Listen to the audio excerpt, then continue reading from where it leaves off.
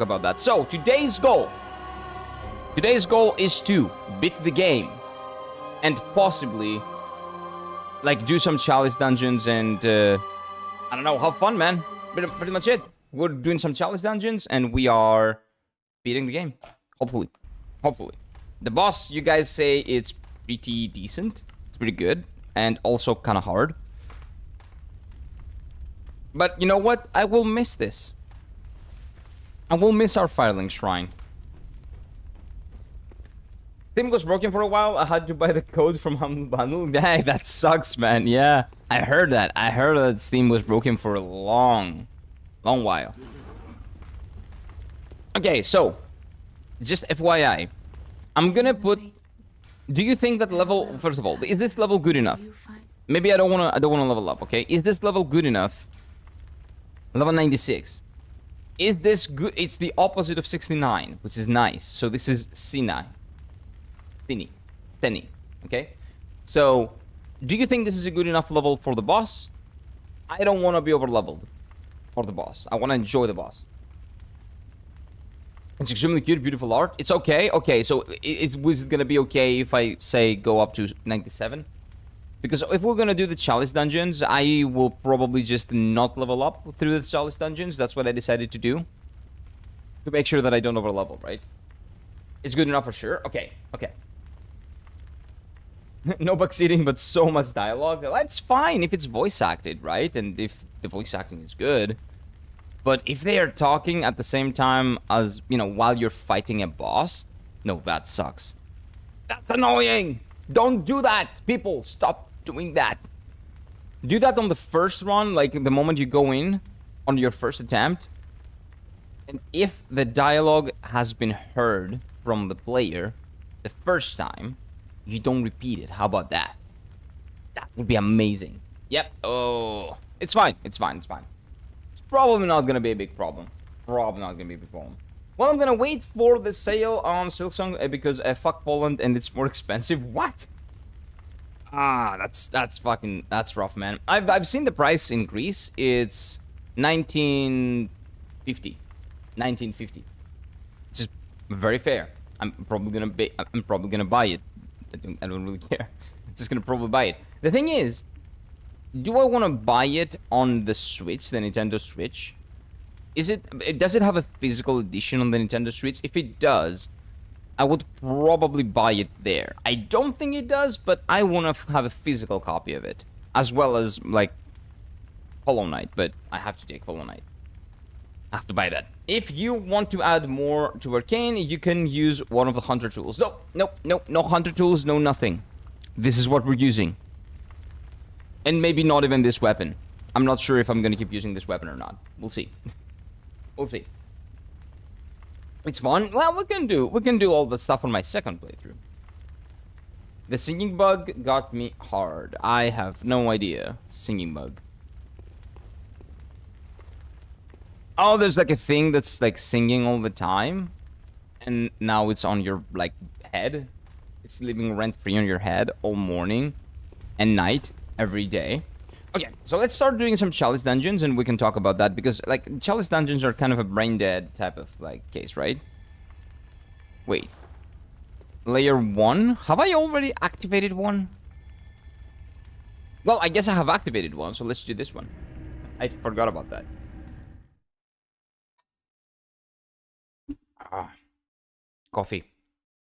Caffeinated. Brain. Need more.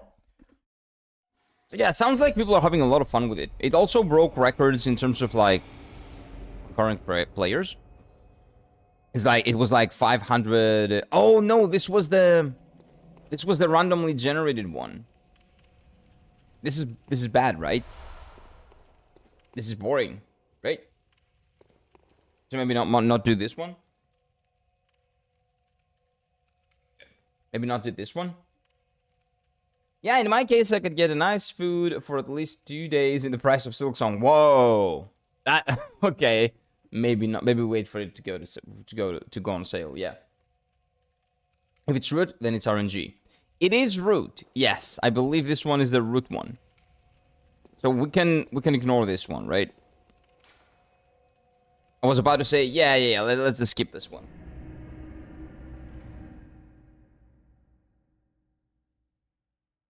Because I activated this one, like, to possibly farm some, what do you call them? Money and, vials. Also, let me level up. Let me just do one more level on damage. Oh, I cannot. Okay. You know what? Then I know what to do.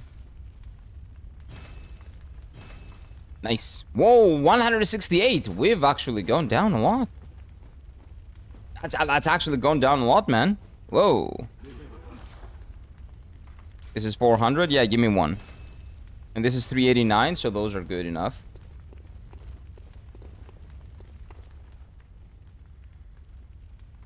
And DS and 3DS, basically a special move power. Yeah, but it's a... I see.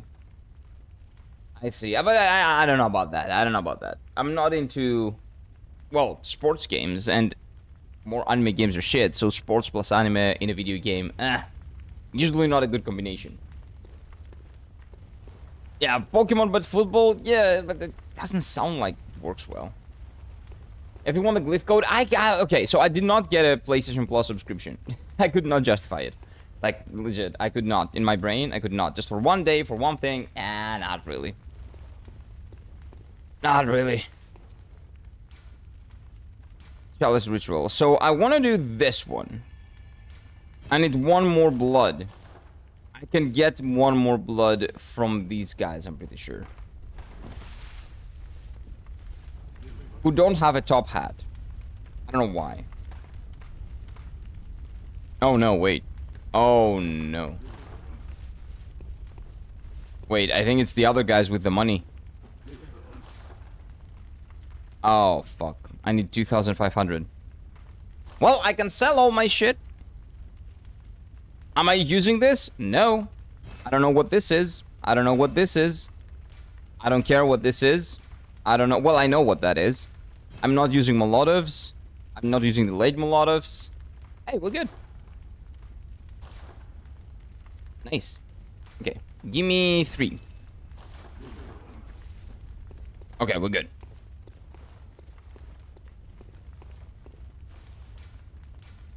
Let's activate the central Thumerer Chalice. Wait, what do you mean not enough? Ritual Blood 2? That's a different one? What? Not playing Borderlands 4 until they change their politics and remove the spying software from the game's lol. I have no idea what's happening with Borderlands. I've never played it, but welcome in, Mike. What's up, my dude? Borderlands 4 is 80 bucks, and it has spyware in there. Yeah, fuck that game, maybe. Last time I checked, I could save many people's lives without money. Hello, Kieran chat. Welcome in, Mike. Welcome in, man. Yeah, that sounds expensive, and if it has the spyware that you guys are saying, the software... Wait, it says spying software, so spyware, right? If it has the bullshit in there, yeah, maybe not. Moonlight Greatsword? It is basically that, Titani. Welcome in. It is that. Did I miss anything? Let's see. What the fuck are Poland prices? We were here in Slovakia are down. Are down bad. I can't even eat lunch below 10. Oh, really? Last time I went to Poland, which was 10 years ago? Something like that? 9 years ago? 8 years ago? Something like that? Actually, it was like much cheaper than Greece. But maybe it's changed, right? Normal canteen food? Yeah, that sounds great. Yeah. Politics, though? Yeah. Better leave politics out of here. But I get it. I see. Okay. So, prices have gone up significantly. I see. Well, prices in Greece has also gone up significantly. Like, 2 times the price. Like, almost everything is 2 times up from 9 years ago. Which sucks. 9 years ago, I could get a souvlaki for 2 euros. Now, I need 4. Like, legitimately, 2 times up. That kind of sucks. But it is what it is. It is what it is. You still can't? That's blood 2. How do I get blood 2? Like, do you guys know of a place where I can get blood 2? And I think they said if you're a true fan, you can spend your 80 euros. Oh, it's that guy. Oh, that's Borderlands. Oh, that's right. Yes, I've read about it. Yeah. And well, he said it, and then he retracted his statement, and he was like, oh, no, that's not what I was trying to say. What I was trying to say is that when I was a kid, I would do anything to play a game that I like and shit like that. Yeah, he tried retracting his statement, but yeah, you know what he meant to say. He meant to say, I am entitled to your money. I'm making a game that you are invested in, so you should give me money to play that game, because I made it, and I'm entitled to your time and money. That's what he said. And he said it in a really, really sincere way, and everybody could see through it. So I'm glad that happened. Yeah, I remember that shitstorm. I remember that. They're selling their collector's edition for 220 or something. It doesn't even have a game in it. What the fuck? Yeah, that's disgusting. What even is there? Is there anything in there in the collector's edition? It can be found in previous dungeons, possibly. Okay, so maybe we do this for a little bit. We do this. We get one, and then we go to the next one.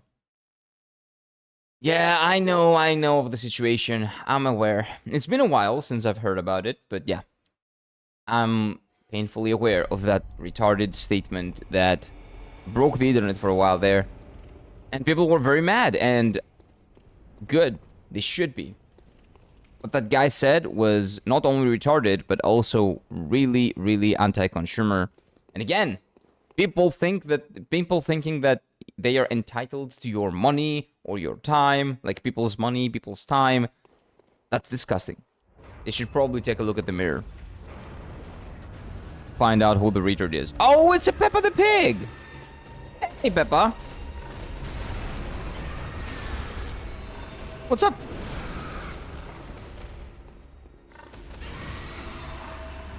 Okay, so Peppa the Pig is really, really low level. Okay. Man-eater boar? That's not a man-eater boar. That's Peppa. Shut up. Yeah, so that was GG. Bloodstone Shard? Yeah, that's not what I'm looking for. That's not what I'm after. Gotta visit that root dungeon? Yep. Gotta go through this one. It is what it is. We're gonna get there. That's why I said it would take multiple hours if without any guides. Yeah, the grinding for the blood, it's gonna take a lot. But we're gonna do the second one that we have. And then we're gonna see. We're gonna see. Yeah, I get it. I understand. That guy's named Randy Pittsford, and he's famous for saying stupid shit. Yep, but the thing is, when people say stupid shit, like, in the heat of the moment, that's who, like that's usually, like, who they, like, not who they really are, but what they're really thinking. So he said that very casually, and then did not retract it, but doubled down, trying to recontextualize it. So you know what he's thinking, and if he is the guy that's on top of the studio, right? He's that guy. So he's creating a culture of entitlement in that studio. So I wouldn't really want to purchase any games that his team are making. Well, when he's making statements like that, is what I mean, right? So it seems like he thinks, or maybe if he thinks that, the studio, that's what people will think. I don't think that's the case. I think the developers of the game are probably really good people that are trying their best to make, like, the best game possible. But what the people are gonna think the moment they hear the studio's head say something like that is that the studio is cultivating a culture like that, a culture of entitlement to people's time and money, and people will have nothing to do with that. People won't like that. I'm not even into Borderlands. I've never played a Borderlands game and probably never will, but like, that's what people will think if you say stupid shit like that. What is this? So him saying that was really, really baffling when I first read about that. I'm like, wow, he's not even trying to hide it. Like, that's weird. That's entitlement 101. In Collector's Edition, we're having some random robot figure. Random? Okay, that sucks. But isn't it like an iconic? Usually when they sell a figure, it's an iconic face. Huh? How did that happen? Oh, what the... Oh! Oh, okay, I saw it. I see it now. What's this? And music code for 5 golden key. What is that stupid... $220?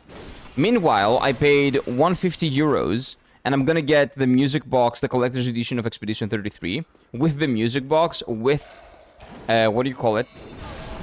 With a really nice figure that's also a music box. With, what do you call the other thing? What else does it have? Oh, a steelbook, with a steelbook. With other stuff, there's a couple more things that I'm forgetting right now, because I haven't seen that, like, in, I don't know, like 5 months or so. Since I ordered it. And I ordered that after I played the game. Because the game is amazing and I want to support them more. And they deserve all the love and support they're getting. Ritual Blood 2! Okay. We beat this one and we get out of here. Okay, how many floors does this one have? Somewhere a door opened. Well, there was one door, and it was not here. My guess is that it's... Oh, careful. All the way out here. Oh, you have all 3. No, I do have all 3. So I can go now. I can leave, but... I think a boss fight was unlocked. So I kind of want to do it. And then leave.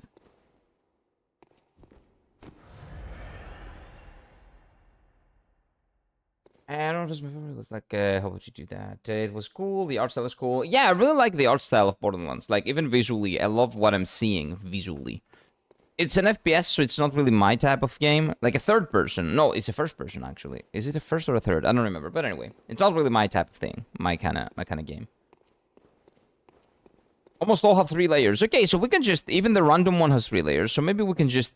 You know, destroy the random one. This is layer 2. It's probably going to be PCZ, so we can just do it, right? Like, I played Borderlands 3 because it was free on Epic, and my friend really wanted me to play, and you just go around shooting.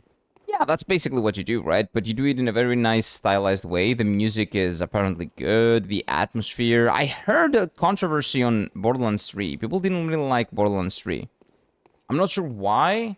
I heard it was cringe. It was like an adult trying to appeal to the young. That's what I heard.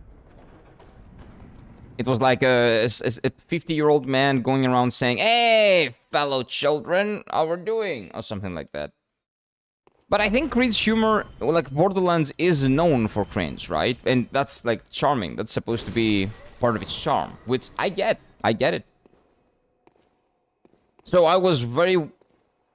I don't know, I guess worried for the franchise, even though I don't really play it, when I heard that the cringe was so bad that people didn't want to deal with it, like, at all. Even though that's one of the things that people love about it.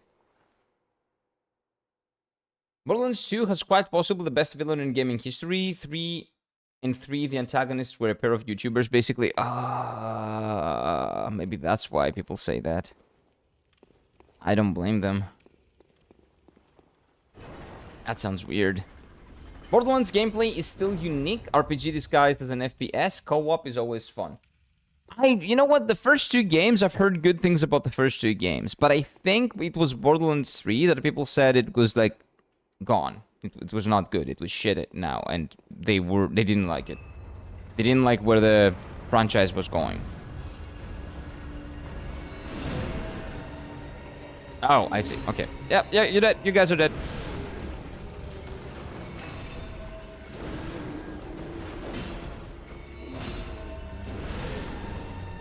Yep.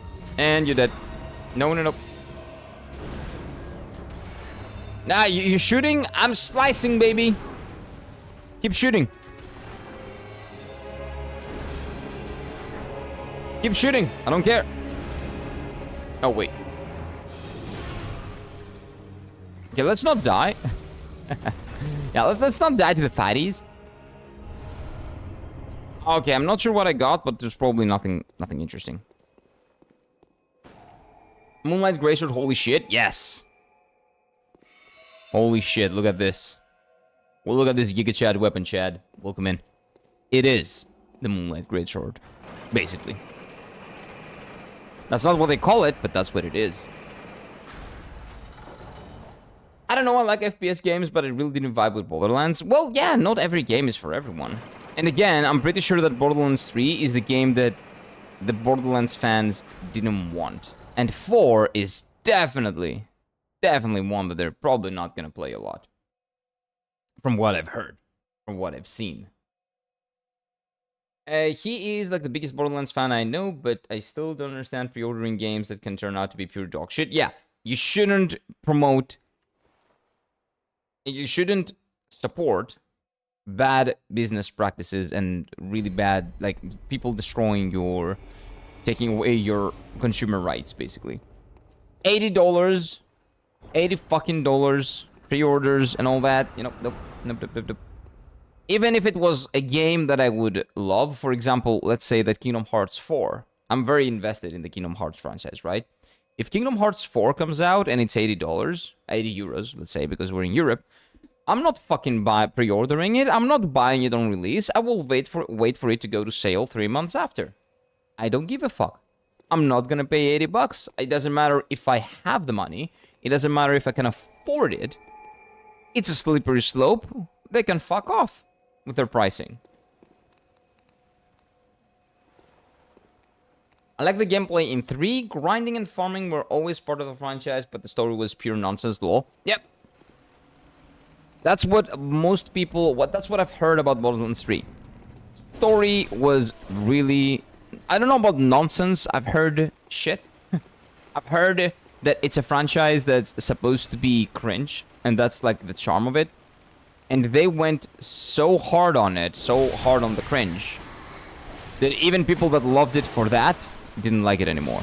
Which is really, really weird, because again, that's all I've heard about Borderlands. And that's why I wanted to try it at some point, honestly. Bloodborne's Moonlight Greatsword is my absolute favorite. Could be the best from the ones that I've seen so far. The Elden Ring one I like as well, but it's a little bit too short. Hey, asshole. How about not doing that? So, Elden Ring's Moonlight Greatsword is pretty good. It's blue, right? But it's kind of short. This one is big. This is a Giga Chad one. I like that. I don't remember Dark Souls 3 or 1, to be honest with you. I haven't seen it, probably. It's not that I don't remember it, it's that I haven't seen it. Okay, we're looking for a contraption, by the way.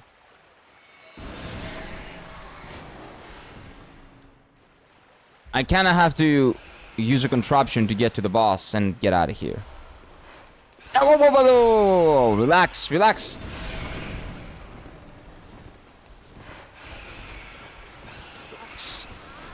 Okay, I'm dead. That's fine. Nobody cares. That's fine.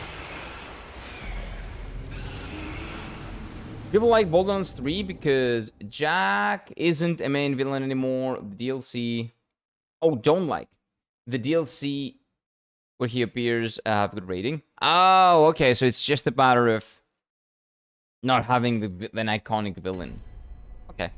Well, that's kind of fair, right? I never pre-order. Only games have pre-order... I only pre-ordered games that I'm 100% going to be play the hell out of, like Baldur's Gate 3 and Rockstar games. I'll tell you this. I agree. I pre-order... I'm basically doing the same. Games that I'm heavily invested in that I will play the hell out of, but nowadays I'm not even doing that. Like, I used to do that. Nowadays I don't even do that. Again, as I told you, I used to pre-order Kingdom Hearts 3. I pre-ordered the collector's edition, and I have the figures and everything. I have the art book. I pre-ordered the collector's edition since they... Wait, this is the beginning? Oh no, okay. Since day one, since it was announced, like right away.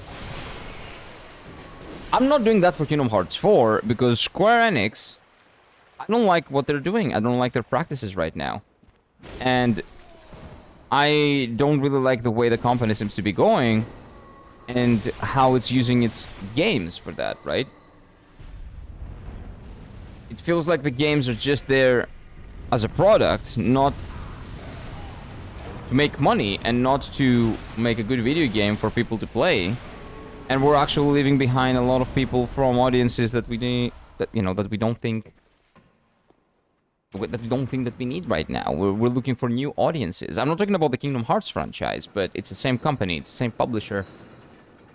So it is what it is. For you. So Kingdom Hearts 4, I'm not pre-ordering Kingdom Hearts 4 for what they've been doing in Final Fantasy, basically. And if the game is good and it comes out, I will buy it. If it's $80, I'm not gonna buy it. I'm gonna wait for a sale. Even though I'm so heavily invested in the franchise. Because I don't want them to get the wrong idea that they can take my money just because I'm invested in their franchise anytime they want and any day. I have standards. If they're not up to those standards, like as a consumer, and if they do not respect my consumer rights, they can fuck off. And if they don't make good games, they can fuck off. It is what it is. And I'm not saying it, again, I'm not talking about the developers. The developers have nothing to do with it, usually. It's about publishers' practices. And I don't really like the way they're going with 100% remakes, soulless cash grabs sometimes. I like that they are trying to make new AA IPs nowadays. I really like that. But there was one point when they said, okay, we're just focusing on big AAA games. And that means 5 franchises. And everything else can, like, die.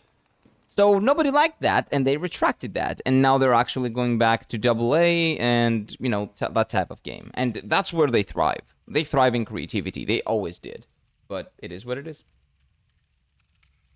It is what it is. I even bought Shadow of the Erdtree on sale because I thought $40 for the DLC was a bit too much. It depends, man. Yeah, like for you it might be. For me it might be. For someone else, of course, it might not be. But it very much depends on someone's living conditions. So based on that, I didn't know if it would be worth full price. And to be fair, I think that it's worth $40, the DLC. Because it's basically, it could be a standalone game. With how much content it has. But I agree with you, yeah, 100%. It's hard to place the main villain people love to the next game when the same players have killed him. True. If he's dead, it's kind of difficult to bring him back. True. That's true. And what's even the point of pre-ordering these days? Well, no point. Because you're not even pre-ordering the product. Especially if you pre-order online. You are pre-ordering the license to play the game. And you don't even have it anymore and at some point that you can be retracted at any point. So, there's no point in pre-ordering. Because back in the day, pre-ordering started because we were basically pre-ordering stuff on our, like, places, the game stores, right? We would pre-order games at our game stores because we wouldn't want to wait in line to get the game, and we just wanted to have it right there, day one, moment one, go there, play it. The physical thing, right?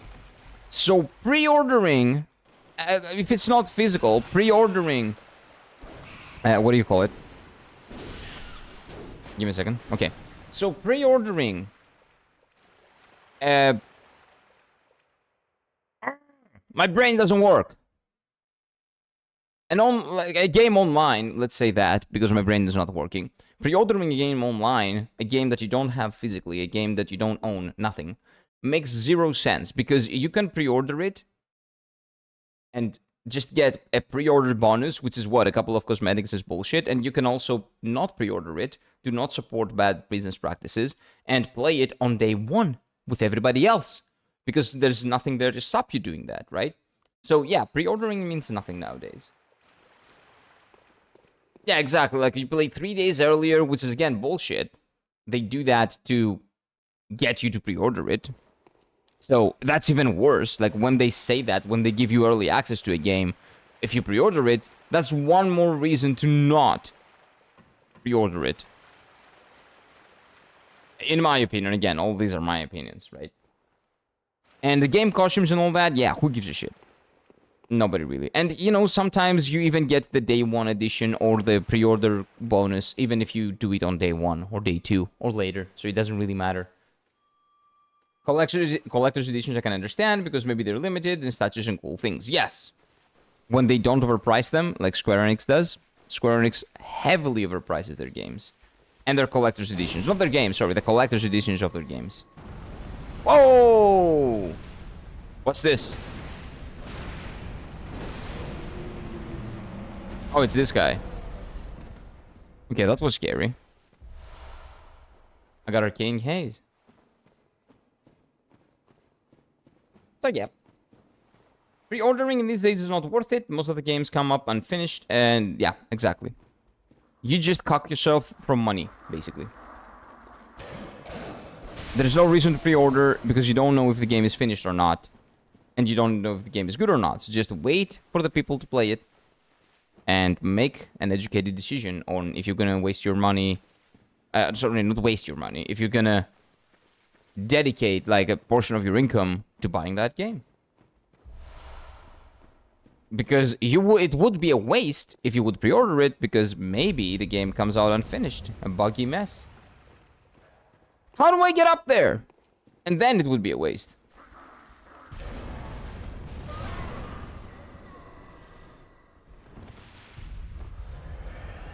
Dude. I think I'm just gonna leave. I don't see anything. I don't understand where I am. I don't know what the fuck to do. What are we doing here? What is this? Like, this guy's unspawning infinitely, forever. And I don't see a way up. But it's fine. Oh, there we go. Wait. There is a way up. I'm blind. Well, of course I'm blind. Classic. I got another Ritual Blood too, which is going to be useful, maybe.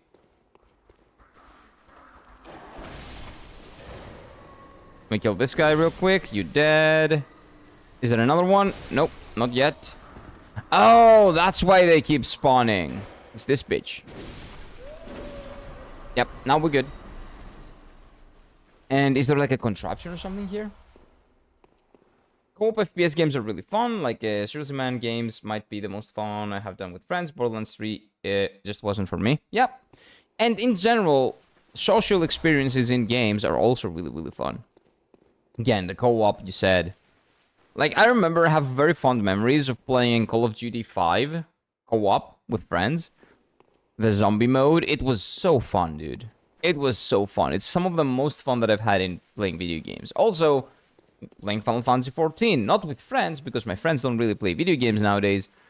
But even alone with other people online is really fun. It's a really fun experience. Co-op is great. Monster Hunter. I've played Monster Hunter with friends. With, like, well, online people with friends. Really fun. Co-op games are great. I don't know about FPS. The only FPS I have played co-op is Call of Duty 5. 15 years ago. Because it's not really my cup of tea. But, yeah, co-op experiences are great, man. But just, you know, not every single FPS game could, is made for you. It's fine. If Borderlands 3, you know, you didn't vibe with it, you didn't vibe with it. It is what it is. It happens. Where the fuck am I supposed to go? What about the Odyssey? Wait, what is TW? I'm not sure. I buy the IC Odyssey because it was on a good sale, and I'm the most funny shit I must see in DLC, full game ownership. Like, bro, thank you. I guess it's not like I shouldn't be in the DLC in the first place. It shouldn't be in DLC in the first place. Yep, it fucking sucks. If you buy Ubisoft products, you will see the most anti-consumer shit ever. It is really bad. Yep. Really, really bad. In their EULA, they say that at any point, Ubisoft is allowed to just get your remove you from the game. Even if you purchase the game, they say it. They just come out and say that they don't care. It doesn't matter that you've bought your license or you bought the game. They can retract it at any moment. Any moment. Like that. Without having to justify it, by the way. Which is bullshit. Of course. Didn't you get the item you needed? I did, but I want to kill the boss because this is layer 3. So if we made it to layer 3, let's just kill it, right? Let's just finish it. Oh, wait. So, but I don't see how. I have no idea where the thing is. So this looks very tedious. Which I don't really like, I don't appreciate. Did you watch the game against Spain yesterday? No, unfortunately, because I was out with some friends. We were paying close attention to the score, but we were not watching it.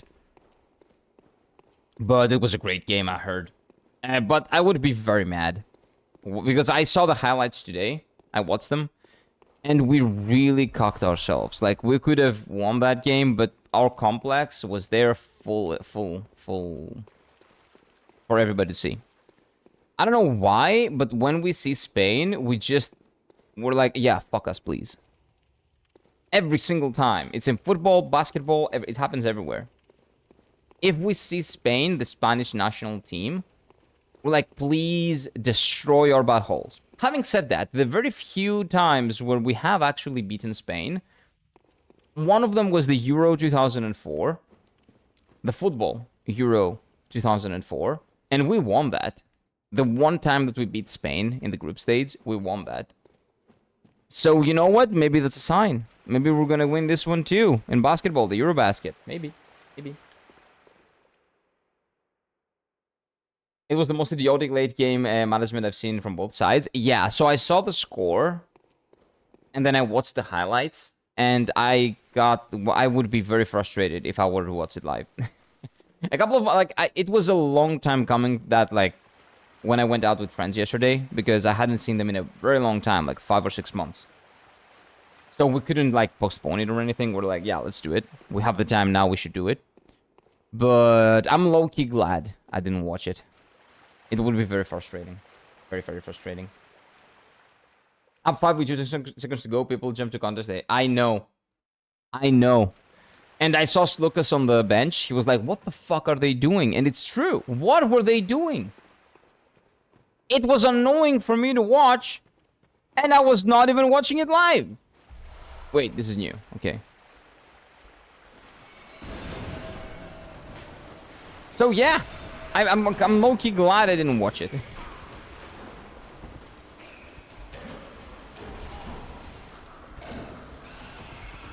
It's the contraption! I found it. I just need to kill 1,000 enemies to get here. Okay. Okay. We just have to kill a lot of enemies, but we'll kill them. Just got Demon Souls Remake in my mail. Bought the sealed copy for 11 euros plus postage. Ooh, that's a great price. I would buy it for that price as well. I don't even own a PlayStation 5, but it was so cheap that, now I have it ready when I get one. Yes. Nice. That's good. Good thinking. Because if you're planning on getting one, why not? Why not?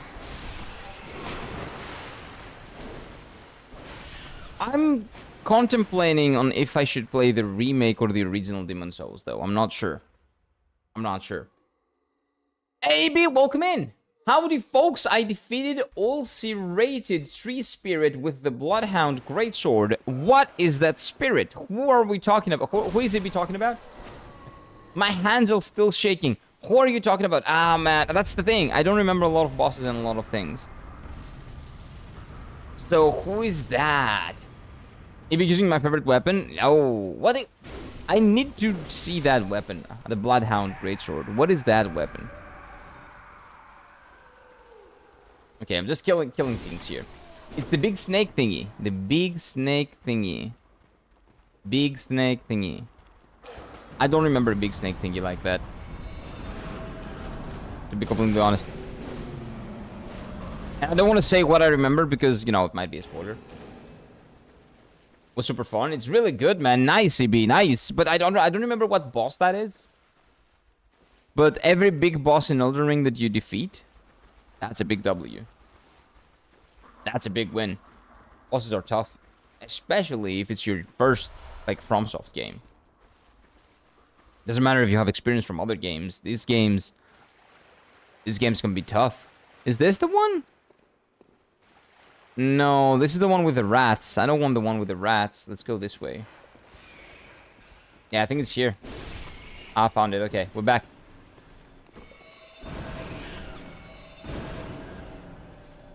Okay, we're Gucci. Do we have people here? No. Okay, let's do it.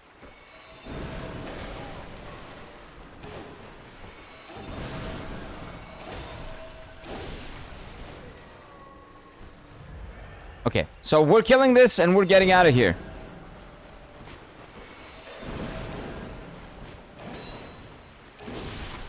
There we go.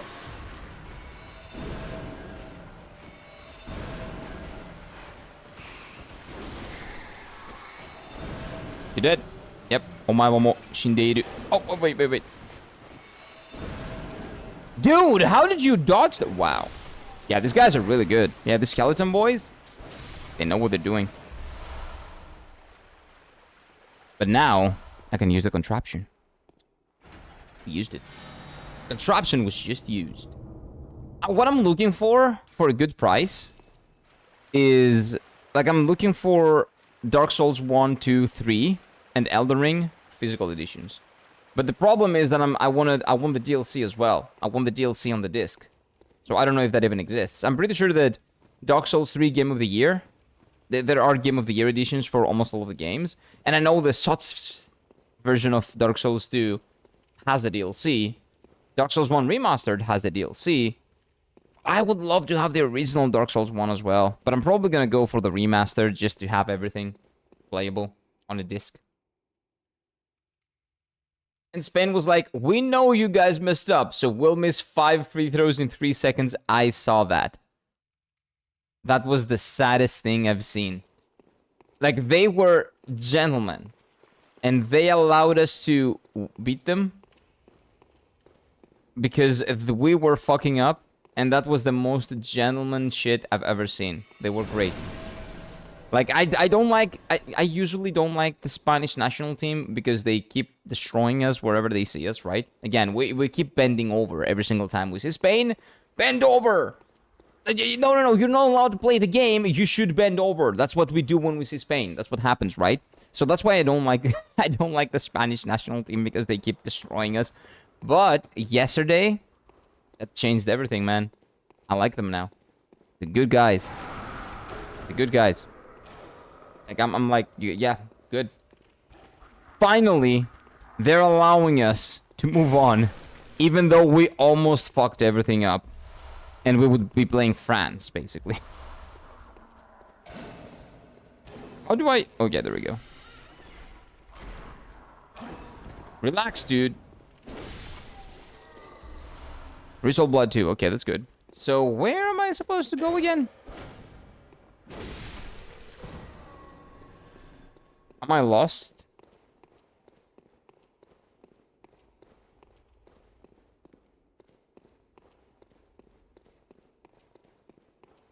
Is it like another layer, or am I trolling? What's happening? I don't know. We'll see. It is Dark Souls. There is Dark Souls 3. I think it's called Fire Fades Edition. I've never seen that. That's the first time I hear about it. Fire Fades Edition. I cannot find it anywhere.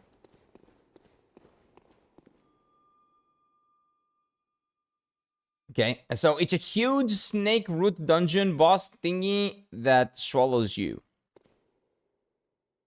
Is there any chance that I never fought that? There's a good chance that I didn't fight that, EB. Because that sounds like an optional boss. And I haven't fought an optional boss.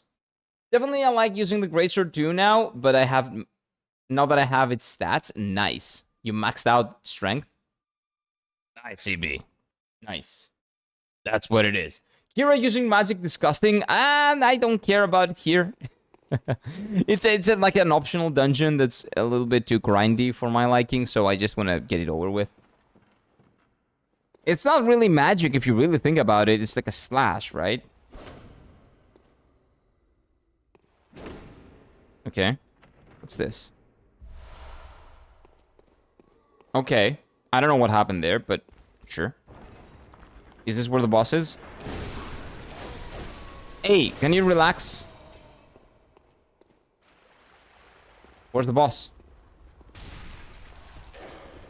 What's going on? Why don't I... Okay, did I low roll? And I got into like a big maze that you cannot get out of? Was I just unlucky? Farfetch Edition is like Game of the Year for Dark Souls 3. It has the DLCs. Yeah, but I cannot find it in Greece, man. I cannot fucking find it in Greece. I type Dark Souls 3, nothing comes up. Like, everything has been bought. It's apparently probably very popular here. I don't know. I should have gotten these games in Japan, dude. I should have gotten them back in Japan. But I was not playing these games back then. So I played these games after moving to Greece. Moving back to Greece. Maybe I need to move back to Japan. And get these games. Actually, now that I think about it, maybe there is something I can do. Okay. I have an idea. I think I low-rolled the dungeon. I think I got a really bad dungeon here. Okay, so what did I miss? It's not using magic. Yeah, it's not. It's the weapon that is infused with magic, so it uses the big magic sword, like the big swords in Souls games. Lol. Yep, exactly. So, this is not really magic. This is a wind slice that's green colored because my weapon is green. Okay? That's what's up. Is the place blue, EB? No, the place... It's raining a lot in the dark and reddish. There's a good chance that I haven't done that, AB. That's what I love about these games, man. And specifically, Elden Ring does it wonderfully. No playthrough is the same. The same goes for Dark Souls 1. The same goes to a lesser extent for Dark Souls 3. But no gameplay, no playthrough is the same. We were talking about it yesterday with my friends because 3 of the 4 friends that I met yesterday, they had played. Sorry, 2 out of 3. They played these games. And we were talking about what we did in Elden Ring, our first playthrough, and we did nothing alike. Like, I got the grafted sword on level 5, or like on level 10 or something. Another guy had found the grafted sword on level, I don't know, like 100 or something. And his route was completely different to my route. Again, like, completely different stuff. In the same game, playing the same game, different people have completely different experiences. And it's always fun to talk about that. I love talking about these games. It was the first time that I was actually talking about these games to people that have played these games. Because I didn't play these games. I didn't used to play these games. So I couldn't talk to anybody about them. But now that I've played them and I know that people have played them, well, now I'm having some fun of my own, man. Wait. Okay. Final layers are long. How long?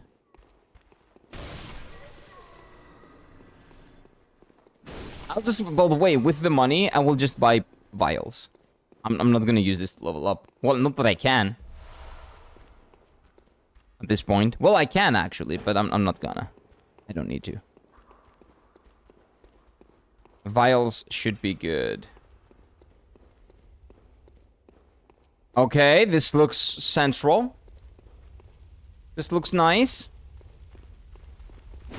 What's up? Okay, okay. Long at the very maze-like. Yep. Yep. That's fine. Lucky. That was lucky. No! This was not... Oh, wait. Wait.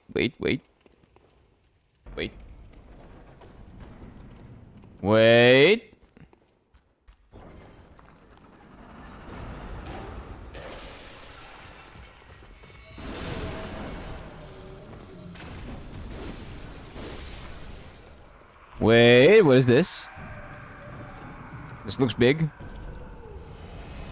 Whoa, I got a blunted gemstone that I'm never gonna use. And that's a big deal? Why? Why? Especially when you don't have any awareness. Yeah, I don't really have a lot. Yeah, it's very true. Very true. Yep. I wish I could say anything to combat that, but I can't. I'm blind. It is what it is. It is what it is. You guys know. I'm pretty sure that I'm under-leveled for this place I found, because I cannot kill anything lol. What's the place you found? Describe it to us. Where are you right now? Are you in that same place? There is a good chance you're under-leveled, yeah. But that's the beauty of it. Doesn't matter. Okay, so there's nothing else in here. Oh wait, there are a lot of chests in here. What's going on? What did I find? I found 3 ritual blood too. This is actually really good. Okay. You know what? Doing this shit is paying off. You know, maybe I can do another chalice dungeon after that. So... Oh, there's another one. What's this? The place is rainy, dark, and has a lot of dragons. Is it red? If it's red, you're definitely not supposed to be there. If it's red-ish, you're definitely not supposed to be there. Oh no. Oh no. Is there a literally big dragon that is just laying around? Oh no. Yeah, that was my thinking as well. Oh no. He's in the wrong side of Khaled? Definitely. Most definitely in the wrong one. Oh no. Evie, I don't want to tell you, but... Okay, there is no place that you're not supposed to be in Elden Ring. You can go anywhere. But if there was such a place, that would be it. That would probably be it. Let me just say that. Oh, no. Nah, you're gonna have a fun time in there. For sure. At least you can teleport out of there, right? That's the good thing about Elden Ring. If you get lost and accidentally stumble upon something that you're way too early to tackle, you can just leave.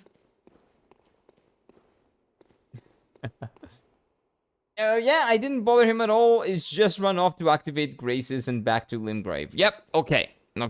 That's good. You know what? The big old dragon, not that good. He's a good boy, right? He's a good boy. I actually like that guy a lot. He's definitely still alive, sure. For sure. Yep, yeah, that's Khaled. Fun time, surely. Yeah. It's a fun time. Khaled is great. But yeah, you're way too early. Did you just open a chest? And the chest teleported you there? Because that happens a lot. Chest teleport... Not chests necessarily, but there's stuff teleporting you around. Like, that's kind of normal.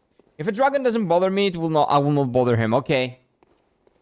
Okay, so what are you saying? That me killing the dragons, going around killing them was like... I'm like a bad guy? I'm a murderer? No, I'm not.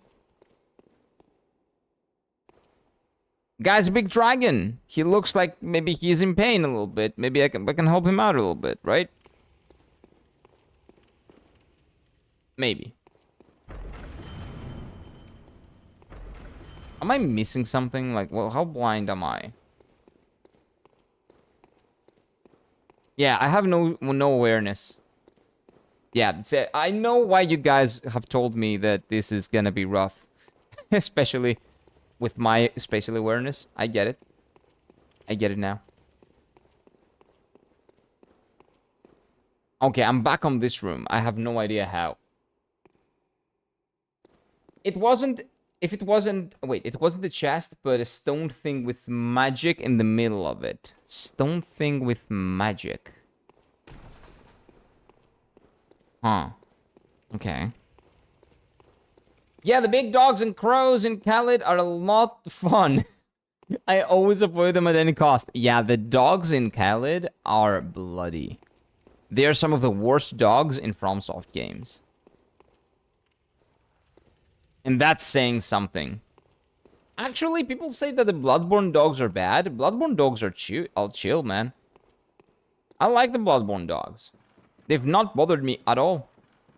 This is the game that has the least offensive dogs out of all of them that I've played. Dark Souls 3, teleporting rabid dogs that never let you go. Dark Souls 1, well, it's Dark Souls 1, right? Everything is deadly, everything wants to kill you then. And Elden Ring, they are huge, and they just chew you and one-shot you. So, I don't know what the people saying that Bloodborne has the worst dogs are drinking, but it's definitely not water. Definitely not water. They're drinking some good raki or some shit. Like some good, really good alcoholic beverages because they don't know what they're talking about. You will see. You will see. Well, yeah. A big what? The big dogs and crows. Yeah, don't worry about it. Don't worry about it, EB. Yeah, it's fine. It's okay. Don't worry about it. The time will come. The time will come. They're good boys. They're good boys.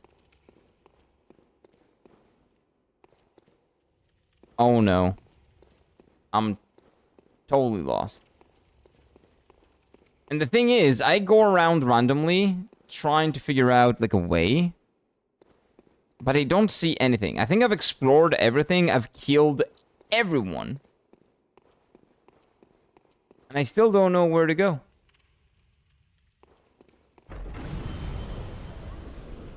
Wait, what? How did that happen? Well, I don't care. I'm gonna ignore them. Maybe this is it? Wait. Wait, I haven't been here. Maybe this is actually it. I think we did it, boys. The dogs are fine, but the crows, though, I don't know about that. I don't know about the dogs being fine. That's not a statement that I would get behind. Definitely not. This game has made me say, what the fuck is that a lot? Oh, it's gonna get better and better, EB. It's gonna get better and better. And by better, I mean worse. But in a good way. You'll see. You'll see. Is this fine? Have I been here?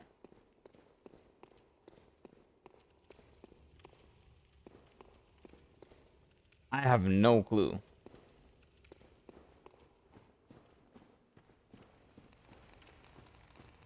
This doesn't seem like a place I've been in this specific dungeon. Whoa, whoa, whoa, whoa, whoa, whoa. This is new, this is new, this is definitely new. Wait, no, maybe it's not. Wait, it is, because this is there's an item here. If there's an item here, that means I haven't... Wait, no. Maybe I just didn't pick it up. I think I know, I think I've been here before. Oh, no! Bloodborne dogs more deadly? No, Bloodborne dogs are chill. They only... You just one-shot them every time. They don't, like, spit fire, like Dark Souls 1. They don't teleport in front of your face, like Dark Souls 3. They don't have big heads that can one-shot you, like Elden Ring. I think Bloodborne dogs are chill. They're just dogs. I like them. They're good boys.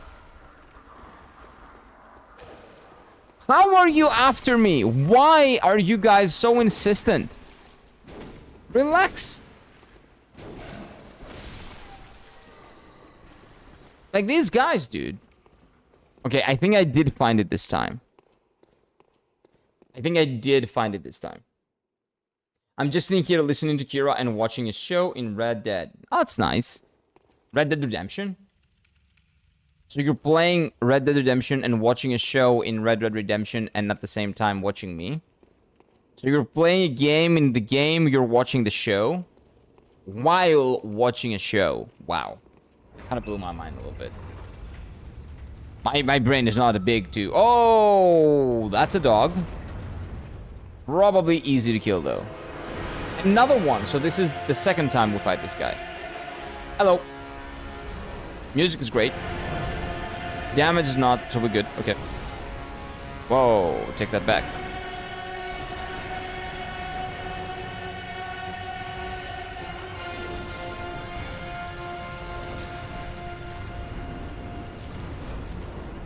Yep, that's fine.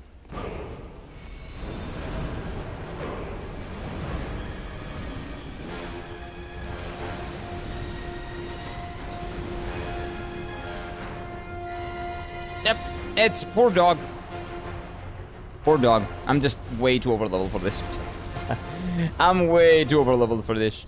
Okay, but this is level 3, so this is supposed to be the final one, right? Should be Gucci. If it has more, I'm not gonna do them. I'm just not. Okay, so I think we're done with this one, right? Yeah, there's nothing more. Kill the boy, we're good. Okay, so now time to do a real chalice dungeon. This was a fake one. Let's do a real one. I do want to, go do the fight, by the way. I'm thinking of, like, going and doing the fight. Maybe. You know, the guy is waiting. The German guy is waiting. He's been waiting for a while. So maybe I should do him a favor and go and kill him, right? Maybe. What is... Oh, yeah, this is the makeshift one. Yeah. This is for matching, right? But I kind of want to see what this is all about. And now we'll have, like, 18 of those. So, might as well, right?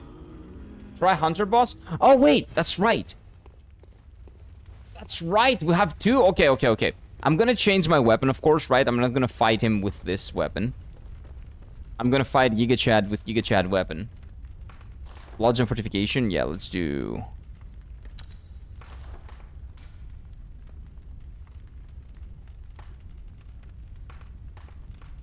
Okay, what's big number? Give me big number.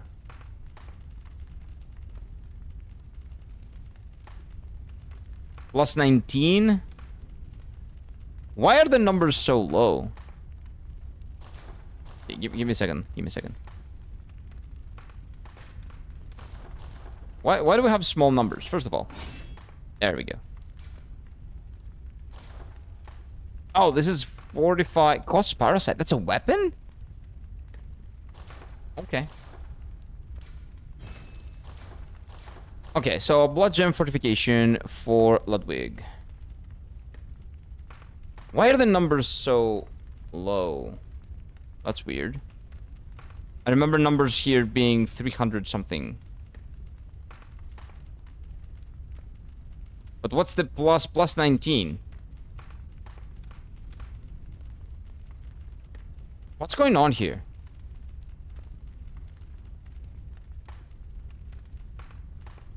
There we go. These are the numbers that I was waiting. Yeah, those are the numbers I remember. Big numbers, big numbers. 229. Yeah, exactly. Fight Gehrman? Nah, I don't know about that, Tom. I want to try out a different fight, and then we'll go and fight the Gehrman. But when I fight the German guy, I'm gonna commit. So, I'm committing my time when we start fighting Gehrman. So, I'm gonna try the other fight, and then we're gonna fight the German guy as well.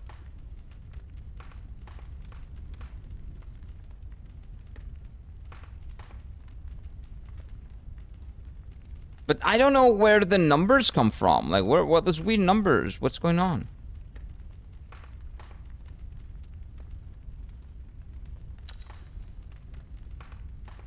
$57, don't care.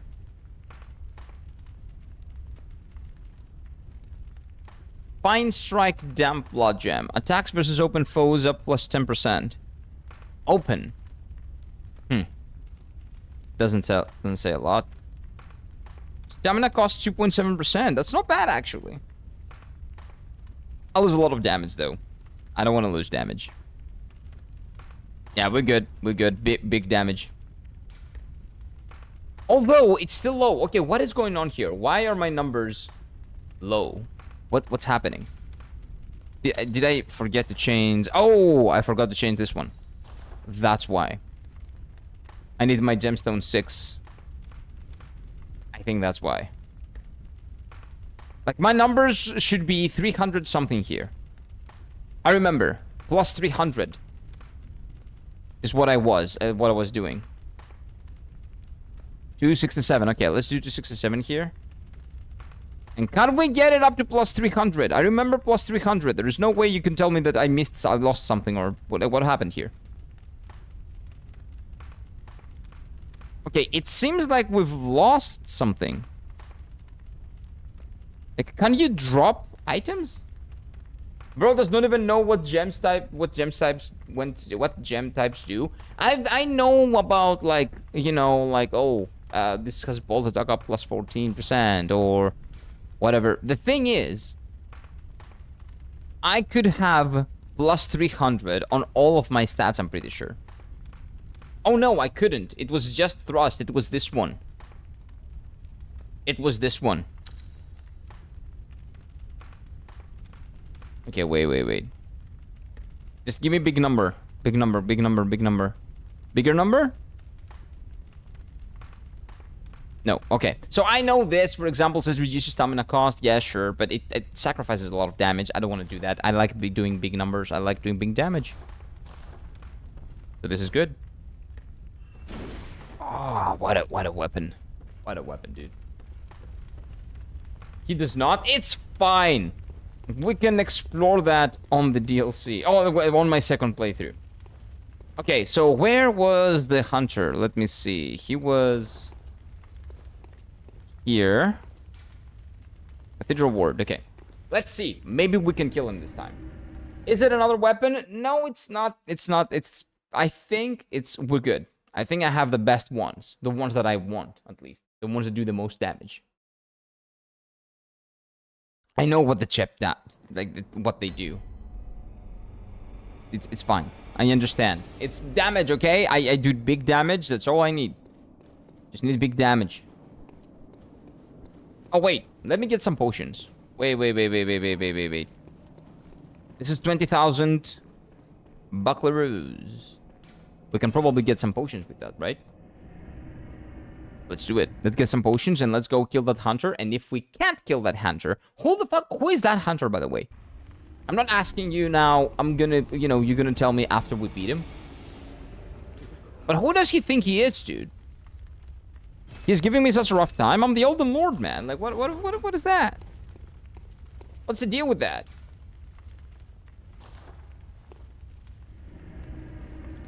Also, I never found anything additional to the top hat to put on top of their heads. You know, these cute skeletal boys. Which is kind of sad, but their top hats are really cute, so I think they enjoy their top hats. And they don't need anything else, right? I think they're fine with this. Big numbers are big numbers. I don't need to understand anything else, exactly. Not yet, at least. When we do a second playthrough, maybe I want to, but not now.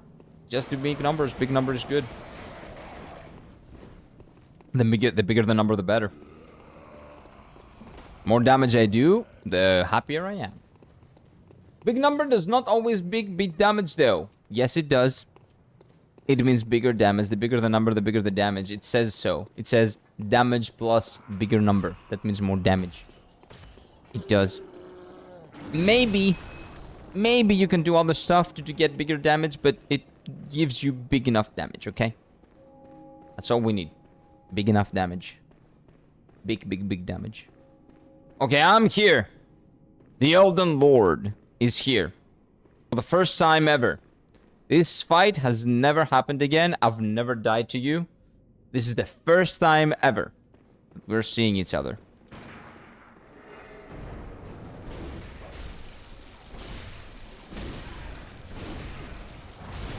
Okay, good enough. Good enough.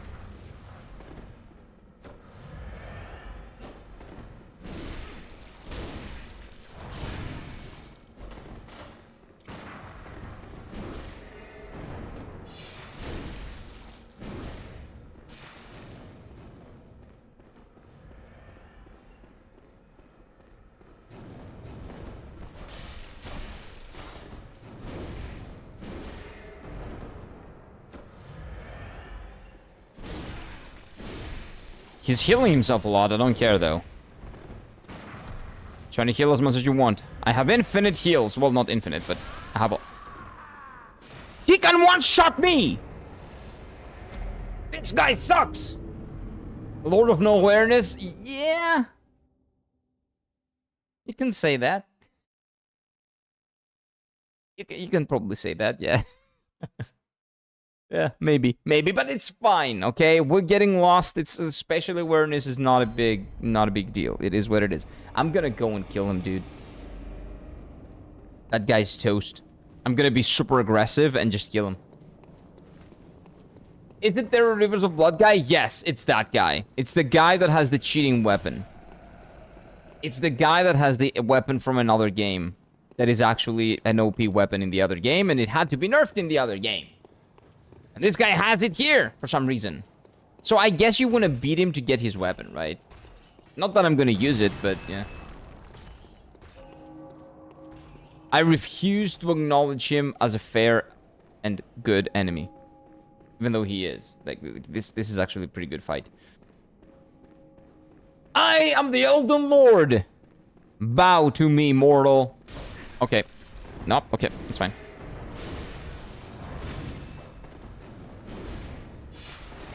Nope, you're not getting me with that. Not getting me with that bullshit. Oh yeah, I cannot do heavy attacks on him. Because the heavy attacks...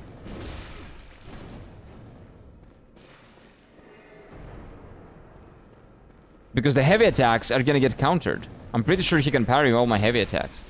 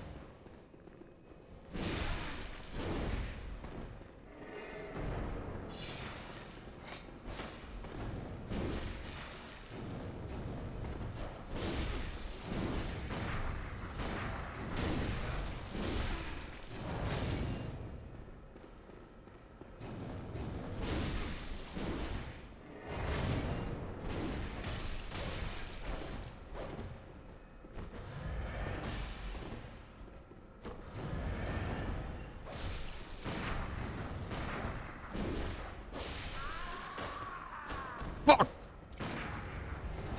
It's not the same weapon, it has some other caveats, it's fine. That was close.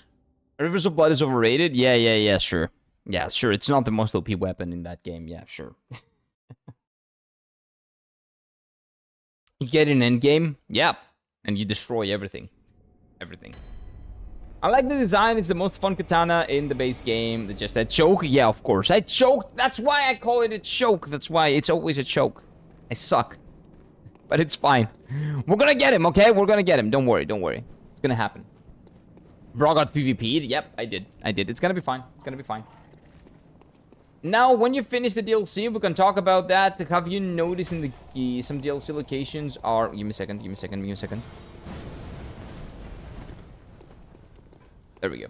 Have you noticed some DLC locations are the same like the one in the main game? No. Oh, yeah, well, no, I have noticed that, yeah. Because that's what it's supposed to be, right? It's supposed to be like a parallel world, like a purgatory of sorts, that kind of mirrors the world, like the world that we live in. Something like that, right? Yarm, I guess. Isn't that right? That was my impression, at least.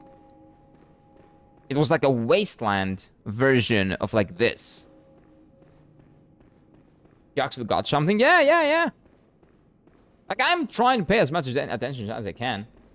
Rebera, Bobura, Bloodhound Bob, Blasphemous Billy. Who is that? What are you talking about, dumb?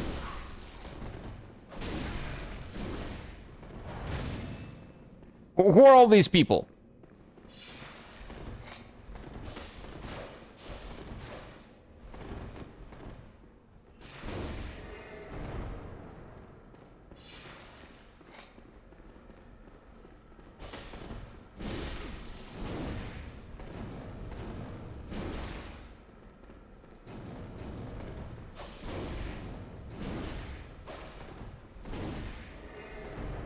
This motherfucker, dude, I swear.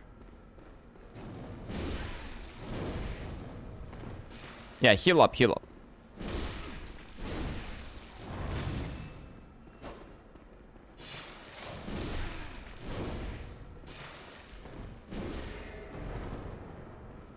Slap your thigh, as Tom says.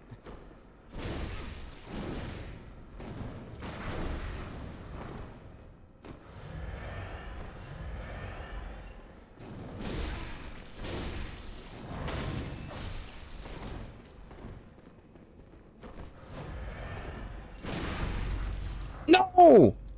God damn it! I hate this guy so much. Hey, Willem, what's up, my dude? Welcome in. How are you doing, dude? Welcome, welcome, welcome. It's like when you just form it, you take the damage whole the time it's just formed, but it does way more damage also, so it's risk reward. It's a risk reward weapon.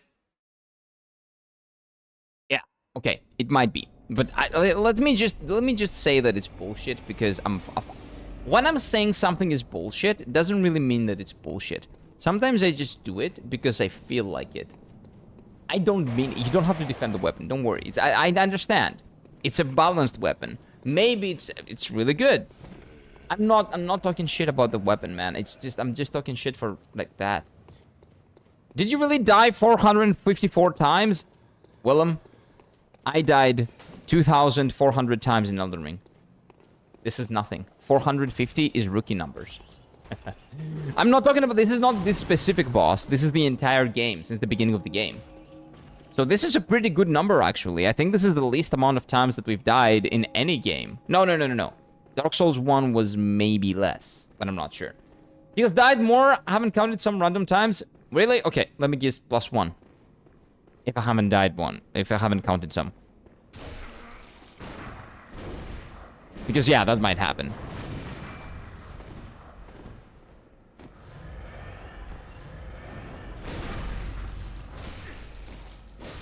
Oh, wait. He did. Okay.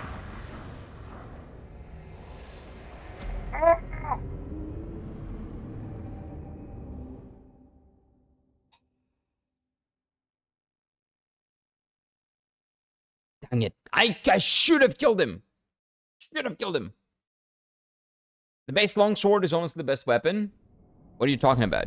Base longsword in what game? What game are we talking about? Dom, what's up, my dude? Hello, hello, hello. I don't know about weapons in Elden Ring, but I always go for the spiked balls. Spiked balls? I haven't seen any spiked balls in Elden Ring. The base longsword with square off. I don't know what that is. I don't know what you guys are talking about. But you know what? That sounds like a good weapon. If you say it's good, it's good. No caveats, no nothing. I agree with you. You probably know better. Spamming R1 and gets pirated? Who would have thought? Shut up. Shut up. Another one? Yeah, there's gonna be another one. That guy's really strong. That guy's really, really strong. This guy's annoyingly strong. But this is my first time seeing him. I'm the Elden Lord! Bow to me.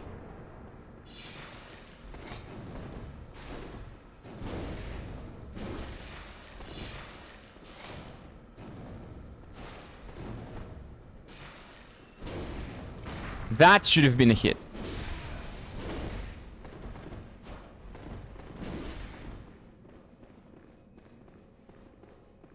But like I kind of have to deal with him like I deal with Malenia. You know, I wait for him to attack and then counterattack him, basically, and poise him out of existence. Because I can, because I have a great sword. Because my sword is greater. Slap your hip. Did he?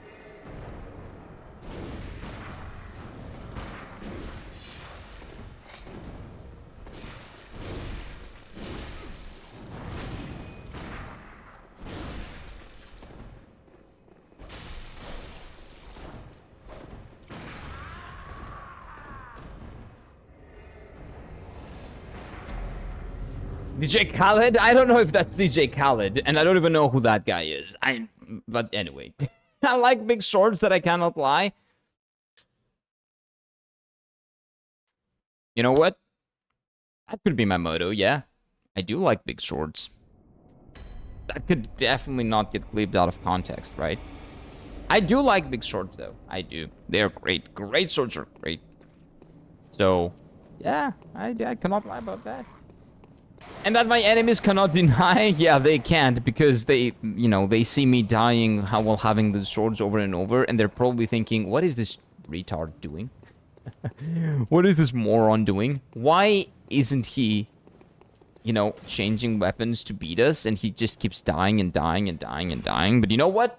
Banging your head against the wall for enough times, and the wall will break at some point. It will. He knows his PvP stuff. Yeah, he is good. He is good. But one of my first playthroughs of Elden Ring, I've gone 2 curved great swords, and I was spamming jump attacks. Honestly, it was super strong and bleed build up. Yep, I've seen people play like that.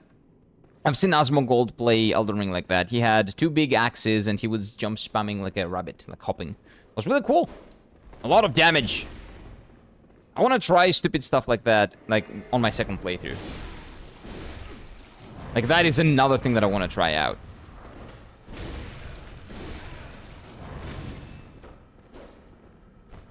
So usually, it seems like I can only do 2 attacks. The third one, he always moves out of. Slap your wrist. Sorry, your thigh. Slap your wrist. Why would you do that?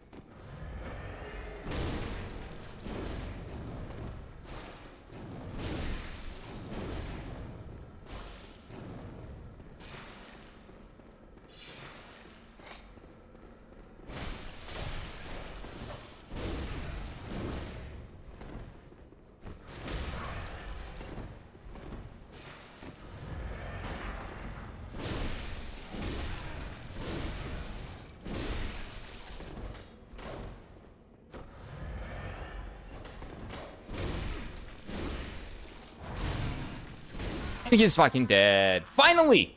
We actually beat him! Nice. I got blood rupture. And now let's go talk to our friend over there. Sick friend. Yeah, I remember. Finally, he slapped his thigh. Not fair. He does it, yeah. He likes slapping his thigh. He liked slapping his thigh because now he's dead. So he cannot like it anymore. Jeez. Yep. Hello, friend. Nope. Don't you ever listen to your elders? Usually no.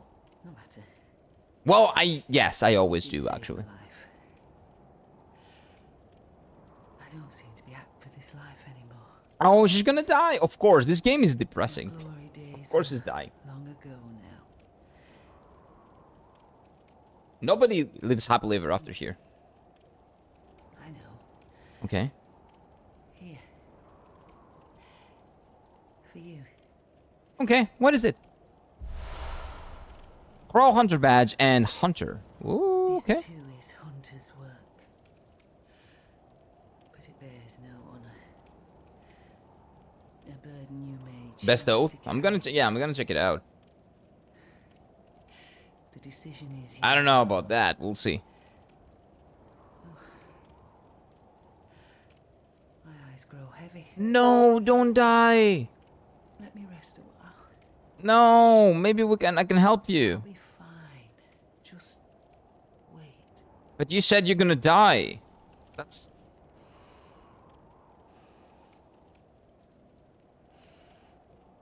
Is he sleeping? Okay, don't die, okay? Chill.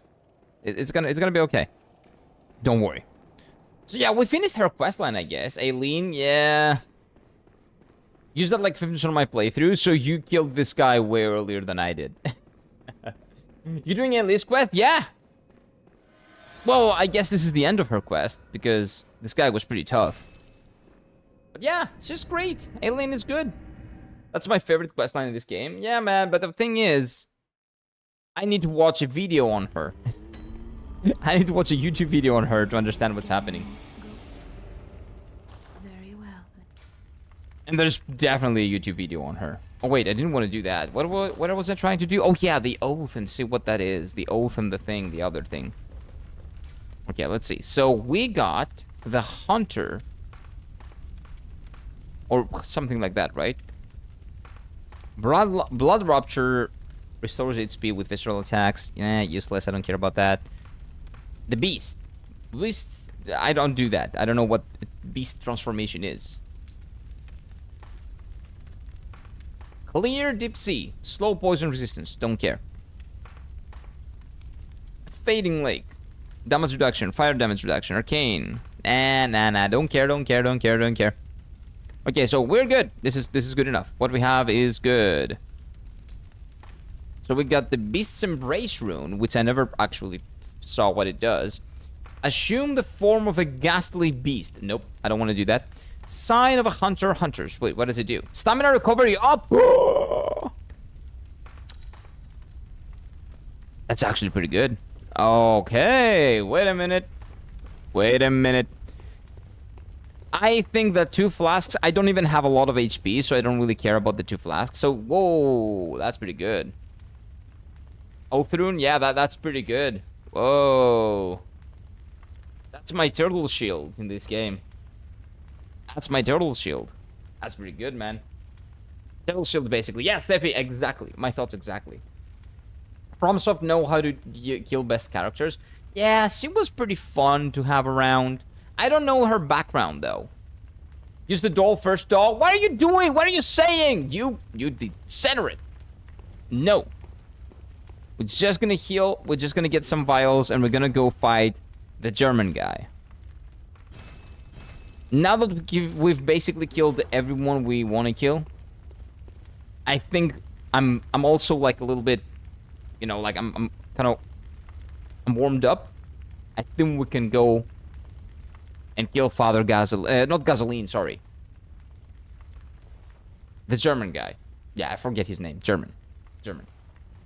Oh yeah, we need Silent Hill helmet now. Wait, what? Oh, this? You're not wrong. The problem with the helmet... Whoa. Dude, there's so much stuff that I want to get here. I want to get all of these. We can farm 60,000 from Peppa the Pig. But the thing is that I have the crown. The crown, right? I just use the crown. I'm never gonna change the crown because I'm the Elden Lord. So on my first playthrough, I just want to finish the game in style. As I always do. Wearing the crown of the Elden Lord. So, I don't know, man. I don't know. You can also now buy Aileen's set and her weapon. Weapon as well. Where do I buy the weapons from? These guys? Yeah. Holy Moonlight Sword. Oh, you can also buy it here. Okay. In case you... Oh, that's a Kirkhammer. So what's her weapon? Logarius Wheel? I've seen that. That's bullshit. I sold this off. Blade of Mercy. Is it the Blade of Mercy? Could be. Yeah, because she wasn't using a hammer, I'm pretty sure. I think she was using a small blade. Blade of Mercy. Yeah. Oh, that's really nice. That's really neat. And it has 30 arcane, so it's a magic weapon. Okay. So, let's see what the Gehrman guy has to offer, okay? Let's see. You guys were saying double daggers. Ooh, that's a dirty dexterity build. We're gonna do that next time. But let's see what the Gehrman guy has to offer. Let's see how good of a fight the Gehrman guy is gonna be.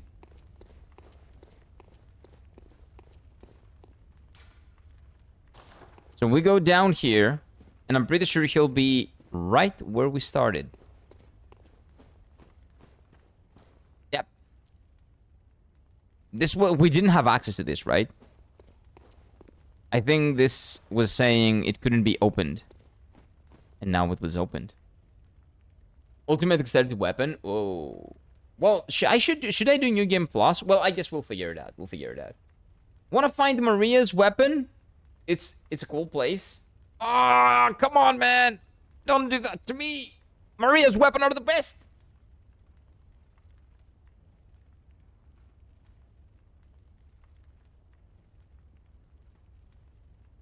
The Gehrman's guy who was born in Germany. Yeah, exactly.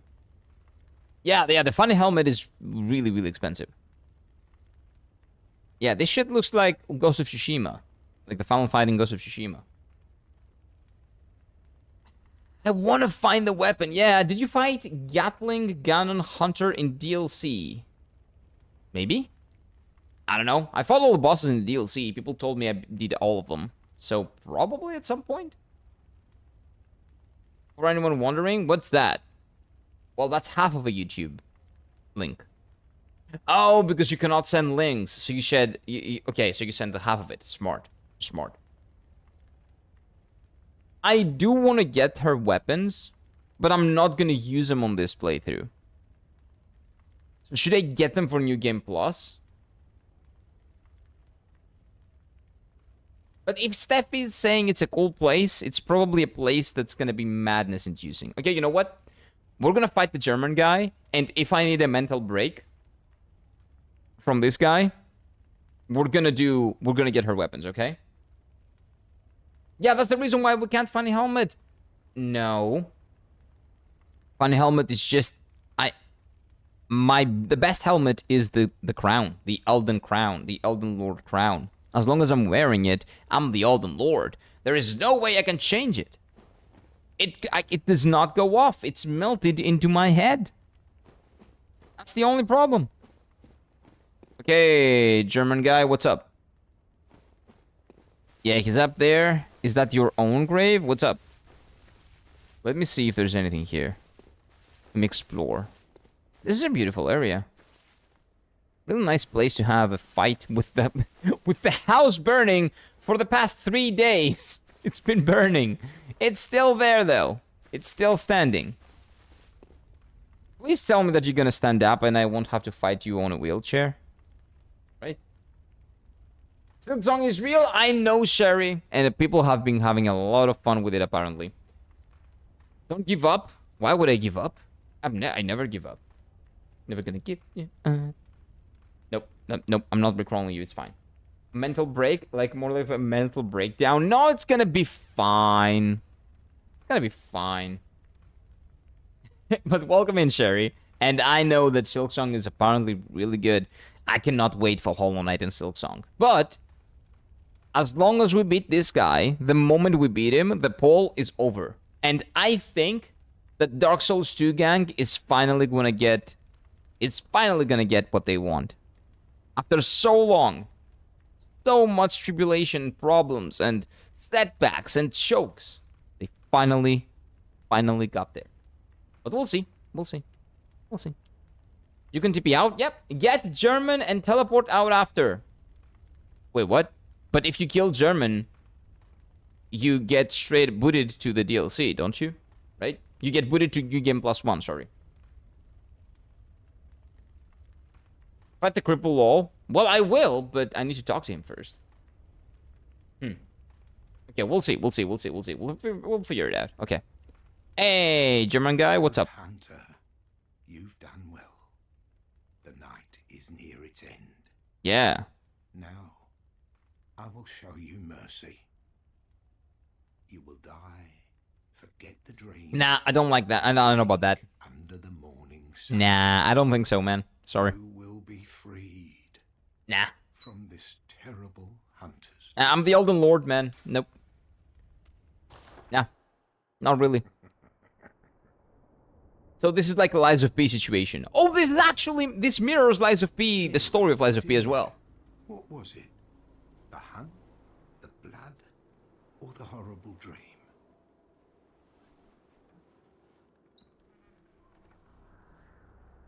Oh, it doesn't matter. Hey, this guy is coming the... It's coming the Yarm people. People are paying taxes to give... Guardian to the hunter's helper to Dive. clean up after these. Hello, everyone. Well, give me just a second. This is an important cutscene. Welcome in, everyone. Hello. Okay. Gehrman. This is the final boss of Bloodborne. Spoiler alert. But welcome in, everyone. How are you doing, Scythe? How you doing, boys? Oh my god, he has a scythe. Yeah, so give me just one moment. It's the final boss. It's Frida. It's Sister Frida. Wait a minute. It's phase 1 of Sister Frida. Wait, I've fought this fight. Come, Guardian. I've done this again. B. Hey, hello. Welcome everyone from B and from Scythe's stream. Again, big spoiler alert. Big spoiler alert. Final boss of Bloodborne. Final. And it's a big scythe dude. And it seems like his sister freed it. But welcome in everyone on the Twitch side. Hello. What's up? How are you doing? What were you playing, B and Scythe? Were you co-oping? Okay, I'm dead. Of course I'm dead. Gehrman, the first hunter. Well, he's the first hunter. Wait, it feels like I knew that. But I didn't remember that. Has he said that again? I'm not sure. What's up? Shadows are like magic revealing what's hidden. Be mysterious. Wait, welcome in everyone. Hello. How are you, B and Scythe? What were you playing? What have you been playing? Again, careful here. If you don't want spoilers for this game, please, it's fine. You can take off. Do not see the final boss if you want to stay spoiler free. This is the final one. And it's probably going to be a really good fight as well. Like in every FromSoft game, there are pillows in the background of the area. Of course there are. There always are. But it's gonna be fine. And we're gonna kill it. We're gonna kill the boss, we're gonna kill the Gehrman guy. And it's gonna be okay. He wants to kill us to do us a favor. I'm not sure why. I am the Elden Lord. I am, as you guys can see, I have the crown. That means I'm the best and the strongest. So this guy wants to kill me for some reason. I don't know why. But I'm gonna kill him back. I'm gonna kill him right back. The chorus of this theme is so good. In general, the music in Bloodborne and the atmosphere and everything about it is phenomenal. Phenomenal. Not the Gehrman guy. It's not my fault that he's German. Maybe it's spelled a little bit differently. Maybe his name is Gehrman, not German, but I don't know. Ah, there we go. Gehrman. Yeah. Gehrman, the first hunter. It is what it is. Like, I don't know why he started hunting and he named himself that, or maybe his family gave him that name. Maybe they were very proud of their lineage. That could be it. But I wouldn't call myself Greek. The second hunter or something.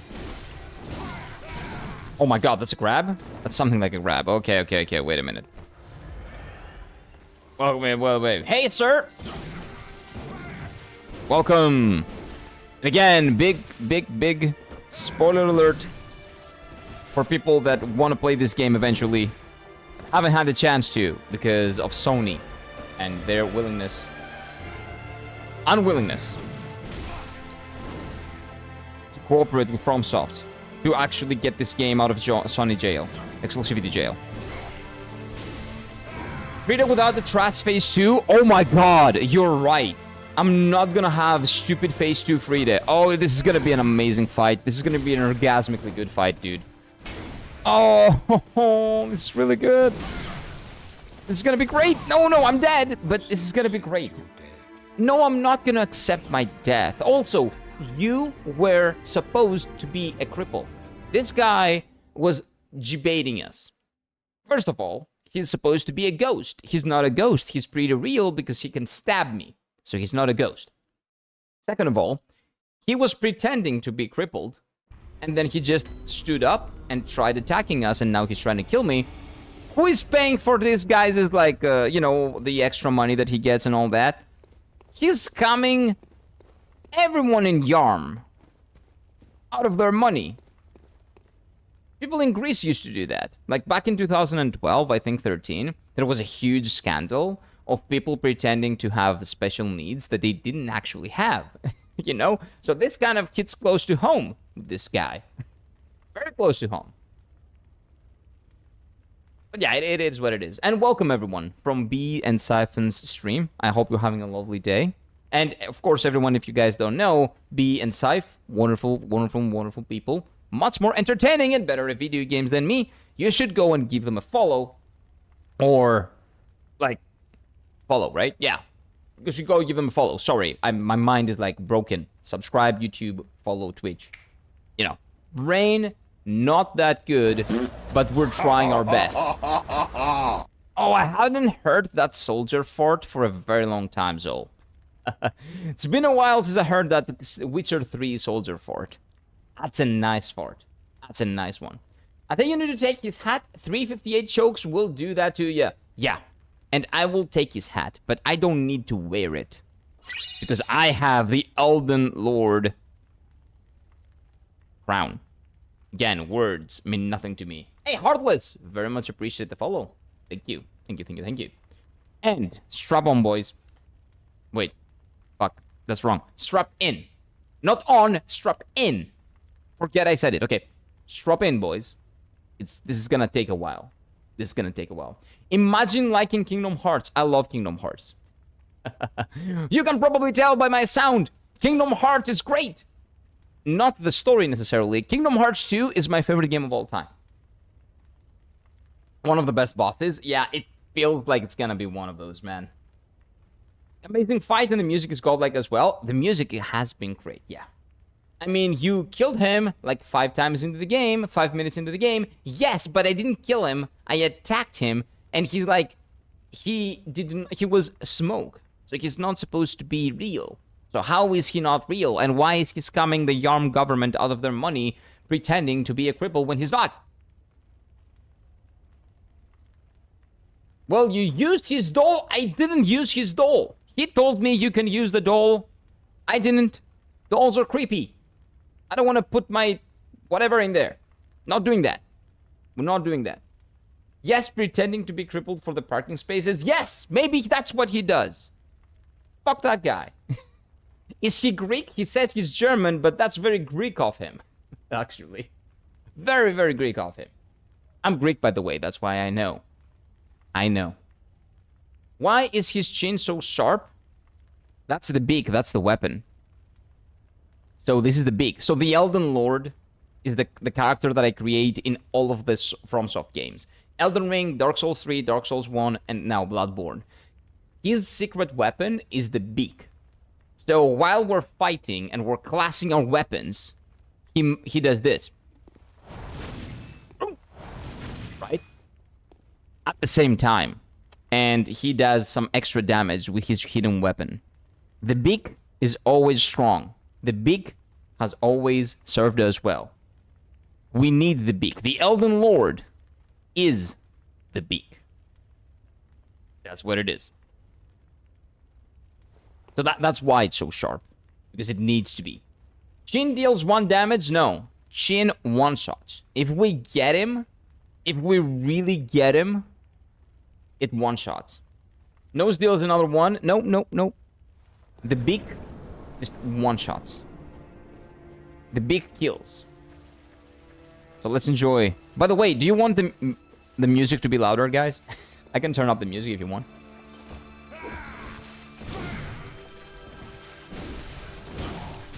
Okay, the difference with Friede is that his poise is not as... It's stronger than Friede. I cannot throw him out of combos like I could with Friede. This guy's kind of a Chad. Okay, let's learn the fight. Let's learn the fight. Dude, he's so similar to Friede. It's actually crazy. And my only criticism of Friede was the bullshit phase 2. Thematically, it's cool, yeah, but as a fight, it's not. Okay, so my heavy stops his attacks. Okay, that's good, good, good. Okay, good, good, good. Oh no, he gets the gun. Let's be careful. Let's be careful. Dude, why are you using guns? Just play like me, a Chad. Just attack with big weapon. You don't need a gun, you're a Chad. You're good enough. You're not American, you're German. Why are you using that?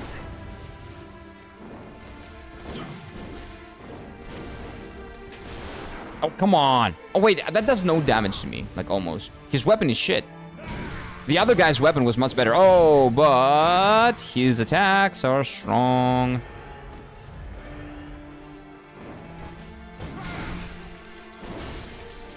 Okay, I want to see his phase 2. What's your phase 2 like? Show me. Let's see. Is it the Friede? Whoa, he powers up. Okay, so what do you do? Wait, where is his scythe though now? He's not Friede anymore. Also, what is he saying? Spam? Oh, there we go. There's the scythe. Well, I had to say it. Oh, he also... He teleports like Friede. This guy is just the same, almost. What does that do? Oh, it one-shots me. Okay. Well, now we know what it does. It one-shots us. Yay! Okay, so 459 is the number of chokes, right? We're good. Yeah, there we go.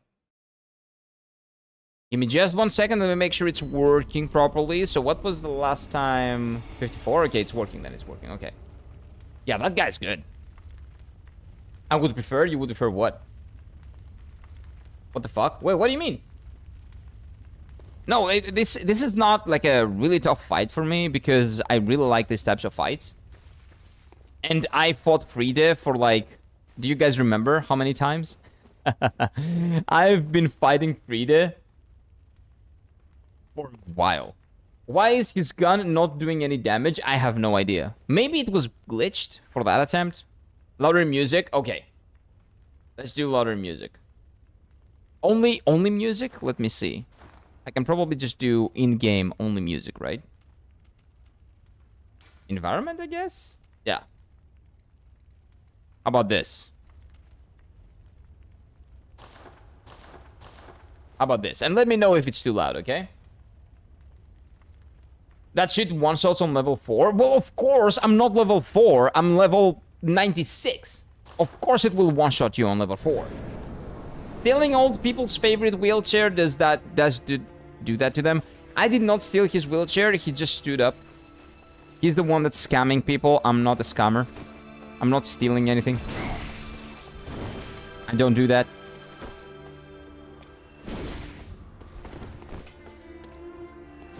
But yeah, this is a really good fight. This is probably the second best fight in the game. After Maria. Maria is amazing. Maria, my lovely, lovely, lovely Maria. She's the best. But this is the second best, probably. Well, I have to kill him and see. But from what I've seen so far, I really like his phase 1.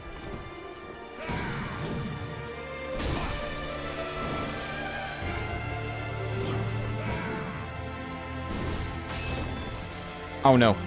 Gun time.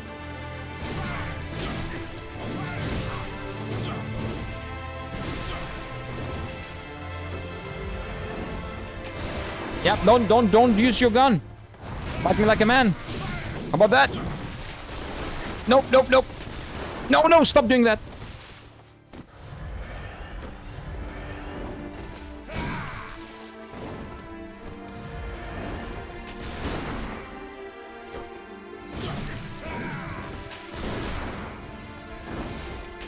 I see how the gun can be annoying though. You can literally just not attack him.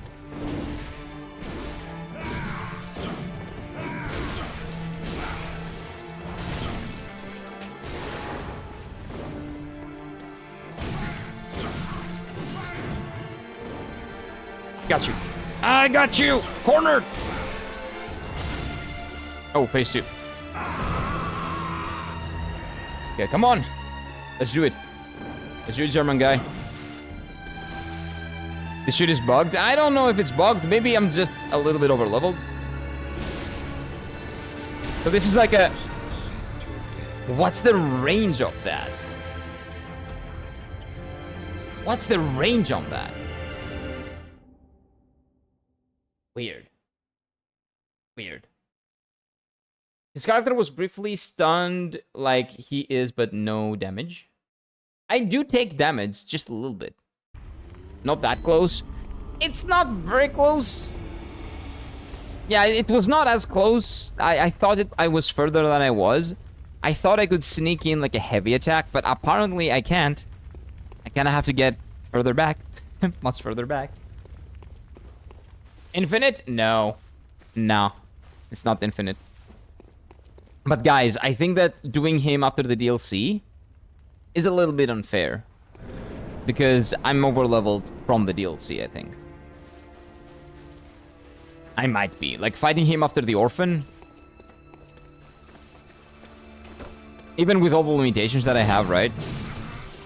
I think it's not that fair. Although, he does do a lot of damage, though, so I don't know.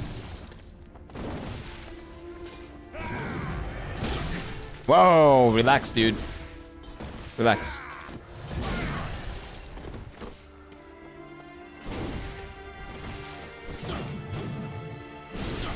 Relax. I'm dead. That's fine. I was round 100 with just vanilla game. Oh, okay. Okay, so that's fine. So you can get up to this level just with vanilla. Okay, okay. Bro, I literally just fell and broke my glasses. Oh, no, dude. Oh, that fucking sucks. Oh, that fucking sucks. Do you, like, if you really need the glasses, that fucking sucks. Because I have glasses as well. Right? But I don't usually need them. I mostly don't. Like, when I drive at nighttime, I use them, or... Well, that's the only time that I use them, actually. But, I can see much better with the glasses on, to be honest with you. It's a different world out there. Like, the colors exist. They're great. The colors are vibrant. Life is different when I'm wearing the glasses. But I don't really want my eyes to get used to them, so I don't wear them a lot. Burned his retirement home as well? He did, didn't he? I didn't do it. He did it himself, by the way. Stealing his doll, now trying to steal his wheelchair. You cannot keep robbing the old man from his retirement home like that. I did not do that. I did not cause the fire. He did that. He put that on fire. That's not on me. You're over leveled a bit, but your health bar is not that big, so it's not that bad. Okay. But whatever the case may be, I am taking damage from his gun. It's just not a lot.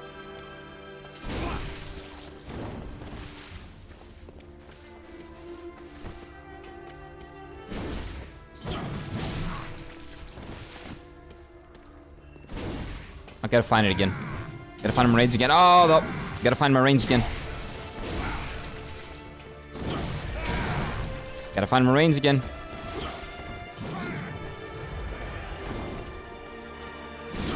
Here we go. Nope, that's too early. Ah.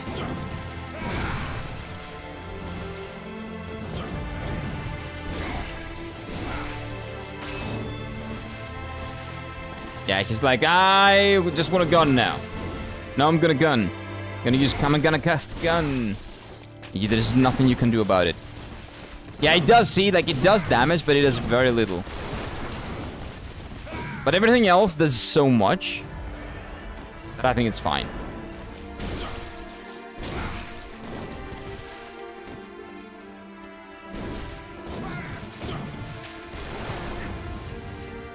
See?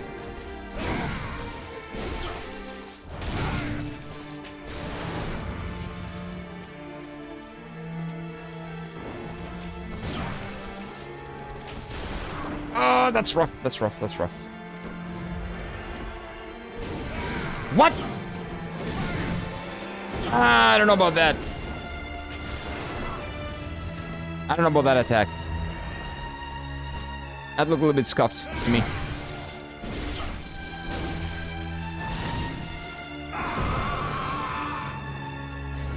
Let's get our stamina back. Yeah, so he does almost the same things that Frida does. But he has a gun. His gun Frida. Whoa. El Frida, gun Frida. Just saying. Oh no, I'm dead. No? Oh, so that's what the weapon does. It breaks my poise. Okay, can you change back to the other thing though? Can you please change back? The scythe. The scythe is better. Scythe is, you know, better. Do scythe. No, run. Okay, okay. The range is not infinite. Range is not infinite, confirmed. We're good. Well, that attack against Frida, I was fine when I was taking it. It's not a big deal. He one-shots me. Wow. Almost one-shots.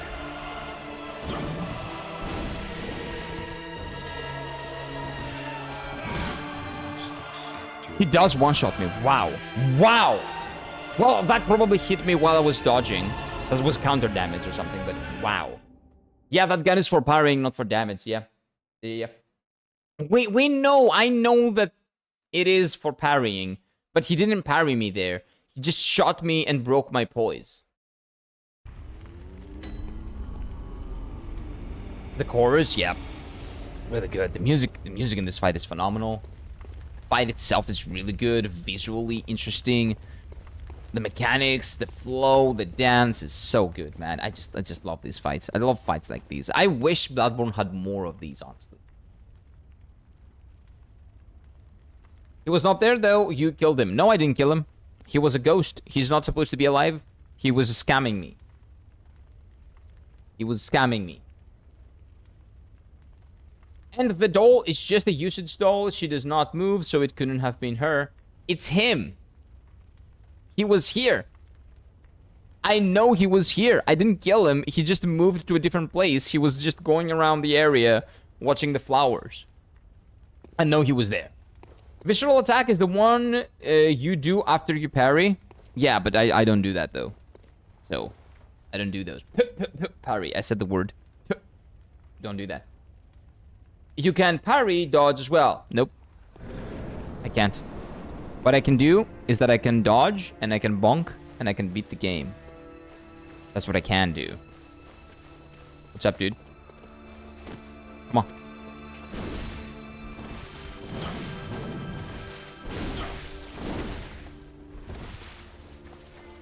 Give me my stamina back. Okay, we're good. Oh, that was counter damage for sure.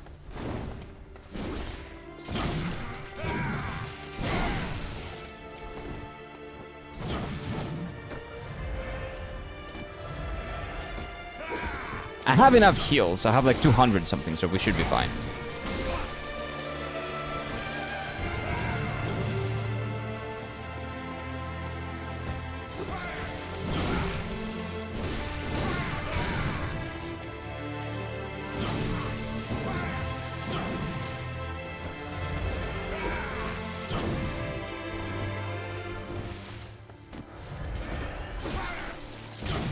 Wait, I pressed circle. Didn't work. It's fine.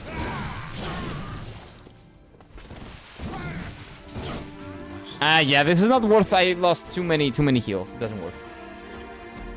This was a bad attempt. It was really bad.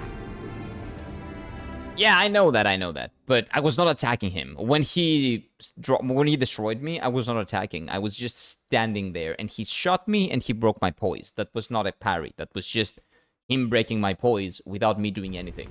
Which is what he does with the gun. That's one of the other things that the guns do, apparently. I've known that as well.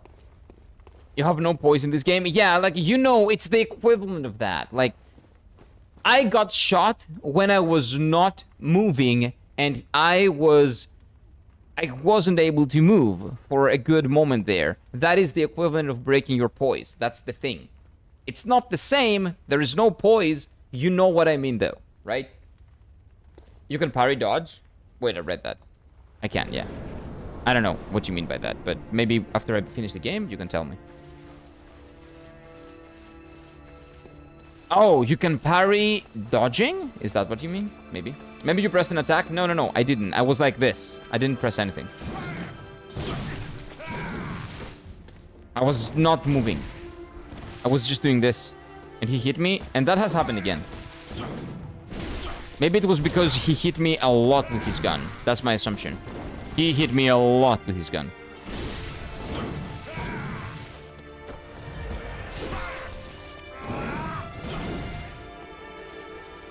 This guy has a lot of HP as well.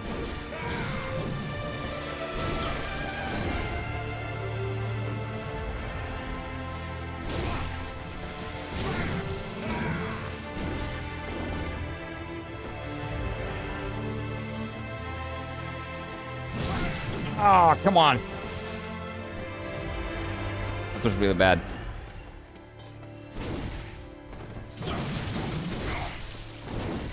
I have to improve my timing when he does that. My timing when he does it, is really bad. I have to figure it out. I have to be more consistent with it.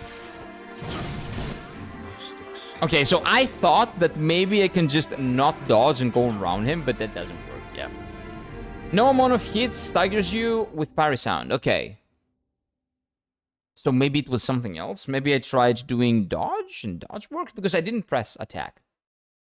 But anyway, doesn't matter. Who gives a shit? I don't care. I don't care. If someone dodges and you shoot them with good timing, you like stagger them or parry them. Oh, that's what you mean. Okay, maybe that's what happened then. Maybe I pressed circle accidentally or something because my hand was not in the attack. It was on circle. So maybe that's what I did. That's what happened. Maybe. I don't know. Battle for the wheelchair? It's not for the wheelchair. I don't care about the wheelchair. I care about him scamming the people of Yarm out of their tax money. I fix my glasses with some glue. Okay, that's fine. Yeah, okay. At least you can use them. Good that they can be fixable with glue. Like, the glass has not broken, probably, right? It's not the glass that's broken.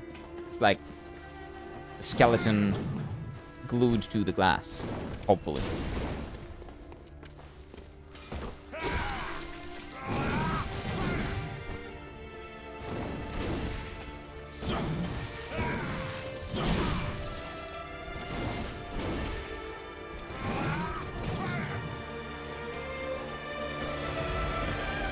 Still haven't hit him.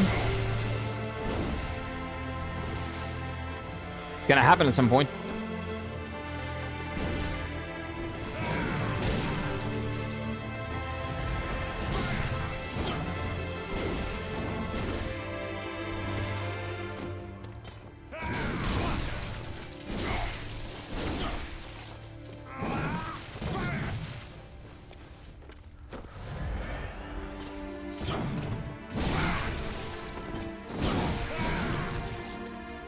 Gotta remember to dodge that.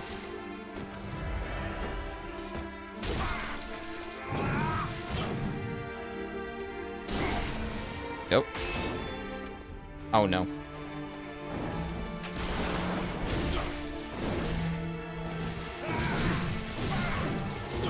Yeah, that shit does a lot of damage.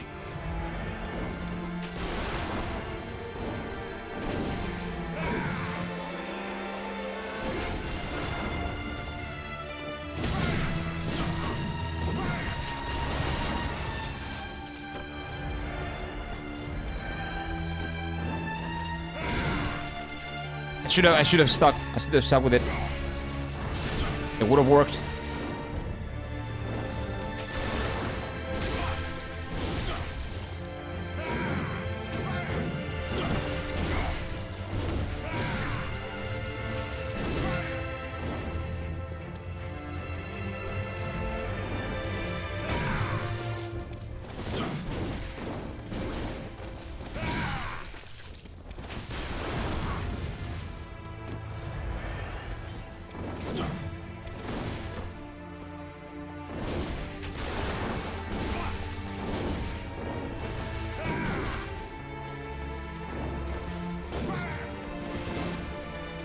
Okay, come on. Come on, boy. Come on.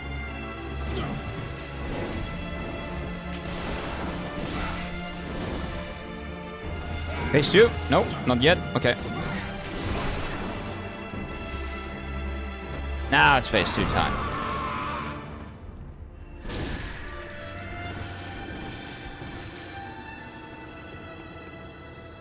Okay, let's do it. Come on. Nice. I prefer the scythe.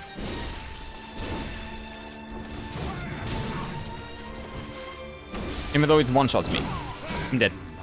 Yeah, this guy does a lot of damage. Like a lot. He legitimately just one-shots me. I'm definitely not over leveled. Like, one attack does 80% on phase 2. 80%. The damage is crazy. He's a Greek and saw good scam opportunities, so of course he wants the wheelchair scam in Yarm government. True. The problem is, he says he's German, so why does he... Oh, it's part of the scam. That's why he says he's German. It's part of the scam. So they won't be able to retrace his steps. Okay. 2 shots, actually? Yeah. So 80% is 1, and then I have 20% left, and I get 2 shots. He killed the orphan from his own country. What do we expect at this point? Well, it's not my fault that the orphan tried attacking me with a womb that was shaped like a blade. Or a blade that was shaped like a womb. That's not my problem. He crawled out of there, and then he used it as a weapon. I should be able to defend myself, even if it's a baby from the island of Kos. That's not my problem. No, you want the wheelchair? You are Greek. No, I'm not. I'm not gonna scam people out of their money. I don't do that. I'm a non-scammy Greek. I don't do that. Maybe. Usually.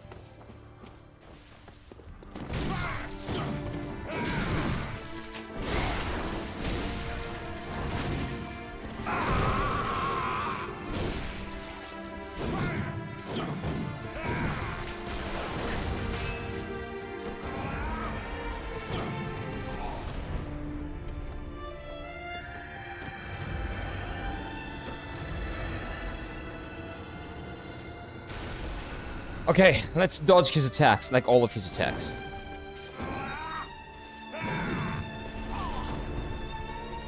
I no idea what that is.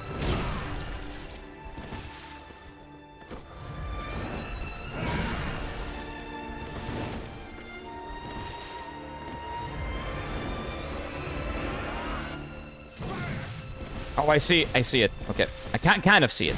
Not 100%, but I kind of see it. Oh no, he's back to the gun. Oh, no, no, no, no, no, no. Go back to the scythe.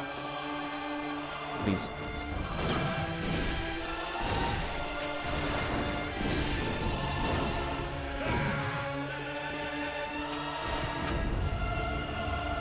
I was doing nothing there.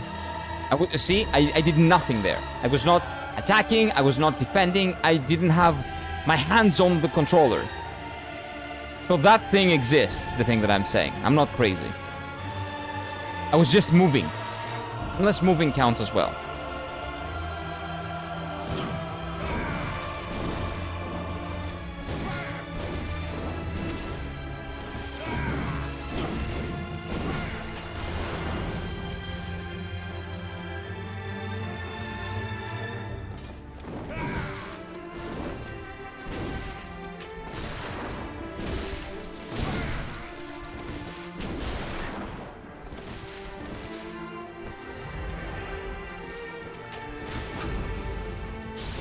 And I'm dead. No, I'm lucky. Again. Okay, I dodged. There, I was dodging there.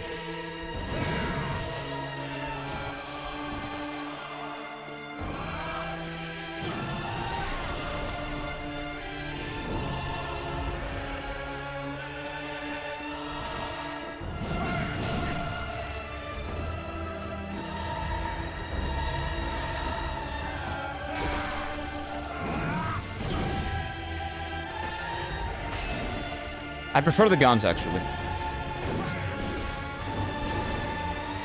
The invisible bullshit, I don't know how to deal with.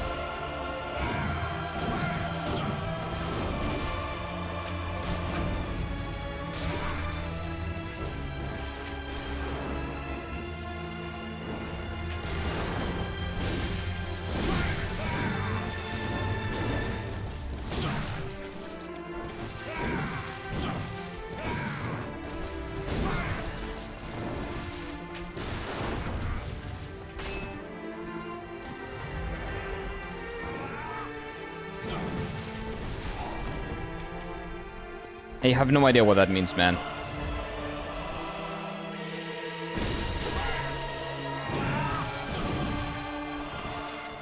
No idea how he does that.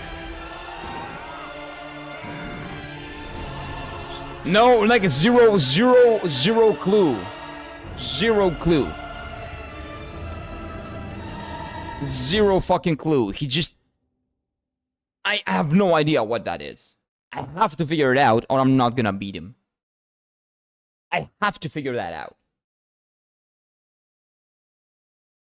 Sometimes I randomly dodge it. It seems like when I unlock him, I think I know what I have to do.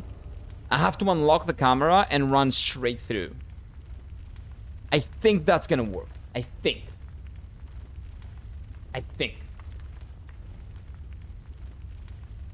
I cannot say what that was. That would be a spoiler. That's the thing. Sure, don't tell me anything. But the only thing... Like, sometimes I was dodging, so that's fine. But sometimes I'm just there, I exist, I don't do anything, he hits me with the gun, and I get stunned. Right? So that might be different. You will explain after I beat him. But that has happened with a different fight as well. I think the other hunter has also done that to me. So he's not the only one that can do this to me. But yeah, just don't get hit. Easy. I'll tell you afterwards. Yeah. So his invisible shit with the scythe, that's the most dangerous thing right now. That's the most dangerous thing that he has, that he's doing. We are kind of running out of them very quickly. Very quickly. We can always go and farm Peppa the pigs, and we get like 100 or something in 5 minutes, so it's not a big deal. Let's go again. But yeah, this is a really cool boss. This is the best boss of the main game. I prefer Orphan, I would say, because this is probably the entire fight. I would say Orphan is a better fight. But this is like a very close third, I would say. First Maria, then the Orphan, and then this guy. I really like his phase 1, phase 2 shenanigans. Really cool boss.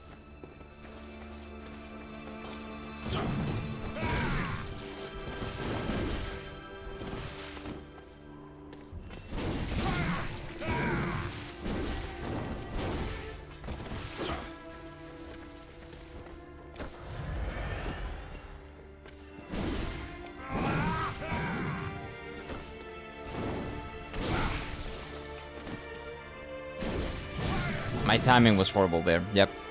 My fault. I'm dead. It's fine. I prefer to die than waste. Now, I don't want to waste blood vials. Up on the chopping block, Peppa the pig. Hey, they're shaking as we speak. Well, we kind of want to need... It's not my problem, though. I don't have anything against pigs. The game just gave me the pigs. The game was like, you have 3 pigs there. They give you the best experience in the game. I don't know what to tell you, man. Just go and have fun shoving your big, like, sword up their bum. Because that gives you more experience. It is what it is. The whole Peppa family? Yep. Yeah. And it's unfortunate, but we will have to probably go there and, you know, butcher those pigs a little bit. Just a little bit. Get some porky gyros.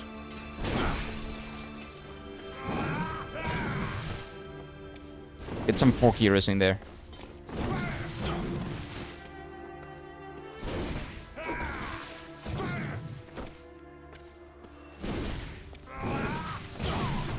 Whoa, how did that hit me?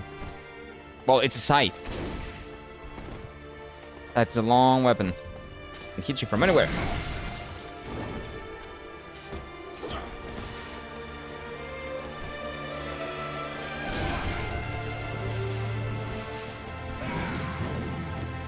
Nah, that's bad.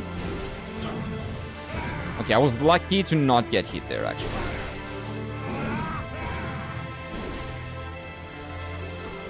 Very lucky. Oh, that hit me! Damn it. I haven't... Yeah, that's not good. This is good. This is perfect. No! I thought it was! It wasn't. What a fool I was.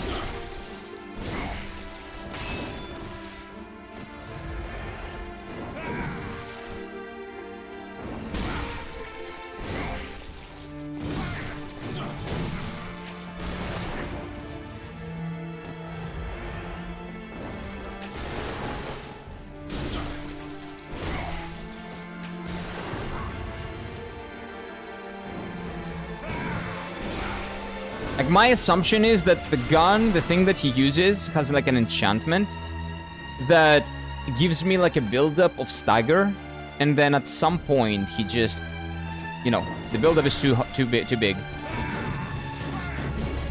and I get hit and I get staggered. That's what happens. Or maybe it's the type of weapon that he's using as well. Could be, because I never interacted with the weapons, so I don't really know their mechanics, which is sad, but it is what it is.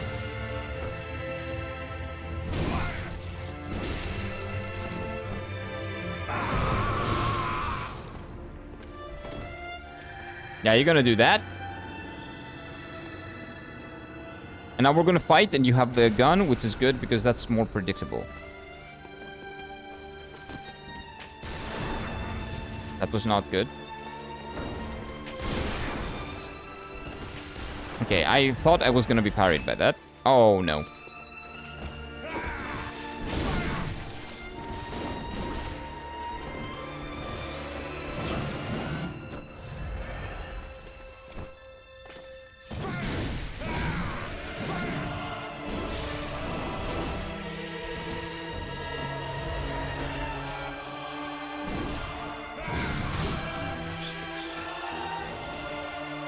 Close!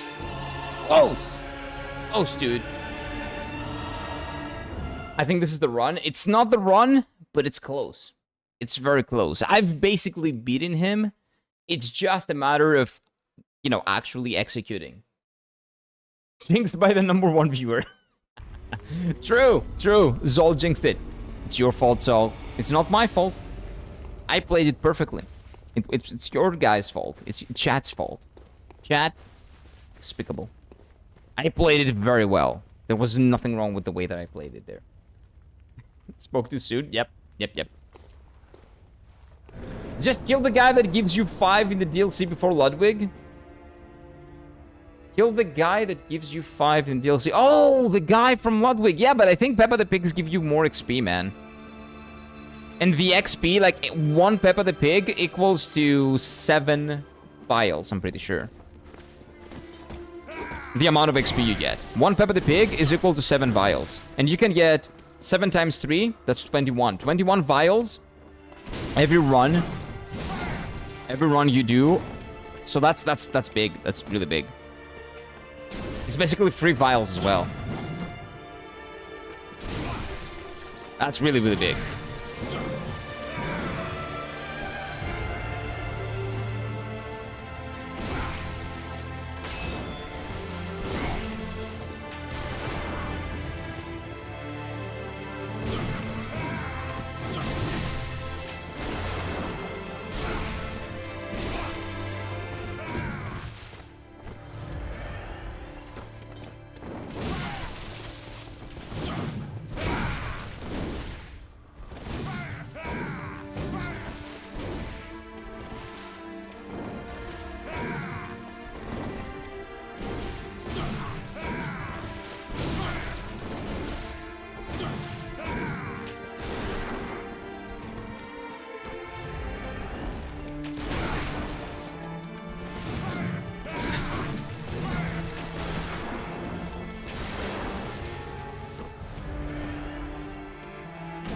I thought I had him.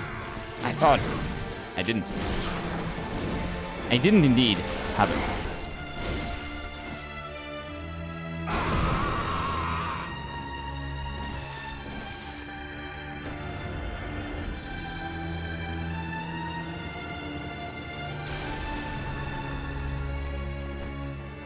Come on.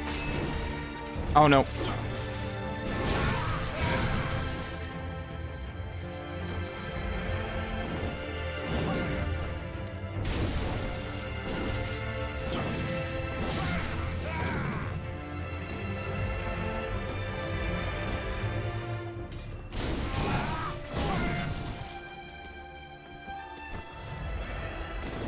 I hate that he's so strong that I cannot outpoise him. Okay, the timing can also work. If my timing is right, I can dodge him. Okay, I like that more. I like this more.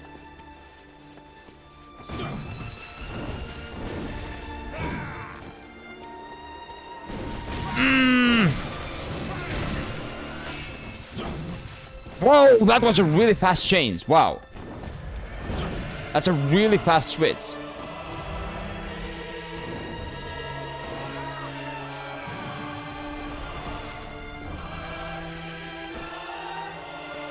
You're not doing it? Nope.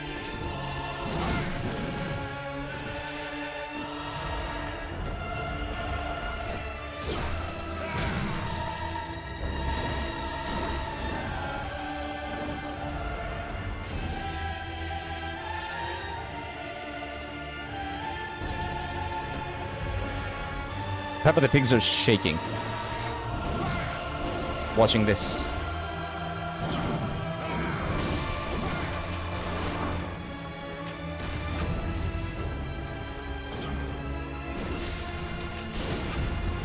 Oh no. Now I'm dead. Oh, I'm not dead? Okay.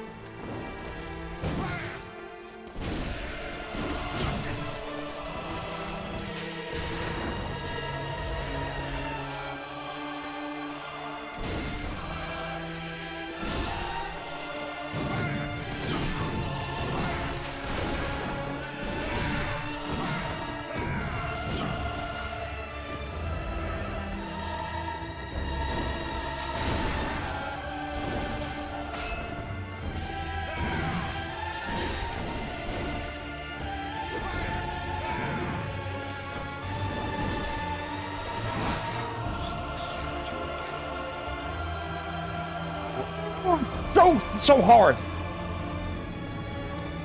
Oh my god. Oh, what's up, Blue Mike? Blue Mike is here too. This is the win. It is what it is. We win now. We have both of them. Both mics have been summoned to beat the final boss. The choke? Yes. That's why I call them choke. That's why there's a choke counter there. I don't know why I went for the heavy attack there. I shouldn't have. I should have gone back, wait for him to do the attack that gives me an opening to hit him, and then just do a heavy attack and kill him. Because he gives me an opening when he does the scythe on the back. That's what I should have waited for. I don't know. Great idea to do a charge attack while Gehrman... Wait, Gehrman? Why do you call him in Gehrman? Oh no, Gehrman. Yeah, Gehrman is doing the same. Yeah, sorry, that was my bad.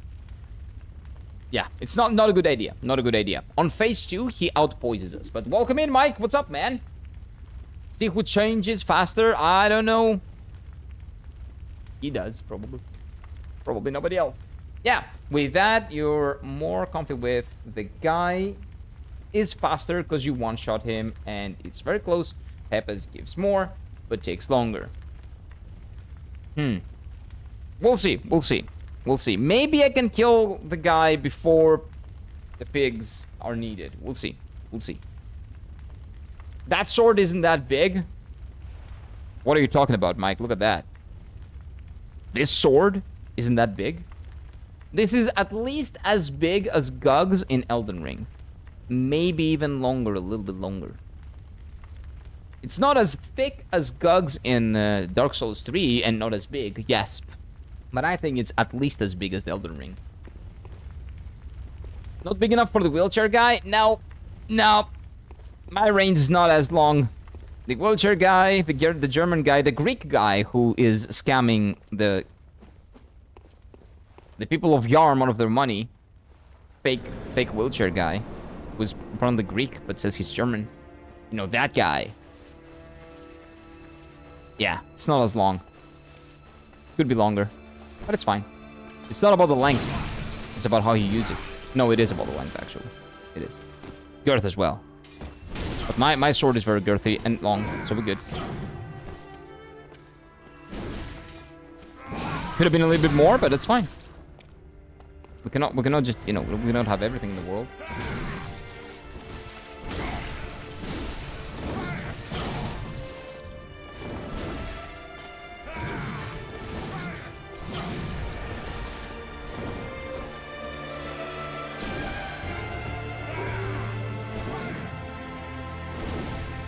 Oh, that's a nice dodge. Although I kind of knew it was coming. My timing was not good there. Oh, here. This is bad. No, this is bad. I'm gonna hit him. Okay, I was lucky because he chose that attack. This is the attack that I should be waiting for.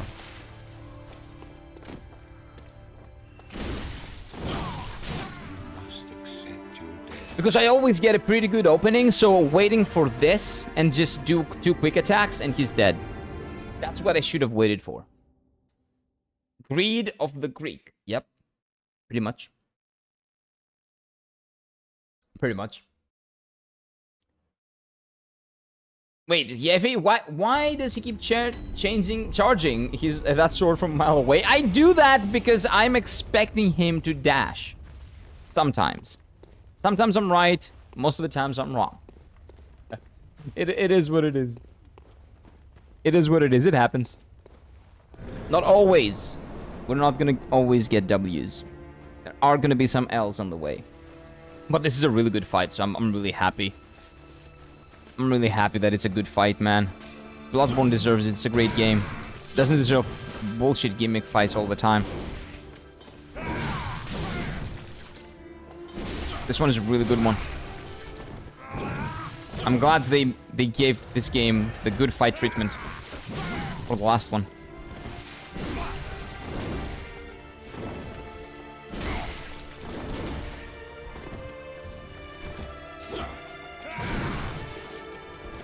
Bullshit.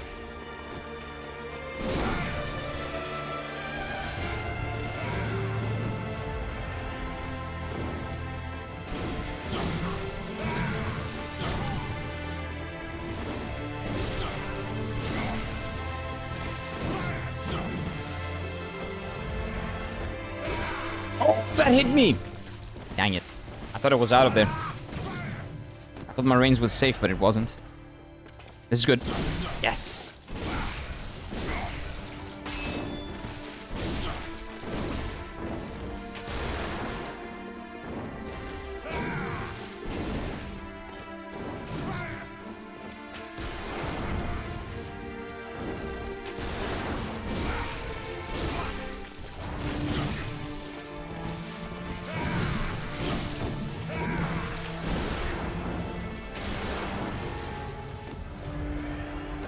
Oh, the pigs are squeaking. I can hear them.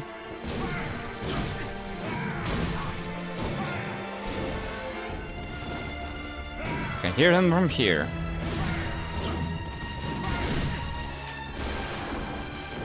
I'm not playing well right now. This was lucky. I was not expecting that. There was a bad thing that turned good accidentally.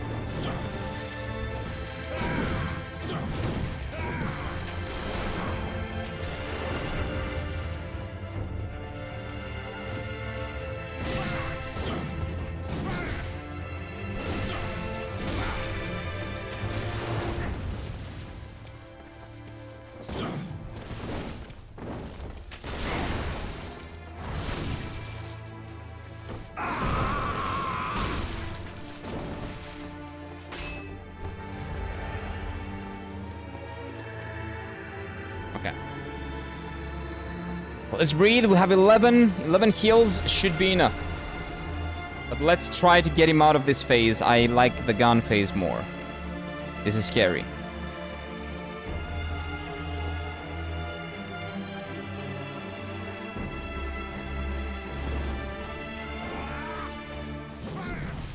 I'm dead.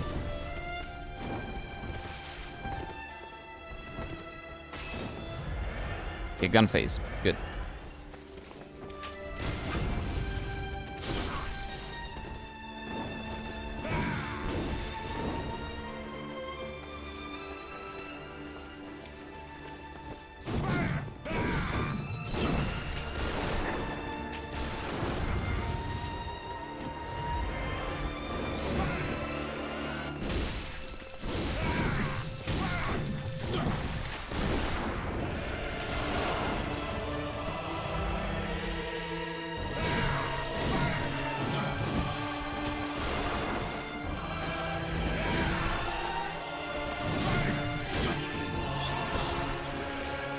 Really bad. Really, really bad. Ah.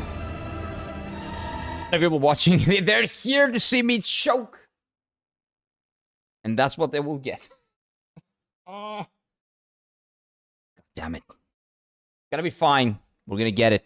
We're gonna get him. We're gonna get the Greek scammer. Don't worry. Don't worry, we're getting him. But Peppa the pigs are shaking in their boots, man. Oh my god, this is gonna be rough. This is gonna be rough on them. 71? Ouch. Ouch. I don't know about that. So we're gonna do like 3 runs of Peppa the pigs, and I think that's it. Pig anuses are trembling. They are. They are, sadly. Peppa's shaking more with every attempt. Yes. That's exactly what's happening. The Peppa family. The pig family. Peppa the pig family. Yeah, it's gonna be a rough 30 minutes or 20 minutes that we have to grind. Because the worse I'm playing, the more blood we're gonna spill. The more pig blood we're gonna spill.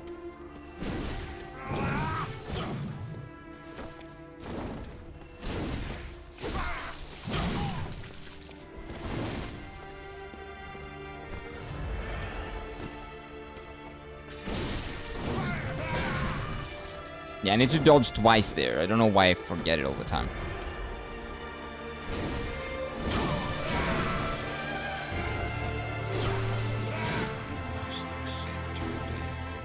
It's fine. 2 potions, it's fine. 2 potions is not a big deal. Gonna be okay. Common Gehrman clothing. Do I want my sweaty clothes? No way. Okay, wait a minute. Maybe I can do something with the gear here. He does slash, right? There's no slash in this game. There's only thrust and blunt. Does that mean that this is better? I think like overall physical defense is better. So the hunter's outfit is pretty good for that guy. Blood defense, I guess that's the gun. Is my blood defense good? 110 is pretty good. I think. Okay, so that's fine. What do we have here? Do you know what I think is a little bit of a problem? Like, the oath that I changed is pretty good, but it's costing me a lot of heals. I think I want to change this back to Radiance.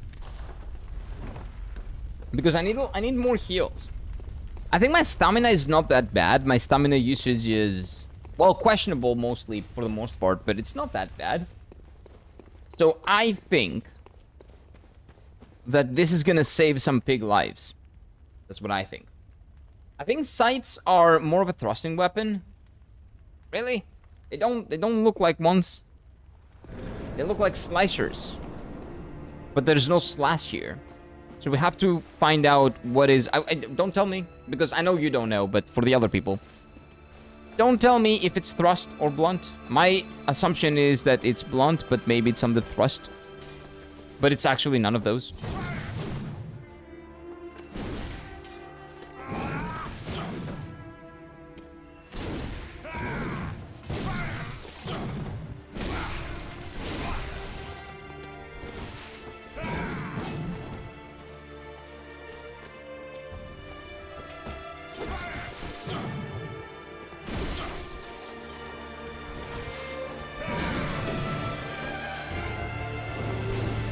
Oh, I'm dead.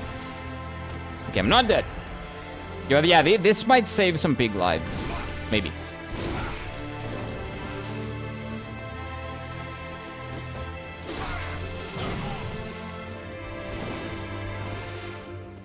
Probably not.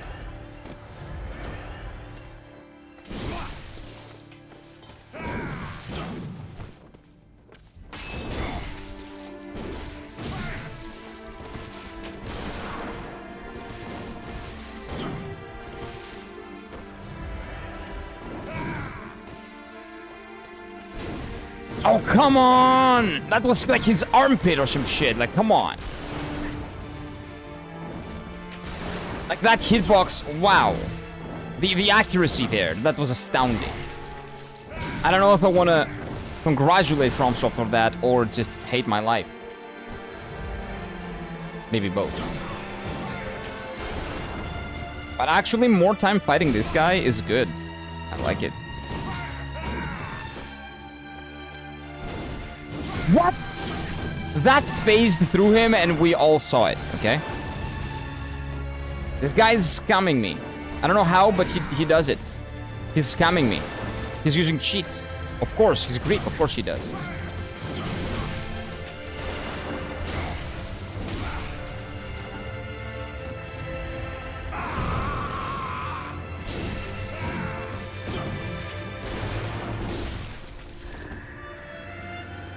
Of course he is. Okay, we have 12 vials. We're good. Oh my god. We lost 8 there. Yeah, that was rough. Okay, let's not do heavy attacks on phase 2, okay? They're not really worth it.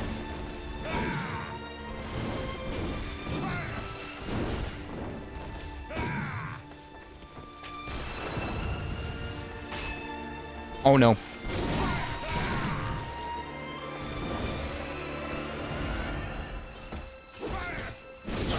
Sorry, piggies.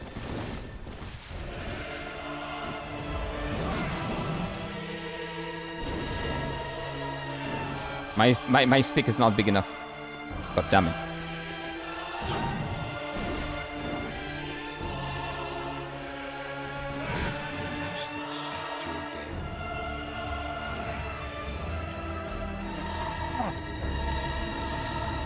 Oh, how is my timing there so bad? Well, in a fight, you wouldn't slash someone. It would be too easy to counter with how the scythes are built. You would go with thrusts with the end of the blade. True, that might be categorized as a thrust, I guess. Yeah. I don't know. We'll figure it out after we beat the guy. 2% healing increase surely will save big lives. It will. Don't worry. It will. It will save some pig lives, man. It will. Don't worry. It's worth. Surely. Surely. Yes, it will. I mean, the scythe backstab in Dark Souls 1 is extremely funny because you, like, thrust the whole fucking scythe into the dude. I haven't seen that. I didn't even know Dark Souls 1 has a scythe. Oh, that sounds fun. That sounds really funny. And fun. Now I want to play with the scythe in Dark Souls 1.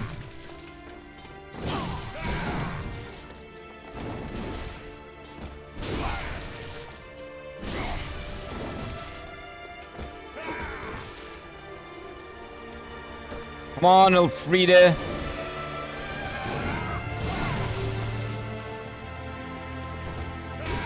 I risked it. That's fine.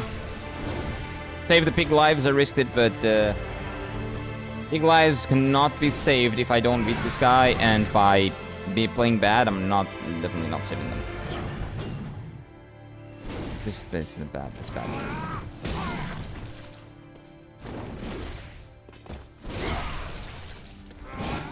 Yeah, bad timing.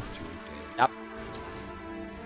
That's bad. It has 2 or 3 that are extremely hidden. What are we talking about? Every Dark Souls game has a scythe. Yes, probably. But I haven't seen one. I haven't seen any scythes in Dark Souls 1. I think I've seen enemies with... Well, yeah, with a Fridas, right? We got Fridas.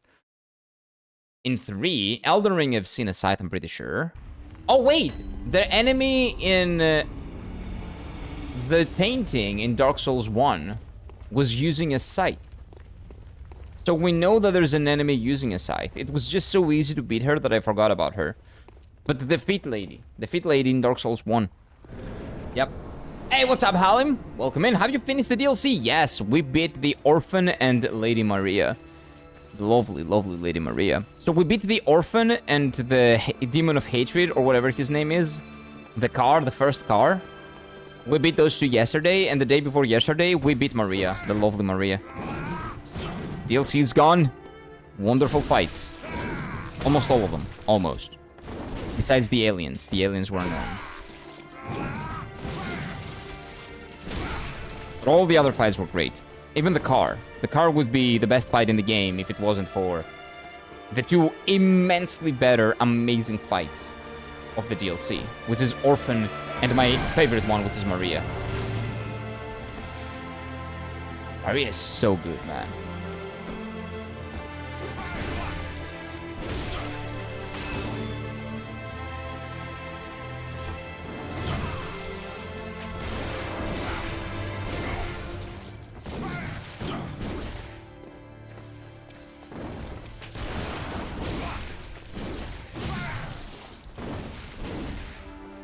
He recovers his, like, posture, I guess, really quickly.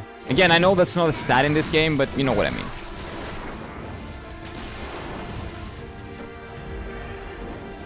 It kind of throws me off sometimes when I think he's still, like, recovering.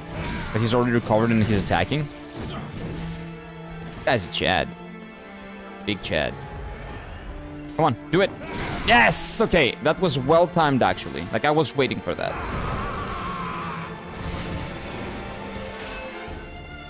Oh, no.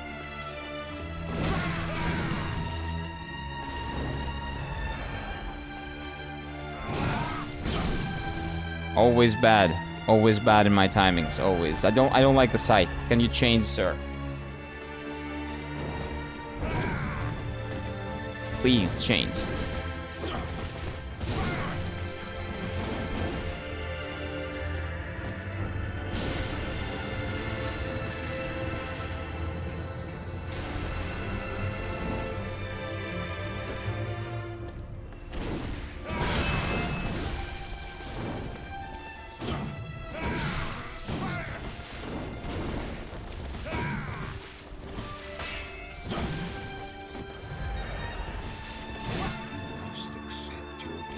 Again, spamming dodge. I'm stupid. Scythe bosses are always cool as fuck. Yes, they are spooky. I love scythe bosses. Probably my favorite bosses. Again, Frida is one of my favorite bosses in Dark Souls 3. This guy is my third favorite boss in this game. Although, I feel like blade mummies, like Maria and Malenia, for some reason, I tend to gravitate more towards. I do like them a lot, though. In Night Rain, it's extremely funny if you manage to get a bleed weapon with a spinning weapon. What do you mean? What is a bleed weapon with spinning weapon? You can dual wield, like a bleed weapon and a weapon that spins, or is it a bloody spinny weapon? Romeo is also up there. Yeah, Romeo is really good. Romeo was really, really good. I did beat him quite easily. Romeo was a great fight. So do you know why I'm having a rough time with this guy? Because I'm thinking of the vials. So let's just go in, and if we need to destroy some pig anuses, we will, okay? Let's not pay attention to anything else other than the fight. What are your top 3 bosses in Bloodborne? I haven't beat this guy, but I can tell you even though I haven't beaten him yet, I think I've seen the entire fight. I was 1 hit away from killing him, like 30 minutes ago, so I'm pretty sure that that's the entire fight. My favorite fight is Maria. Mother Maria. Mommy Maria. We love Maria. Second favorite fight is the Orphan. The third favorite fight is this guy. That's my top 3. If I had to do a top 5, I would say the first car is number 5. No, not the first car. No. But number 4 is... What's this guy's name? Ludwig. Okay, yeah. Ludwig is number 4. And number 5, it's the Logarithm guy. Logarius, whatever his name was.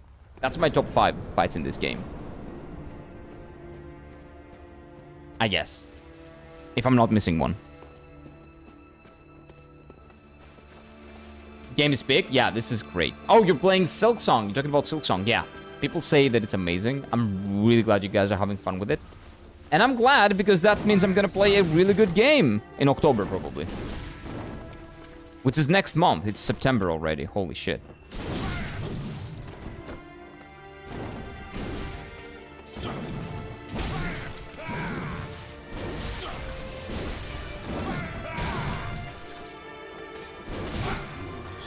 I deserve this. I didn't want to waste heals, even though I said I would. I don't want to waste heals when I fuck up. It's great. Yeah, everybody loves it, man. Everybody loves it. How are you doing, Abhishek? Welcome in, sir. Hello. Best 20 euros spent this year. Yep. It's probably gonna be the best 20 euros I've spent too. Although the best 50 euros I've spent is for Expedition 33. I have to say that. Phenomenal game. Amazing game. But 20? Yeah, that 20 is gonna be really worth it. Noticeably more difficult than Hollow Knight, which is much, much welcome. Well, yeah. That's great. Like, noticeably, you say, though. That's a little bit concerning. What? Noticeably. So if I do not... Like, if I suck at Hollow Knight, I will never be able to play that? No, that's fine. I'm gonna get good at Hollow Knight. We're gonna play it.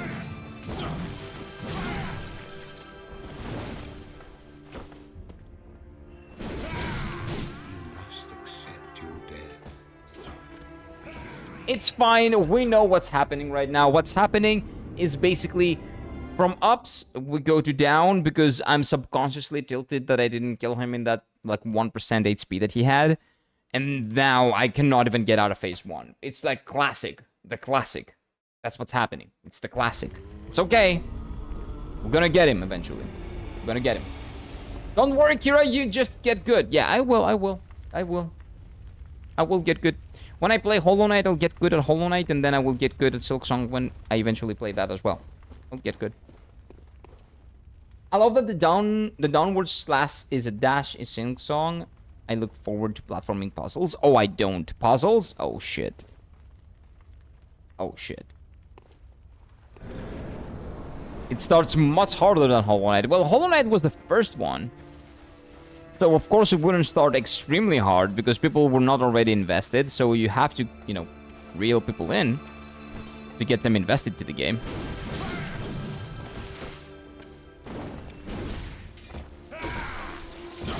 Yeah, next attempt. Next, we go next. We go next. This is not it. This is not it. Oh, I'm like playing like shit right now. So what happens is that I play really bad and then I kill him. I play good and then I play bad. And then I play better and then I play bad. And then I play even better, I play bad, and then I kill him. That's what it is. Is this the last fight? Yes. This is the final boss of main game, base game Bloodborne. But we've beaten the DLC, so he's like the only boss left. I'm not really a fan of how they made it more difficult. I don't know. I'll play the game and I'll let you know. Don't say stuff because I'm gonna play them, right? But I'm glad that most people are having fun with it. Because it's been so much time that you guys have been waiting for that game, right?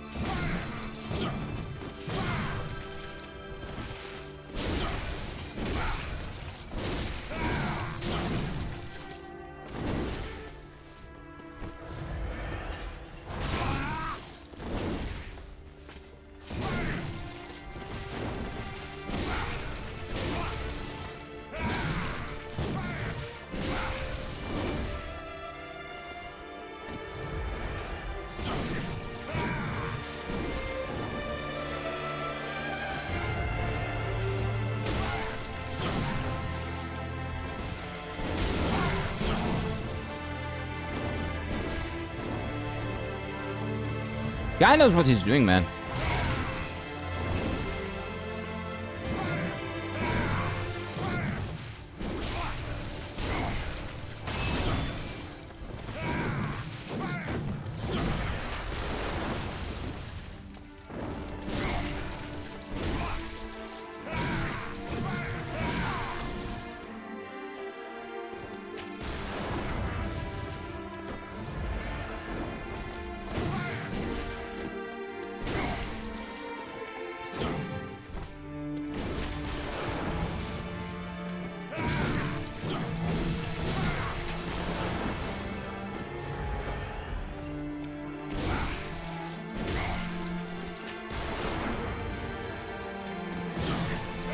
Wait, I thought he's transitioning to phase 2. I thought he was transitioning to phase 2 and I was preparing my charge attack.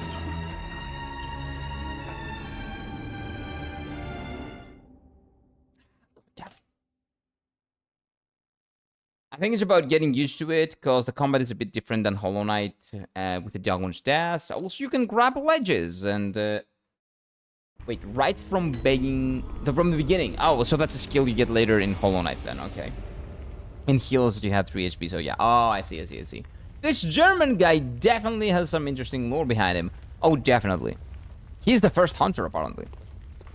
So, first scammer. That's, but I don't believe that. Maybe that's a lie.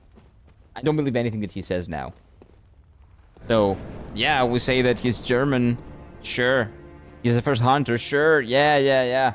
What's up, Midnight Hulko? Hello. Welcome in. We are fighting German. That's what we're doing.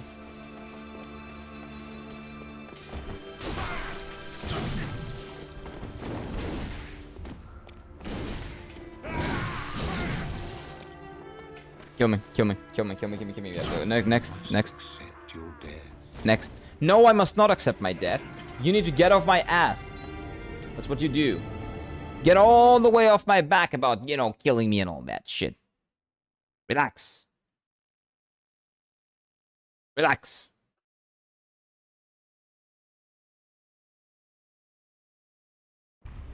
Raising difficulty just by raising damage. Oh, yeah. Just flat out just raising damage and raising HP does not make... It's not nice difficulty. It's tedious difficulty.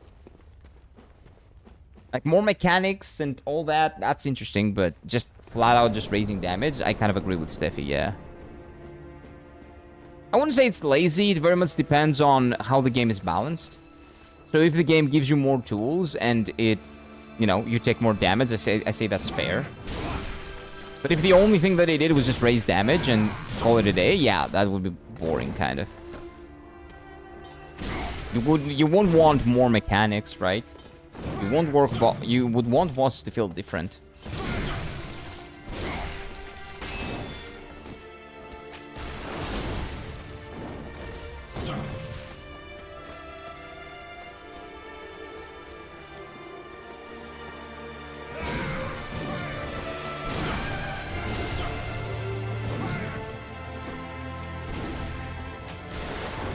Oh shit.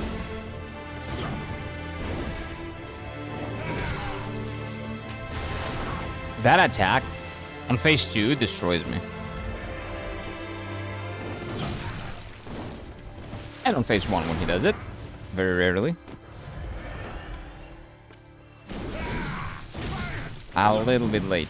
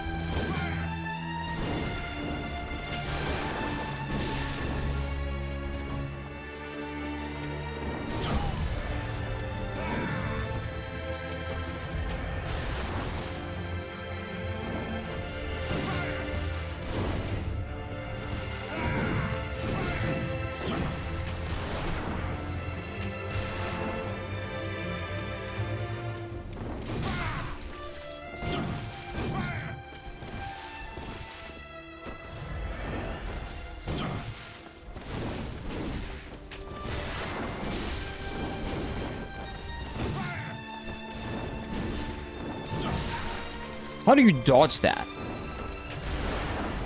Holy crap. I think I'm dead. No, I'm good.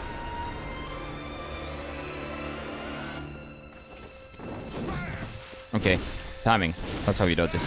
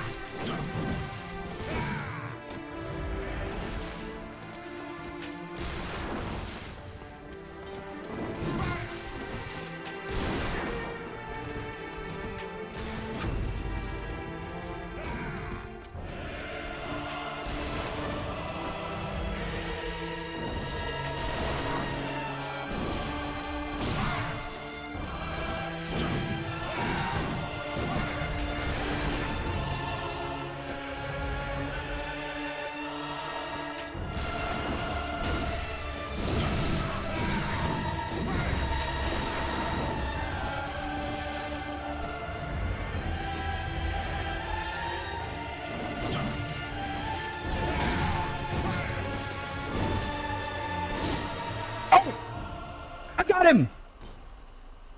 Yes! Nice! Nice, dude. What a great fight. I was playing like a bitch in the end. I was very much afraid. But we did it! The Greek guy that says he's German. Oh. Oh, fuck me. Oh, fuck me. He has a phase 3. Wait, maybe not.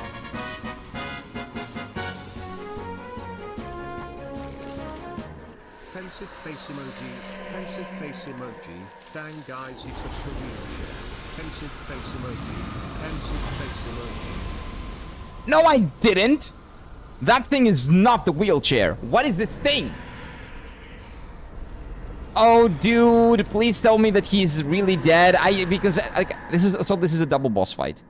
So you kill him and then there's more. Okay, the pigs are gonna cry. Yeah, there's gonna be a lot of pig death. Moon presence, okay. Okay. It's God? Maybe. And I'm dead. Okay, I hope I don't have to fight Gehrman every single time, though. Because that's gonna be a pain in the ass. And the game says, slain. I slain him. So this better be a checkpoint. This better be a checkpoint here. But no, I didn't get his wheelchair. I don't know what you're talking about, dumb. But thank you for the super chat. I appreciate it. So, time to find out if the pigs are safe or not. This guy's a really good fight. But let's see if this is an Elden Beast situation. It is. This is an Elden... No, it's not! Okay, I'm really happy. Because that fight was good, and now it's not gonna get spoiled if this fight is not good. This is what Radagon and the Elden Beast should be. Should have been. Separate. To make sure that... You know, if the second phase is not good, the phase 1 does not suffer the consequences of phase 2 not being good. Although, this feels good. This looks good so far. Holy shit, man. This is a really beautifully scary model.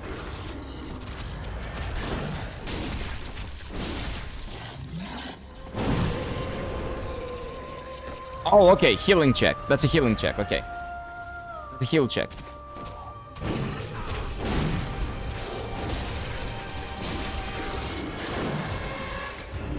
It reduces your HP to 1. And you have to be really snappy about getting it, okay.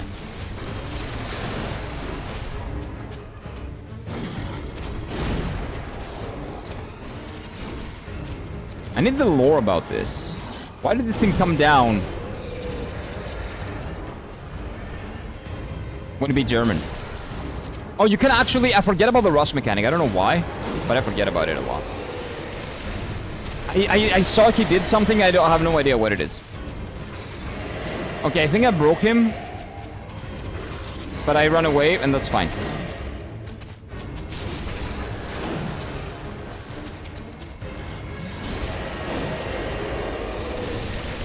Okay. Do you have a phase 2? Yeah, you do. Okay. What's your phase 2? What's up? Oh, no, it's not! Nightmare slain! Easy. The Elden Lord does that shit. We just kill him.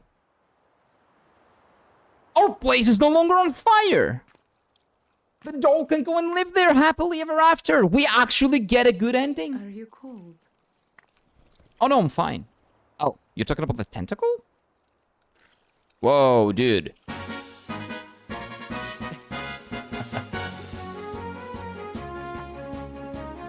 Takoyaki ending it is Macron /__/Macron. Thank you very much, Dom. I appreciate that, man. It is the takoyaki ending. Childhood's beginning, the game says. And the lady found the tentacle. It is. We did get the takoyaki ending. And best ending, it is. We ascended to higher being. So we are gods now, Pape. This is the true final boss, which you only get by consuming 3 umbilical cords by refusing Gehrman's offer. I got the true ending. Nice. Well, of course I did. The same happens in every game. How many souls? I have no idea. How many souls did we get? Did you give a lot? I don't know. Now he's gonna turn into Takoyaki. No, no, no, we're not the ones turning into Takoyaki. We're still the Elden Lord. Dorian, welcome in, sir. Bloodborne in the books? Yes. And that means that the next game is locked. But let me talk about Bloodborne a bit, because this is a really interesting game. Really interesting game. That was you, by the way. The tentacle was me. I became the Takoyaki. Why am I a Takoyaki? Why am I food? Why am I food? You became a squid boy. No, I didn't. 23,000 souls? That's nothing. That's like 0. That's why I was keep saying trying to rob his wheelchair. Oh. Okay.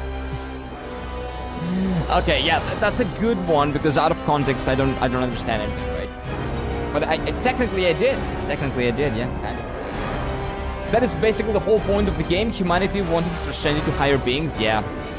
Like, I was about to say, again, I haven't watched any lore and any of that, but it seems like this is a game about humanity trying to become gods, playing God, which is kind of similar to the theme of Lies of P as well. So Lies of P was immensely inspired by Bloodborne.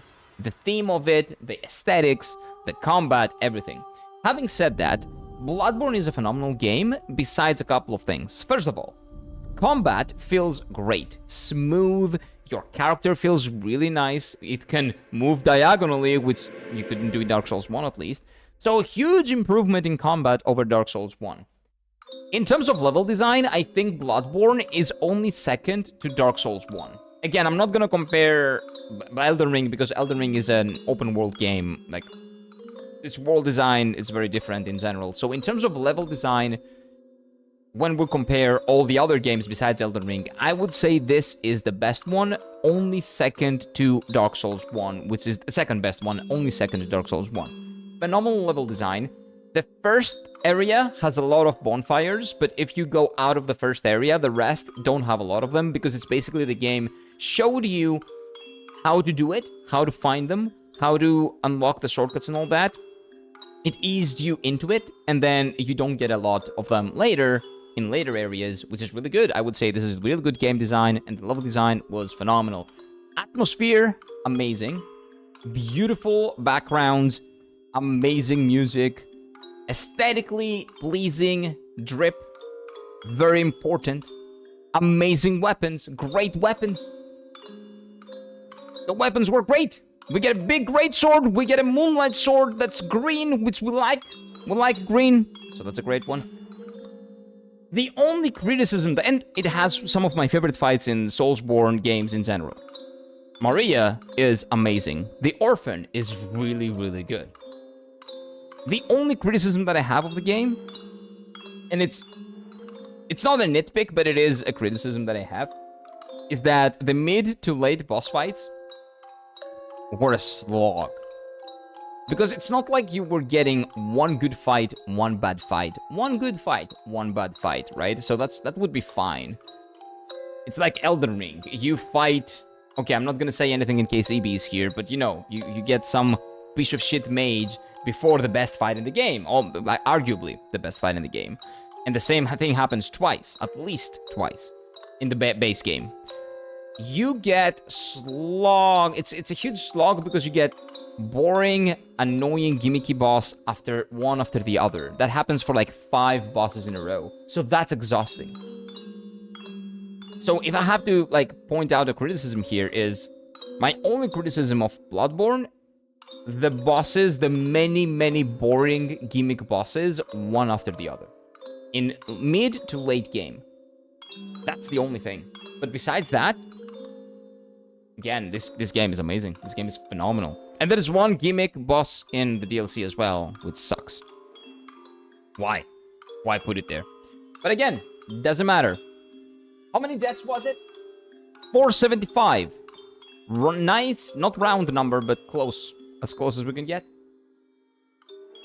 Oh, man. GG's, yes. We are a tentacle. We are a takoyaki. But taco, actually. Not the yaki, without the yaki, a taco. But we made it. We made it. Made it, boys. So how was the game overall? Overall, I would say, let me hydrate a little bit. I hydrated. So, overall, this game, I would say... Well, this game is up there with Dark Souls 3 and Bloodborne. Sorry, Lies of P. I will do... So, now that we finished the game, I'm gonna do some tier lists. We're gonna do some tier lists. So, I'm gonna compare other games and other bosses and give you guys my overall opinions on that. And then we're gonna go back, when we play Dark Souls 2, we're gonna go back to the same lists and update them. So, we're gonna do some comparing, and we're gonna have some discussions here about what's good and what's not. But... Good. All signed and sealed. Oh, New Game Plus, okay. Nah. Wait, is this German? Transfusion. Oh, don't you worry. Isn't this German? Whatever happens, you may think it all a mere Because I don't really remember. No, this is not German. He has a beard. That's Santa. That's not German. Okay. Yeah, this is Santa. Yeah, it's not German. It's Santa. It's Santa Claus. Yeah. It's the victory hydration. Exactly. So what do we do now? We do tier lists. The fun part comes now. Well, not really, but it is fun as well in its own way. So let me catch up to YouTube chat as well. So what's happening? 3 endings. You let Gehrman kill you, which was the one that I didn't want to get. I tell him to fuck off. You wake up back the real world, or you fight Gehrman and replace him so Hunter's dream can continue, or you become the infant god. So I was an infant god. I became orphan. I'm gonna crawl out of the womb with a weapon and start killing people? Is that what's happening? I think Elden Ring has pretty damn good level design. The legacy dungeons are big enough where you can say that they're like Dark Souls levels. In a way, yes, but the dungeons, like the catacombs, those can be very repetitive. All of them have a gimmick, but they can be a little bit repetitive. But the thing is, I don't want to compare, because open world games and linear games, linear design games, are very inherently different. You cannot compare the freedom that you get in Elden Ring, which, you know, you see something, you can go there, with the linear but open in its linearity experience that Dark Souls 1 or this game gives you. So I don't want to compare things that are different. Like, this is apples and oranges. Yes, both are fruit, but I cannot compare an apple to an orange.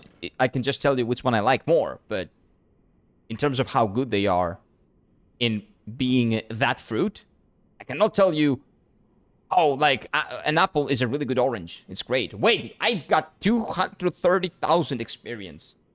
Not 23,000 experience. That's a lot. That's a lot. Okay, so. That's why I'm not comparing them. But in terms of level design, again, this game is second only to Dark Souls 1. And it's close. It's close. Dark Souls 1 is better. But this game is somewhere in between Dark Souls 3 and Dark Souls 1. It's closer to Dark Souls 3 than Dark Souls 1, but I think it's almost perfect with what it's doing in terms of level design. The placements of the, what do you call the bonfires? The placement of the bonfires, the shortcuts, like everything, every single area, because it's pretty long after the first area, kind of feels like the area in Lies of P DLC. Because do you remember my criticism of Lies of P? That it had too many bonfires? So basically, the Lies of P base game was like the area, the first area in Bloodborne. And the Lies of P DLC was like the 4 later areas and the DLC of Bloodborne, in terms of level design, with the placements of the bonfires and how many there are and how many shortcuts you get. If I can make a comparison, it's like that. Kind of.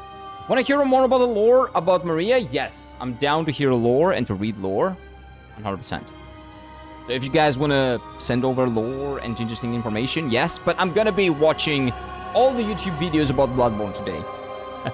It's going to be a really fun day, man. I was looking forward to the moment that I beat Bloodborne, so I can go and watch the lore videos and just lose myself in Bloodborne lore. I've only watched the lore videos, about one lore video, about Father Gasoline. That's the only thing I know, which is very depressing. Very, very depressing. Orphan was crying because his mother, not the island, abandoned him in the... Because she is in another reality. Very convoluted, heavy inspiration from Lovecraft. Yeah, I haven't read a single Lovecraft novel, so that has changed. That has to change. Also, heal farming. Nobody likes to farm the healing. Actually, so I didn't like it. But when you find the optimal spots to farm, it's not actually a big deal. So I spent 40 minutes shoving my weapon up Peppa the Pig's ass and her family's, right? And I got 600 vials. So it's not as annoying when you get to those points. But early game, it's really bad. Yeah, I don't like it early game. Early game farming them is a pain. But if you get through it, because that's part of the difficulty of early game of Bloodborne, because the fights are not extremely difficult. Like, the world is not as aggressive as Dark Souls 1 or 3, I would have to say. I think it's much... Early game, it's not as aggressive. Mid to late game, the world just goes nuts. So basically, after the Blood Moon happens, the Blood Moon thing happens. So yeah, early game is rough, but it's counterbalanced by the fact that it's easier to traverse, you have a lot of bonfires, and the enemies are not as aggressive, or are easier to kill if they are aggressive, like the dogs early game. So I think that's a good balance. I think they hit a good balance there with that. So I would not say heal farming is bad, necessarily. Would I prefer to have a flask system, like in Elden Ring and Dark Souls? Yeah, sure. But I think that you cannot have that and have the enemies, the world, be as aggressive as it is mid to late game. You need more flasks. You just need more. You need more than 3, more than 4. Because everything wants to kill you. Dogs are not that bad, but everything else wants to destroy you. And the enemies are there are a lot of them. They're huge packs, like more than Dark Souls 1. No, more than Dark Souls 3. Not 1, 3. And definitely more than Elden Ring or any other game that they've made. I haven't played 2 though, right?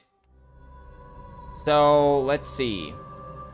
What else did I miss? Yeah, mid-late game bosses are shit. If it had more hunter bosses like Gehrman and Maria. Gehrman. Well, we can call him Gehrman now. Because we know that he's not German, he's Greek. Instead, it would have been perfect. Yeah, I agree. Gehrman and Maria, and to a lesser extent, Father Gasoline, were really good fights. Father Gasoline was also pretty good. The problem is that I didn't really enjoy him because I two-shot him. I killed him in the second try. So I cannot tell you much about his mechanics because I didn't really experience them that much. 3 endings. You let Gehrman kill you, you wake up to the real world, or you fight Gehrman and replace him. Oh, wait, I read that. So you become a god. So I'm a god now, kind of, right? I'm a god. Okay, we're talking about the mechanics now. So, for Gehrman, in phase 2, he gets a bullet that auto-parries you if it hits you. Oh, that's the... Yeah, I've noticed. But he did it in phase 1 as well, I think. You noticed he had a spread shot and a big bullet. The one parries you. Okay, so like the big bullet is the one that auto-parries you whatever you do. You might not do anything, right? You might be just sleeping. But if he hits you, he can parry you. There's a good chance he will parry you. Okay, that's it. So it was that bullet. You one-tried the Moon Beast. Oh, yeah. The Moon Beast was not... Oh, wait, 2 tried. Technically. 2 tried. It was my second attempt. But thank you, Raphael. It was second attempt. The first attempt, I died. But it was... I didn't have any heals. It was after the Gehrman fight. I think it was like, you know, a little bit unfair. A little bit. But to be completely honest with you, I could probably kill the Moon Beast even with like 2 heals, because it's not like he hit me a lot on my second attempt. But two shot, but pretty good nonetheless. The Moon Beast was not bad either. The Moon Beast was probably the best beast fight in the base game, I would say. Okay, now I can finally go and play Lies of P. Bye-bye, guys. Wish me luck on my SL1 run. Good luck. That's New Game Plus, right? Good luck, Zol. Good luck. Have a good one, my dude. Tomorrow, we begin, boys. Tomorrow. Dark Souls 2. begins. Having said that, give me just a moment, because we will have to do some stuff here. So we're doing polls, but I have to change the capture card thingy, so give me just one moment. Let me make sure that I can show you guys what I'm seeing. So Dark Souls, let's do...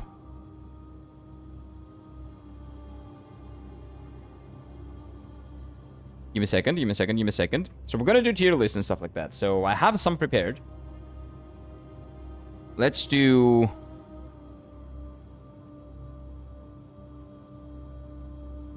There we go. Do we have like a loop? A 5-hour loop of that? That would be amazing.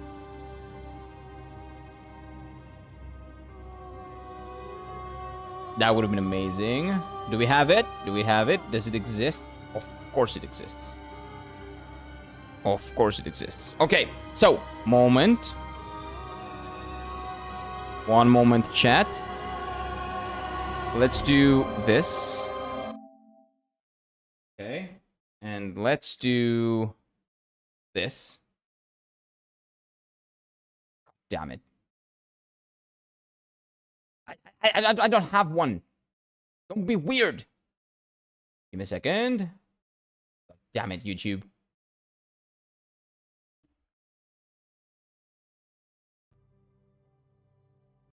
Okay, so now I'm gonna change this to this.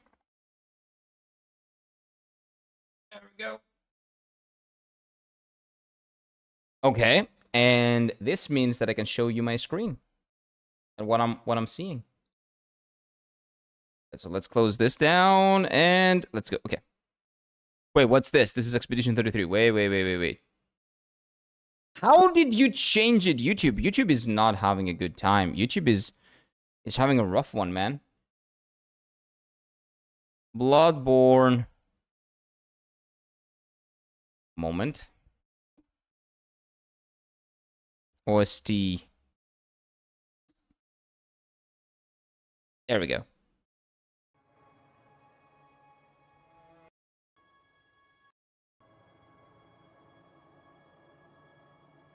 Well, this is not the one. Where is the title music?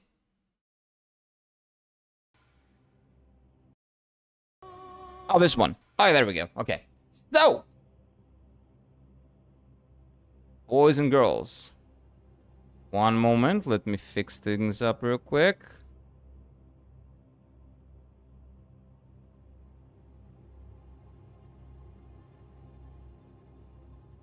Let's put it here. And this one. Let's put it here. And continue. And moment. I will write with you. I have to make sure that we're good.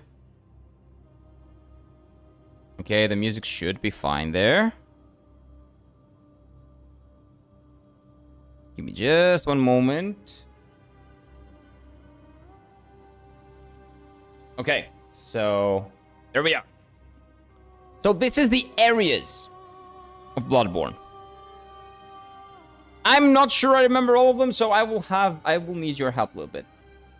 So what did I miss when I was doing the troubleshooting there and all the things that I was doing?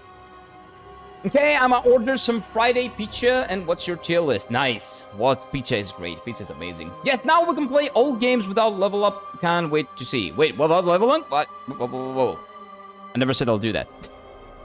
Never said I'll do that. I defeated the Limgrave Swamp Dragon. Nice, EB. First dragon down. Nice. Dragons are always cool to kill.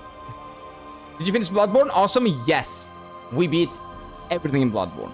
Everything. I think. I'm pretty sure. All the DLC bosses, all the areas, all the gimmick bosses, everything. We beat everything. What a lovely game, man. What a game.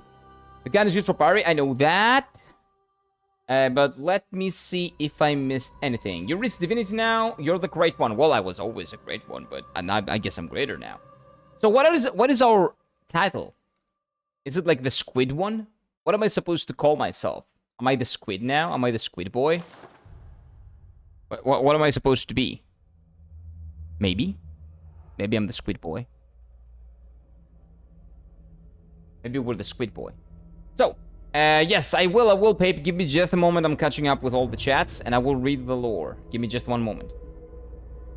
TLDR lore, basically humanity wants to transcend into great ones. The great ones are basically gods, but they cannot reproduce, so they need to fuck human women. Oh. So they need to take on physical forms. Okay, so they are basically Zeus. This is what we were talking about, right? So they are inspired by Greek mythology. People always forget that timeline demons in Dark Souls 1, Dark Souls 2, Bloodborne, Dark Souls 3. No, I remember. So it's clearly visible that this game came before Dark Souls 3, because Dark Souls 3 doesn't have as many gimmick bosses and it has better bosses, but the level design has been streamlined a lot more. So yeah, it's plain for the eye to see, to be honest with you. The gun is used for firing, we know that. Whoa, that's a little bit too loud.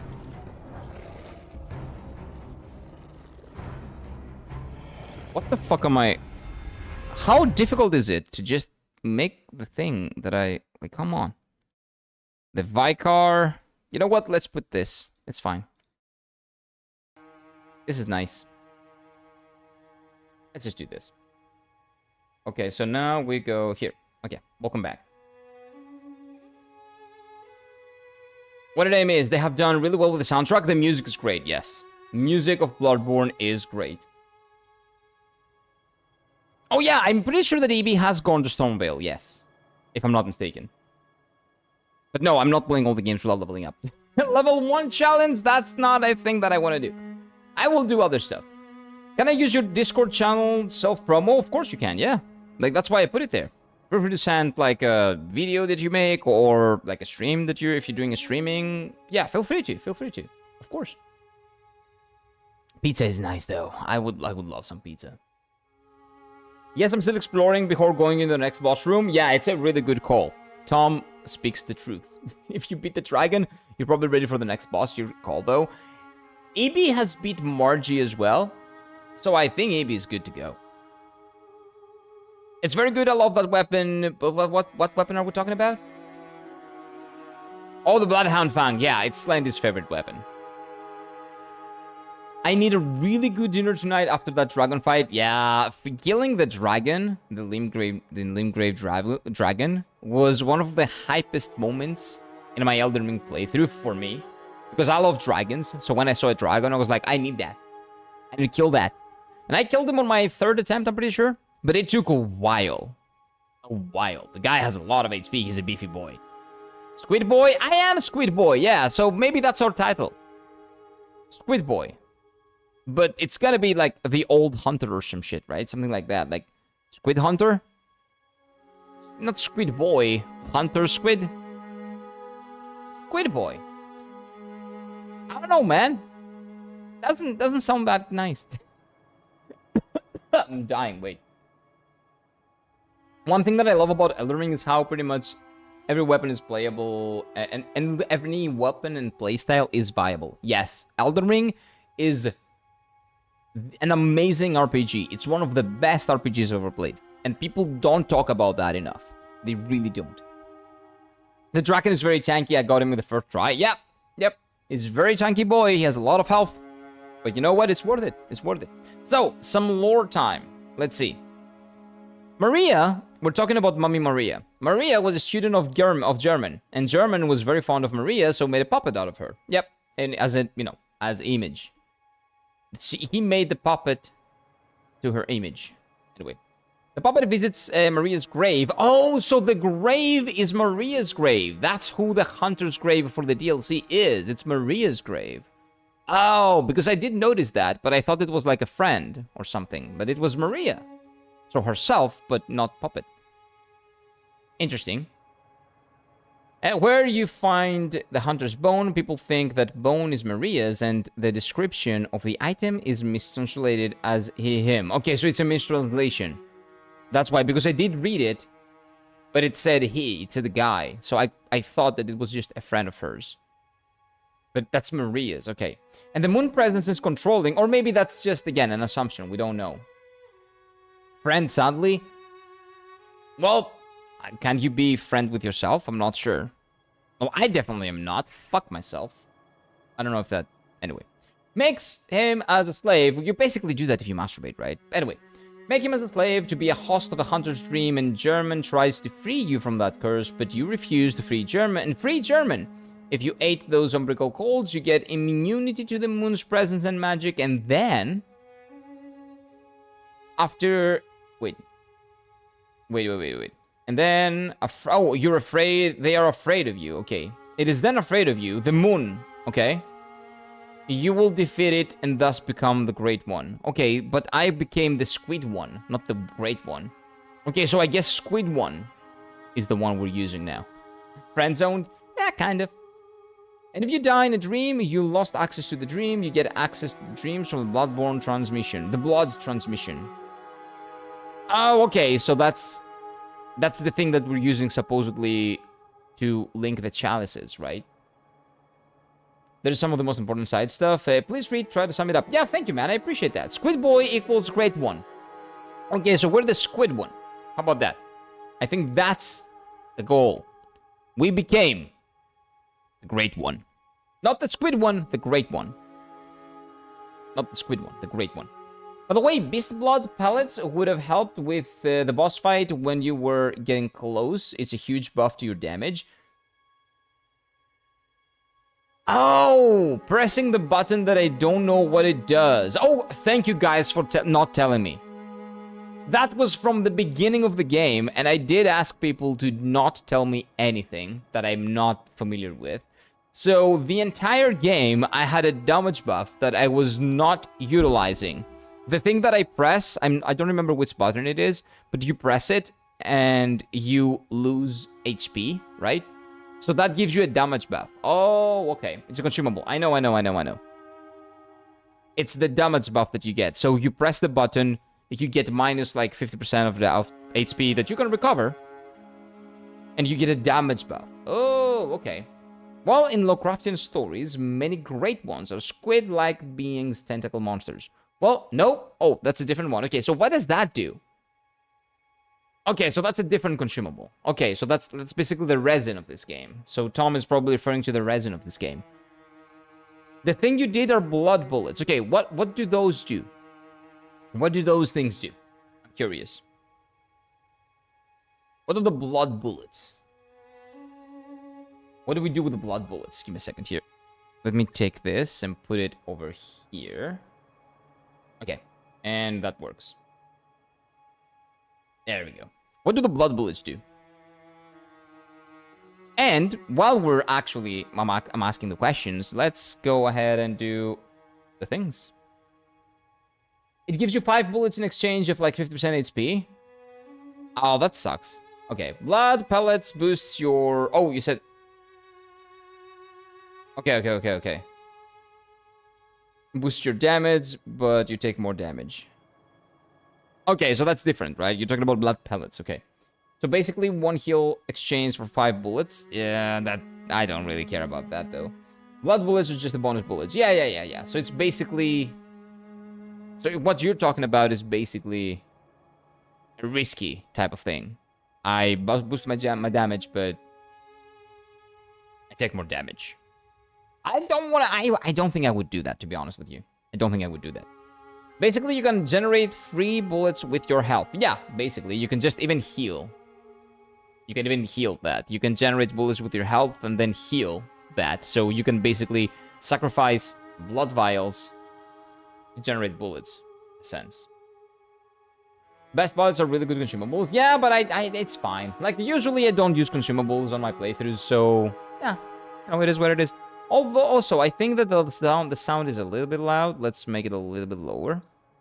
So, let's do the Bloodborne areas tier list, okay? So, Hunter's Dream. This was wonderful. I really like this as our Firelink Shrine. I don't know if it's a location, per se. But, like, I can compare this to the Firelink Shrine and all that. I don't know if I can compare it to other locations. But I would say the Hunter's Dream, it's really nice. It has a cozy house. It was really nice flowers. It has a doll. It has an old man that's taking care of the flowers. It's burning, but then we can fix it. It's not a big deal. I would say it's A.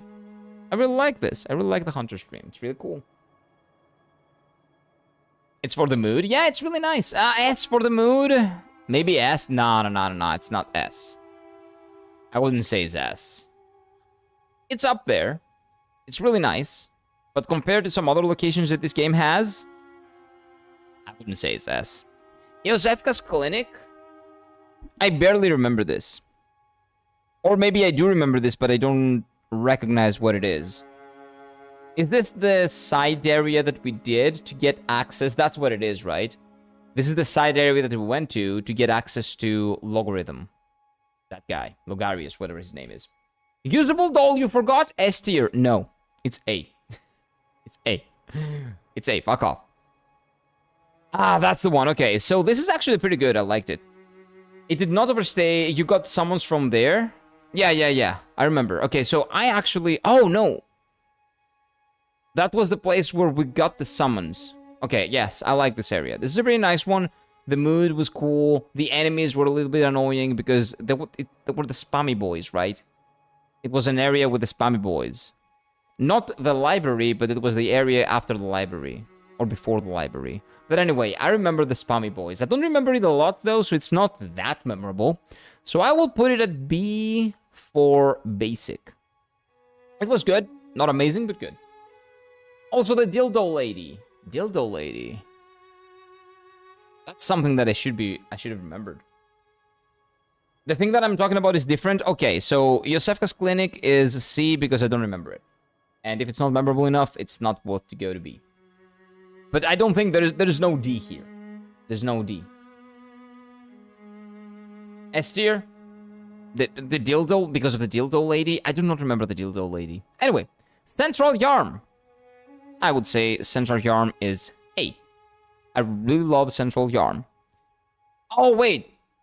Old Yarm is A. Central Yarm is B. Central Yarm is the basis. Central Yarm. Yarnum. Yarm. Anyway, whatever the case may be. It's basically what you're expecting. Really good atmosphere. Difficult, but not as difficult because it's still a very early game. Enemies, the dogs are easy to kill. A lot of placement, a lot of bonfire placements. I would say it's B. I would say this is a B. Is the minimum so varied? Many shortcuts? Yeah, there are a lot of them. It's really interesting how everything connects to Central Yarm. So I would say it's a B, because the atmosphere is not immaculate like in other areas. And the enemies are not as aggressive because it's very early game. It's basically the minimum that you would expect from Bloodborne, I would say. Josefka was there. She was having a fun time and we attacked for... Oh, that area! And we got her cord. It was the lady that was losing her mind and then we killed her. The lady... It was not the dildo lady. We didn't know if she was using a dildo. It was the lady that was having fun, right? She was having her fun and then we jump in there and we kill her. I remember. And we got the cord. True. True. Yeah, it's still C. I don't remember a lot about that area. It's not that big of a deal, I think. Scary. I remember it being a little bit scary. But besides that, no. It's C. It's C for me. So, Cathedral Ward. Well, those are very close. I don't know why these are considered, like, different. Cathedral Ward and Upper Cathedral Ward. And the Cathedral, I guess, it's gotta be here, maybe. Fishing Hamlet. Where is this? I don't know. Anyway, Cathedral Ward... I think it's like above Central Yarm. Maybe even A, actually. Nah, Cathedral Ward is A. Because we use this to teleport to so many bosses. It's connected to so many areas. The vibe is the same as Central Yarm.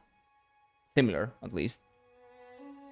Improves when we get the blood going on, the blood mood going on, but not amazing, but I think really good. We visit this a lot. This is our home point for like 40% of the game. Pretty important. That is where the alien boss and the Briedas was, the dark place with the werewolves and brain monsters. Oh, this one, okay. So we're gonna get to this one as well. We're gonna get to this one. So Upper Cathedral Ward, I'd see it's a beta Cathedral Ward, I would say. I like this more. I like the Cathedral Ward more than the Upper Cathedral Ward. I don't remember much about this. We did not really use this for any of the bosses because this was always a better shortcut than this. So in terms of usability, it goes to B. If I can compare. No, the upper? No. We used this much more than this. So in terms of usability, because they are basically the same word. They're very much the same enemies, same fights, same atmosphere. Everything is pretty much the same. So I just have to compare them in usability. I use this much more than this. So we're good. Next, Old Yarm. Old Yarm is probably S, yeah. Old Yarm is S. This place was really good. I loved it. It much more anxiety-inducing, much more aggressive enemies, very scary. I had to go there so many times. And but we will have another one later that's definitely S. But Old Yarm is the early game, the best area in like what is early to mid game. I really like this place. If I'm not misremembering what Old Yarn is. Because that's also a thing that you might have to consider. These are a lot of areas. I don't know where one stops and the other begins, so... It's entirely different area than the normal Cathedral Ward. Yeah, but it's not as memorable and we didn't really, again, what do you call it, visit it that much. So I still keep it at B. If I don't remember it, I might even, you know what? I don't really remember it that much. So maybe just going down at C. Above Yosefka's clinic.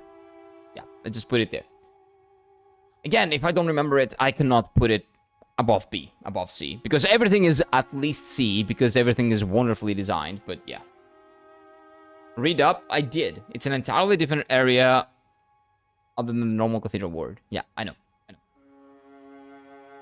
Yeah, I know. The brain monsters and all that. That's what you mean, right? Yeah, I read that. Yeah, so that's the one. But again, I don't remember it, like, as a distinct area. So I'm still putting it there. Like, it might have cool enemies and all that. Ebrietta's and the werewolves and the brain monsters. I might have suffered a lot there, but I don't remember it, like, as a different area. So I will just put it there, right? Old Yarm was so forgettable to me, for me, to be honest. No, I really liked it, man. I really liked it. It was like home, a bit. It felt like home. I don't know if it's S, though, because the thing that I put in S... it's probably like here. Yeah, because it cannot be compared to what I'm gonna put at S. I will put it in A. I really liked it. This kind of feels like home. It's really nice. It was always nice going back there when I was lost. There was the machine gun guy. Oh, yeah. Fuck that guy. But anyway. Upper Cathedral is a minimum A. Well, I don't remember it, and this is my list, but you can put yours and send it over on Discord, and we can see what your list is. By the way, you can do this at your home as well, and you guys can send it over on Discord. Like, what do you think? What is your list? What is this area? I don't remember this area. Birgen Way. Oh, wait. The German area. I kind of remember this. That sounds like Welsh, actually. I remember being there. I don't remember what I did there. Maybe this area thing is like a little bit stupid because I don't remember much. This is S. Yarm on Cine Village is S. This is the best. Yargul, not Yarm. Yargul. This is definitely S. I love it. This was phenomenal. The Forbidden Woods was also A. For atmosphere, for how threatening it was. Of how cool it looked. I really liked it. We also got access to a really nice side area through this, so I really like this one.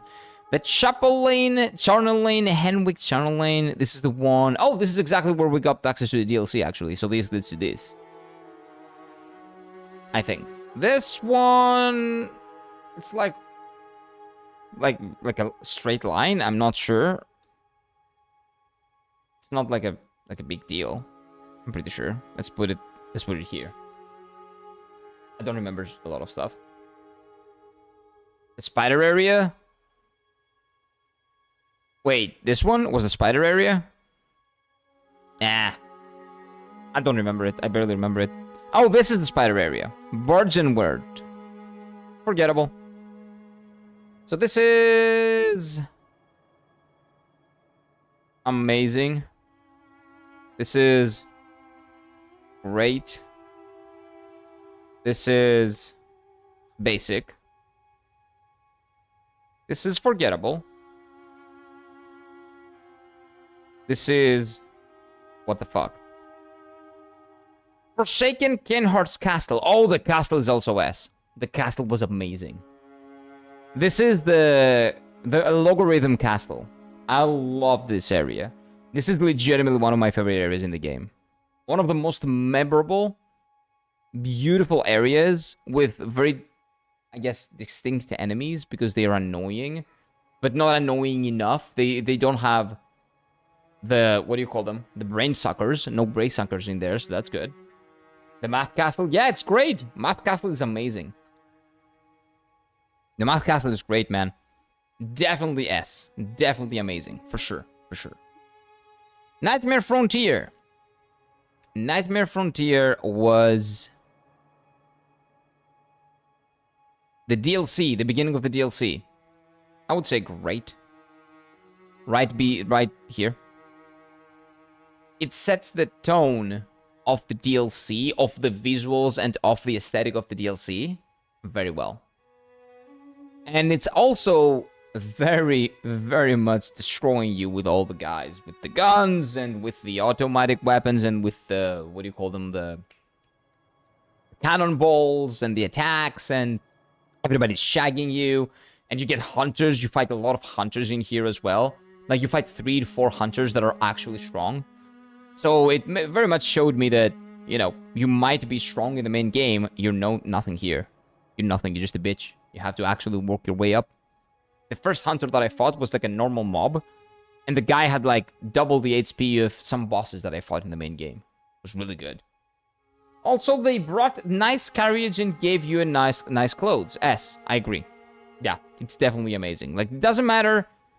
It is by far the second best area in the game. Like, the Hunter's Room is cool. Yarn, Unseen Village, Jarl, phenomenal. This is my favorite. This is my second favorite, hands down. Lettuce Building. A building full of lettuce. I do not remember this one. Nightmare of Mensis. Okay, you know what? I will have to put this here. This was the area, I think, correct me if I'm wrong. This is where we fought the guy that was running away, the little bitch, right? The little bitch boy. This was amazing, actually. This was the one gimmick fight that I actually didn't bitch about. Because it was fun. No, it's not. Okay, what area is this then? Oh, maybe that's the research hall. Which is this one? Why is Nightmare Frontier so high? Because I'm probably forgetting what it is. Where is Nightmare Frontier? Oh yeah, because I liked it. You're talking about this. This is the DLC area, right? No, I like this a lot, very much. It doesn't have the mood of Bloodborne, but it sets the tone for what's gonna be the DLC. The enemy design, like everything, the enemy placement. The hunters, I explained it. Like, I'm not gonna say it again. I like it. Oh, it was the amygdala place. Ah. Oh, okay. So if it was the amygdala place, it's like B.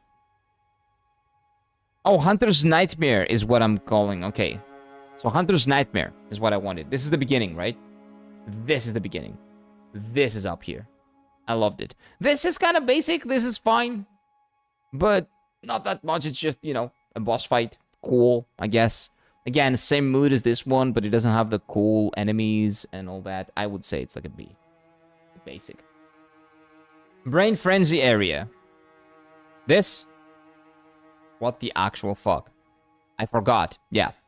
What were you thinking when you made that area? Fuck that area. Lettuce Building. I don't remember what the Lettuce Building is. So let's go to Chalice Dungeons.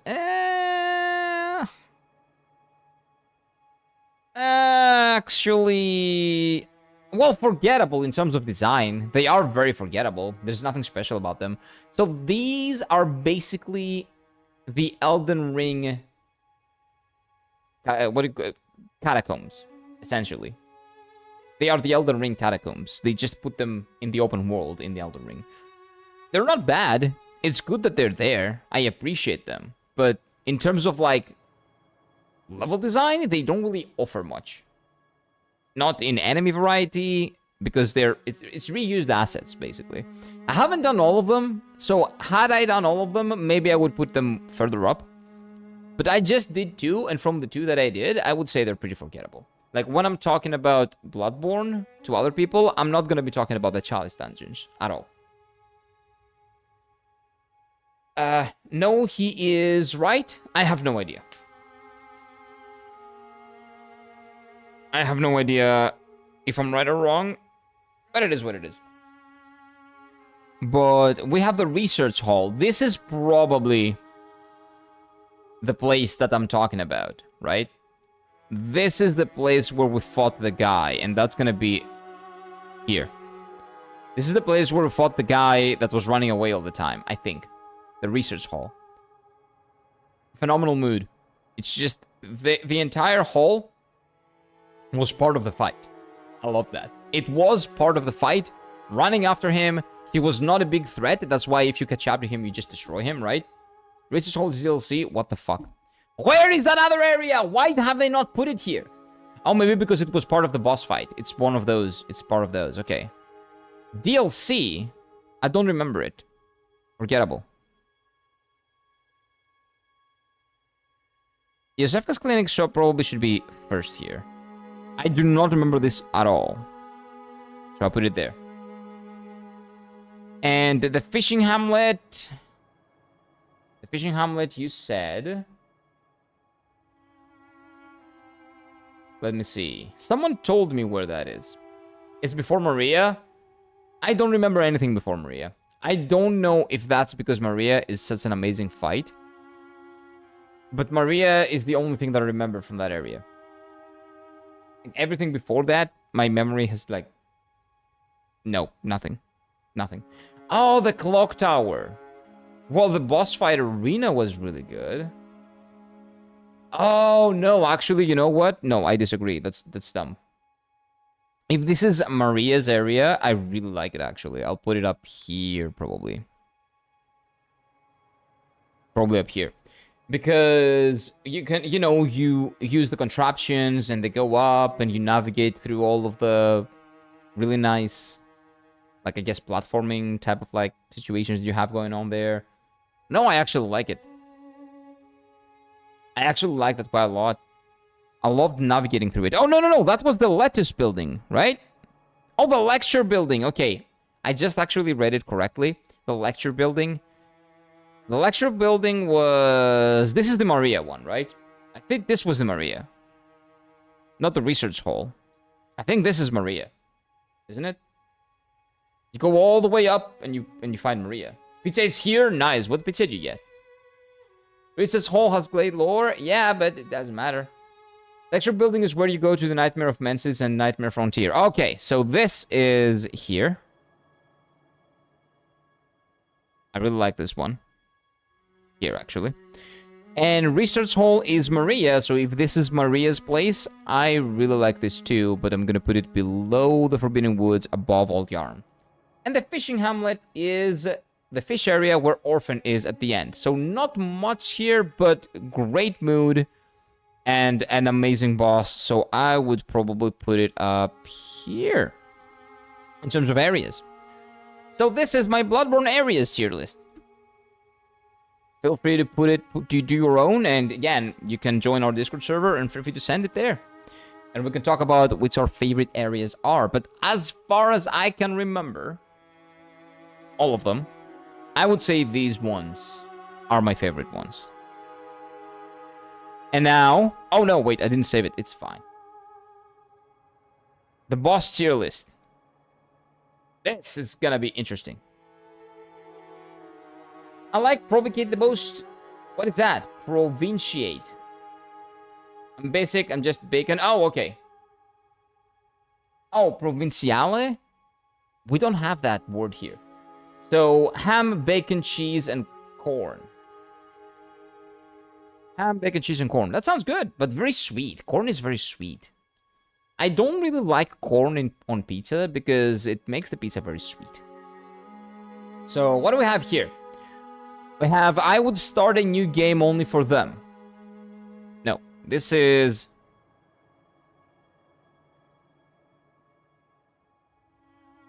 Maria. I beat them already, and I already missed them. No, this is... We will just call this A. We would call this B. The simple stuff. Let's keep it simple for the bosses. C. D.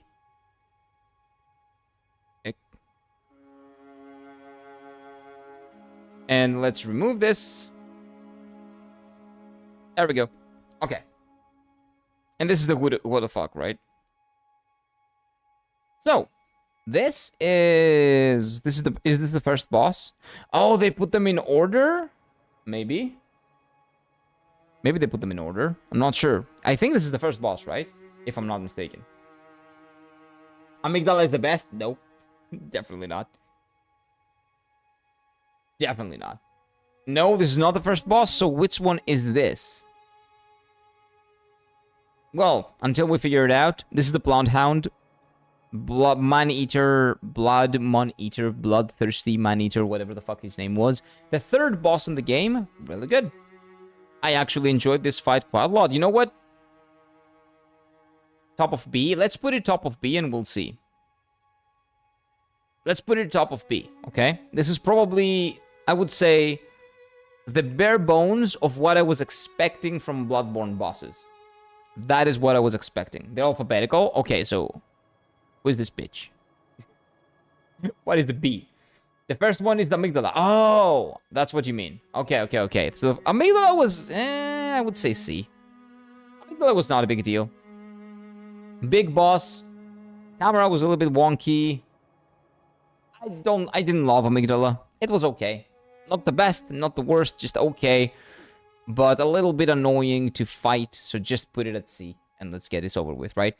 This, though, I really liked. This was, again, the bare minimum that I was expecting from Bloodborne, because I got in with... I tried to temper my expectations, but this game has been hyped to hell and beyond. Well, I said to heaven and beyond, I guess. For 10 years now. I've been listening non-stop about people talking about Bloodborne, so I was expecting this level of fights minimum, and I got some other ones that I didn't really like. But anyway, oh, yeah. Oh, wait, no, wrong. Get out of here, get the fuck out of here. This is the DLC guy, right? These are the useless guys that you guys said that was me. This is me, basically, right? If I'm not mistaken. So, yeah. No, it's not. Oh, what the fuck? What is this? What is this supposed to be? They're very small, I cannot tell. Who are these? Oh, is this the other gimmick fight? The one that we had to kill all the aliens? The sperm boys? This is before Ibrietas. Okay, this is the sperm boys. Okay, so this is still Dick. This is still a really bad fight. Yeah, I remember. We have to find the one where you have to find the Among Us, right? The Among Us one. Small dick guys before Brietas. Yeah. The Among Us fight. Yeah, it's a dick. Yep, it's here. It's not the best fight. It's really bad.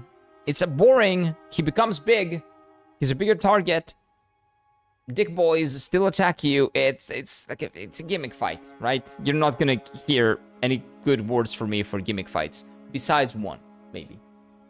But yeah, this guy. I did fight them. I think it's a main boss. I don't think you can escape this guy. You have to fight him. So who's this boy? Oh, is this a fight? The blood? The moon guy that we fought in the end? That's pretty good. Oh, this guy's pretty good. I would say this is the top of B. Because if that's who he is, because I don't really see his skeleton anywhere. So that's probably him. Cleric Beast on the bridge on the start of the game. This is the beast. The beast. I thought this was the beast of the game. Okay. So if this is the beginning, this is below. If this is the cleric beast, like in the beginning of the game, the first boss I fought, this is B. Again, I was really happy with the first fights in Bloodborne. This is what I was expecting. This guy, good. No bullshit hitboxes. Good Like, I could dodge, like, actually dodge around him really well. It taught me the game, basically, how the game works. Really good. This is a good fight. This is, again, along with this guy, what I was expecting. The bare bones. And since they were both, like, the first and the third fight I did, I was really excited for the bosses to come. That's why I was so disappointed when I got a lot of gimmick fights, which I don't really like. But that's, again, a preference. What is this? What is that? Is that the car? Not the first car, the other car? Is that like the second car? Let's leave the car there. It might be the car. Might be the car. This is Gasoline. I think this is Father Gasoline. Father Gasoline, again, I would say is B, because I didn't spend a lot of time fighting him. But he was really cool. Really, really cool. Ebrietas. Oh, that's Ebrietas. Okay, that's a C. Ebrietas, not good. Boring. Big monster. Doesn't move a lot. Like, not much I can say. Not a memorable fight by any means. I didn't really like it. It was, again, it felt gimmicky. But fighting boring fight after boring fight can, you know, maybe make it feel worse than it is. So I didn't really like Ebrietas, no. Let's put it there. It's alphabetical? Yeah, it is, it is. But I don't remember the names of the bosses, you have to remember. So this is EF. So this is Father Gasoline, right? This is Father Gasoline. Father Gasoline was good.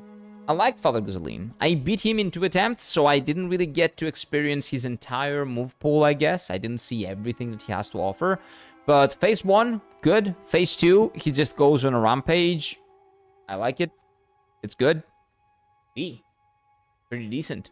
Pretty decent. I wish all these fights were at least as good as these 3. I really wish. And fuck this guy. Who is this now? Is this the final boss? Because his name was Gehrman. Oh yeah, this is Gehrman. Okay, let's put Gehrman last. We'll do that later. Who is this? Oh, this is the first car, right? The first car goes here, below this car. The first car goes here because it's basically a reskin of this guy with fire. And his phase 2 is, if you figure out how to, very easy. But otherwise kind of annoying. Like, they could probably... It's really nice because you get rewarded for beating phase 1 with half of his body getting removed. And thus, a big part of his hitbox and... like, him not hitting you because his knees were also hitting me all the time, so which was annoying. So I didn't have to deal with the knees.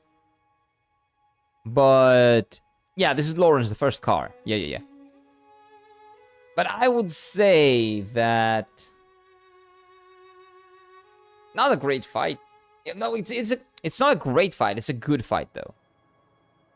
Maybe I'm a little bit biased because this was right after the Orphan and Maria, which were like my 2 favorite fights, I guess. Spoiler alert, but I don't know. I think that I enjoyed doing this more than this. And it could be because, you know, of when I fought it. It was unfortunate, possibly. But this is not bad. B is not bad. B is good. These are good fights. These are not good fights. These are shit, and this is why it's in the game. I understand why this is in the game. Kind of. So. This is the other dick boss? What is this one? Okay, let's go to this guy, because this guy is A. So this was, Ludwig. So we like Ludwig. Ludwig was a good fight. It was actually, the moment I fought Ludwig, he was the best fight in the game. Like, the first DLC fight, instantly, is the best fight in the game. I needed a boss like Ludwig to restore my faith into the bosses of this game, because I couldn't fight Gehrman yet. Living failures? Oh. Okay. So these guys go here. Fuck these guys. Living failures, dick. They look like dicks. They are dicks. They are me.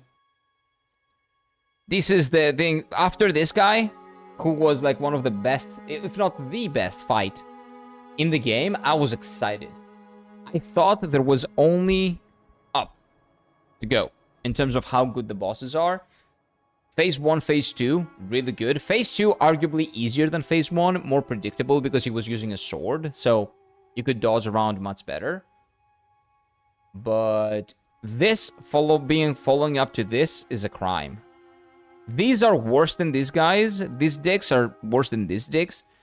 Mostly because they are after a really good fight that restored my hope into fights. And then they gave me a gimmick fight right after. So I was like, gimmick fight after gimmick fight after gimmick fight after gimmick fight. Then you get an amazing fight for the DLC. And they're like, you were back, baby. We're so fucking back. Yes, let's do it. And then, gimmick fight again. Gimmick fight again. I'm like, just kill me. Just kill me. Is this what it's gonna be? No. That's the good thing. That's not what it was gonna be. But, before we continue with the DLC, this guy. Logarithm. The math dude. Great boss. The best boss. Besides Gehrman, because we fought Gehrman last. Before Gehrman, Gehrman is the best boss in the base game. This is the second best boss in the base game. This kind of restored my faith before Ludwig. A little bit. Just a little bit. It was a decent fight. It was what I would expect from the game. And again, at the time, it was my favorite boss in the game. You have to remember, these are not... There are no Elden Ring bosses here. I'm not comparing them to like an amazing fight like Mesmer or some shit, right? This is for Bloodborne. So for the context of Bloodborne, and of the base game especially, this is an A-tier fight. This is a really good fight. Phase 2, he charges at you, he becomes more aggressive, you get all that shit that he's doing. You can interrupt it, but I didn't when he does the really annoying stuff. He has a scythe. A scythe is always a nice weapon to fight against. Annoying, but really cool. So I like that, yeah. Logarithm was a really good guy. Well, probably not a good guy, but the lore was really good in there too. His wife is still alive. The guy that we sent there and all that happened, pretty cool. You know, the other hunter, pretty cool, pretty cool. Martyr Logarius was the leader of the executioners. He tried to seal the Queen of Vile Bloods away. He used a spell or something to make it invisible and only visible with crown he has. Yeah, that was really interesting. That was really cool. And then we found the invitation and we gave the invitation to the other guy. And the other guy went there and killed the queen and then killed himself to become a martyr himself. Again, really, really, really cool. Everything around the boss and the boss itself was really cool. So he deserves an A 100%. That area is the second best area in the game, hands down. Maybe I would put it first now that I remember the lore, actually. But anyway. He was not her wife. Yeah, it was not her wife. Yeah. It was like she was a... I called her the wife. She's not the wife, I understand. But that's what I call her. Because that's what I thought that she was the first time I saw her. I thought he was the king and she was the queen. But apparently not, right? She was like a... What do you call her? She was a prisoner, basically. But again, really cool lore, really cool area, and the guy is, well, pretty good fight. So, A. Nothing but A. What was this? Is this the final boss? LM? This might be the final boss. Let me check. Yeah. Oh, no. This is the final boss. What is this? Wet Nurse. Oh, Wet Nurse is good. Wet Nurse is A. Wet Nurse was fun. It's not like a big threat. But for what she is, the phase 1 that I saw, because I didn't see phase 2. Maybe that's why I put her at A. I really enjoyed phase 1. I skipped phase 2. I don't know how, but I did. So phase 1 of Wet Nurse, pretty good. Pretty good. Yep. The final boss of Mensis. Yeah, really good. I like this. I like this one. You cancelled her phase 2. I know, but I don't really understand how. Maybe I broke her at some point and she never recovered. Well, that's why they do to me, so that's fine if I do it to her. Okay? It's okay. So next, we have the one gimmick fight that I will not put on C tier. This guy was fun. He was crazy. I felt like I was in an asylum going after a crazy person. It reminded me of playing Batman Arkham Knight or Arkham Asylum, one of the two, and going after the Riddler. Not the Riddler. Was it the Riddler? No, it was not the Riddler. Going after the guy with the Scarecrow guy. That's the one. So it gave me big vibes like that. That was like one of the most atmospheric fights in any video games that I've played. Even though I didn't finish the game, I still remember that fight. So this guy felt like that. He was constantly yapping, but I was just going after him. I was not fighting him, so that's good. It's fine. It's completely fine. The guy was crazy. The guy was cuckoo. The guy was nuts. And he's not a big threat when you actually catch up to him, which felt appropriate. Thematically, really good. Ties into everything that we were doing. And then when we finally get him and we fight him, he's not a big deal because that's why he was running away. It's not like he turns around and starts being Godfrey on your ass. He's just weak. That's why he's running away. So I really like this one. This is like maybe the only gimmick fight in this game that I actually like.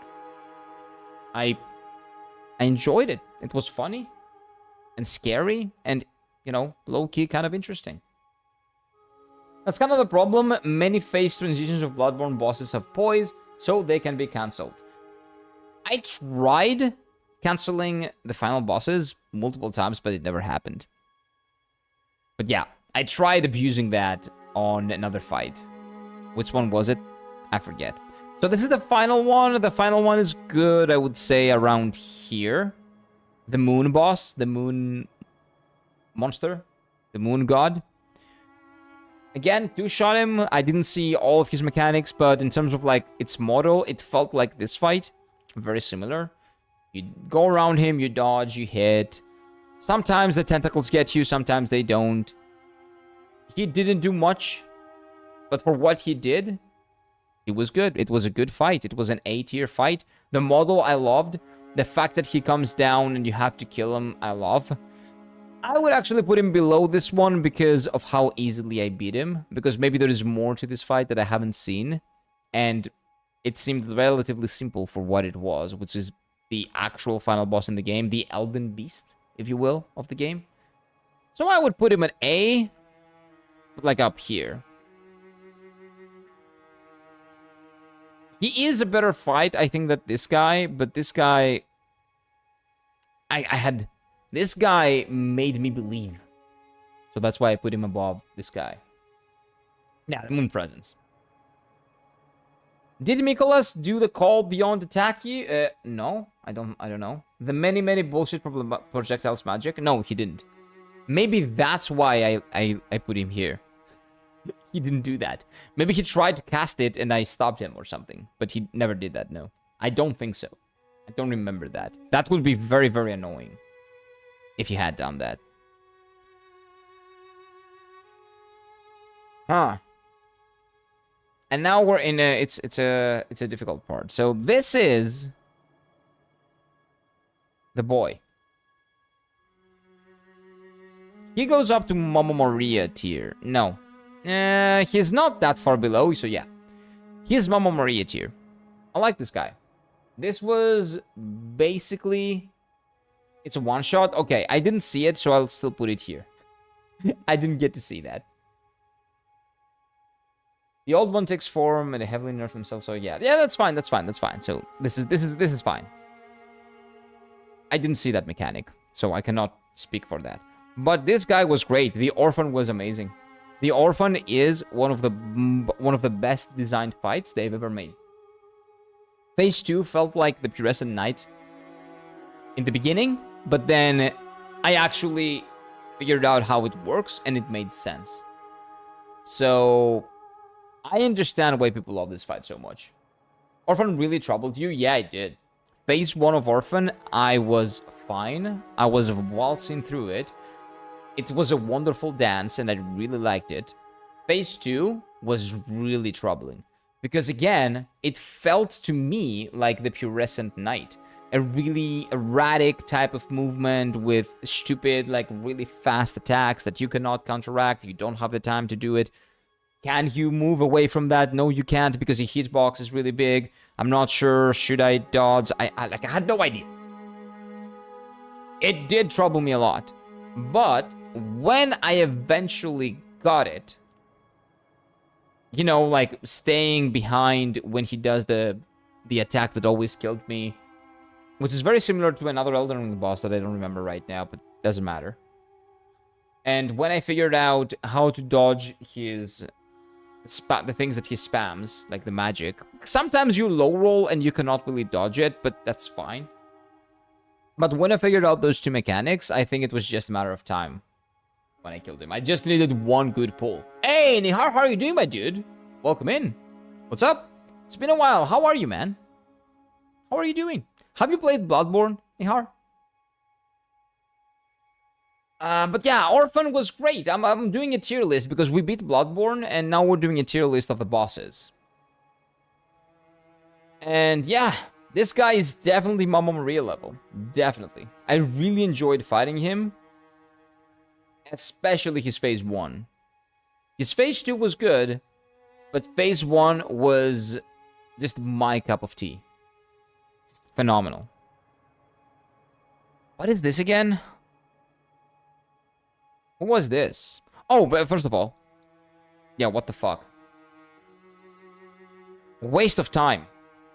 Just a waste of time. WT is not what the fuck. This is a waste of time, frankly. A waste of time, frankly. That's what it is. It's a waste of time. Dark Beast, Portal, Electric Beast. The electric guy. Yeah, this was a waste of time. This guy was really annoying. One of the worst gimmick fights in this game. You had to pick a lane, go for the lane, attack him. He's running away. Pick a lane, go for the lane, attack him, dodge. Pick a lane, go for the lane, attack him, dodge, dodge, dodge, attack. He's dead. Boring, gimmicky, the worst boss of this game, possibly. Really, really bad. I got into OpenAI Junior Dev. Nice! Nice, man. Congratulations. Good shit. Good shit, man. Glad to hear that. Oh, that's for every month? Whoa. Well, oh, is this year? Well, no, that's year. That's probably yearly, not monthly. Yeah, no, we're not crazy. Yearly. That's pretty good, man. That's really nice. Like, in Greece, you can live like a king here. Like, it's like you're rich if you have that type of money. For there, I guess it's fine. Like, you can go around, I hope. But you can probably... Yeah, it's decent, right? It's pretty decent. So, I don't know, man. Like, good shit. Good shit. You're talking Rom now. Yeah, this guy. Rom was shit. This was, again, probably the worst fight in the game. It was what made me doubt that FromSoft even cared about the bosses that they were making at this point. Oh, nice! You're getting a promotion as well. Good shit, my dude. Really excited for you. Nice. Nice. Have you been playing any video games, or are you just locked into that? Yes, you can actually skip Orphan Phase 2 when you are really aggressive. Oh, yeah, I did that, actually. I did not skip his Phase 2, but many times I've gotten him down to like 20% or 30% or even 10% without him actually getting to Phase 2. And then he got to Phase 2 and he just one-shot me. But it's fine. That was the one that I was trying to abuse, yeah. 50% HP, do this. I remember. I actually figured that out. I did figure that out. They just unlock you, so you bait him to do other attacks he does. Yeah, that's what I was doing. Yeah. So it was interesting that they gave you the choice to do that, but that doesn't take away from a great fight. Like, if it was only Phase 1, I would still put him up at S. It was phenomenal. This thing, I don't know, just boring. Felt gimmicky, boring. I was over-leveled when I fought him. But, I don't know. I didn't like it. Again, big fight, weird model. Electricity, annoying, but I guess it is what it is, right? But didn't feel good fighting him. He felt boring. You can tell. I think you kind of see a pattern here, right?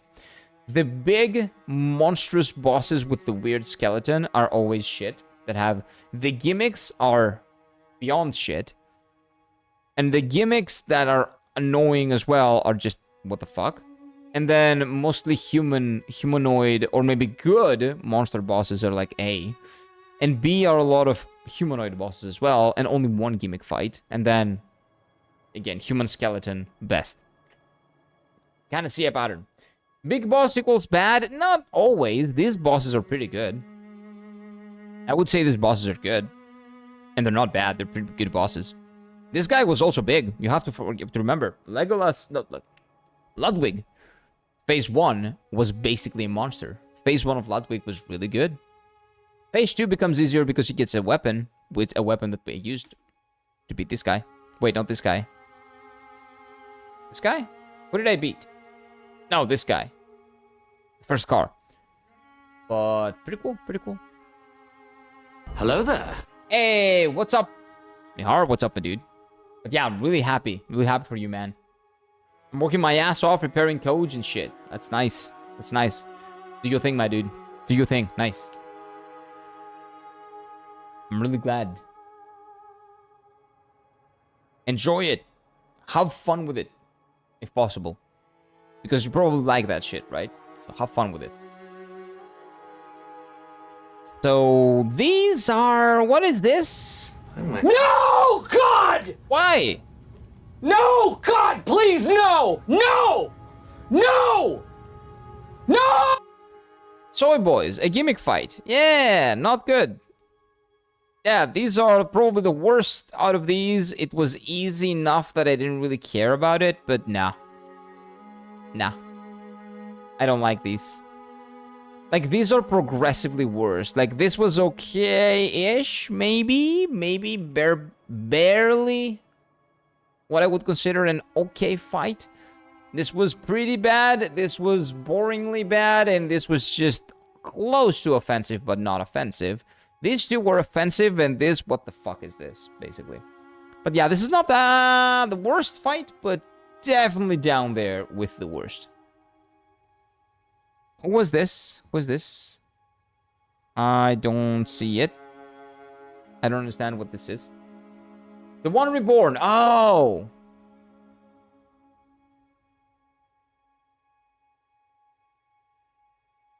Yeah. Like, what the fuck was that? That was... It did not bother me that much because I figured out the jumpy trick, right? But that was a gimmick and a half. Like, I did not like that fight. And his model was so annoying because you can get hit by all the little legs. And you have to go up there and kill the others and then plunge. You don't have to plunge. I figured that plunging made this much easier than it is supposed to be. But it's still kind of annoying. I don't consider that...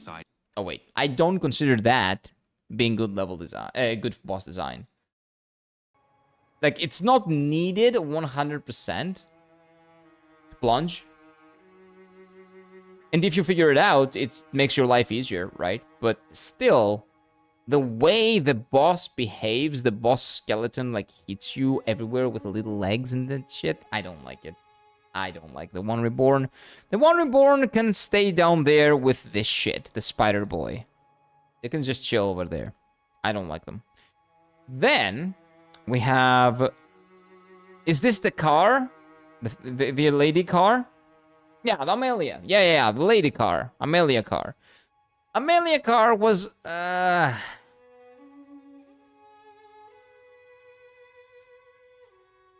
would say here. I really didn't like the car. I think I didn't like her that much because she was part of the like 5 to 6 bad boss after bad boss after bad boss. So I was like done with it.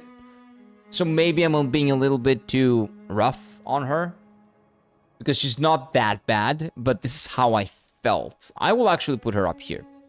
I think this is better than Henrietta. She's not the worst, but when I was fighting her, again, it was bad fight after bad fight after bad fight, so I did not give her... Yeah, the game didn't do her any favors. It didn't do her any favors. I'll say that.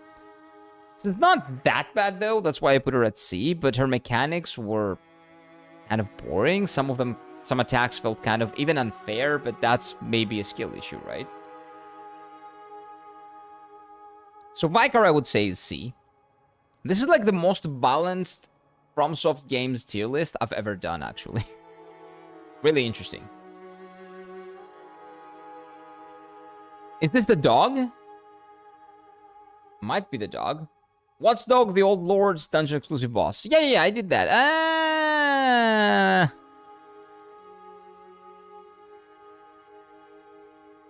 I would say I would put... This is the one that we did now, before, like, on the Chalice dungeon, but we did him earlier, like, in the beginning of the game, I fought this guy.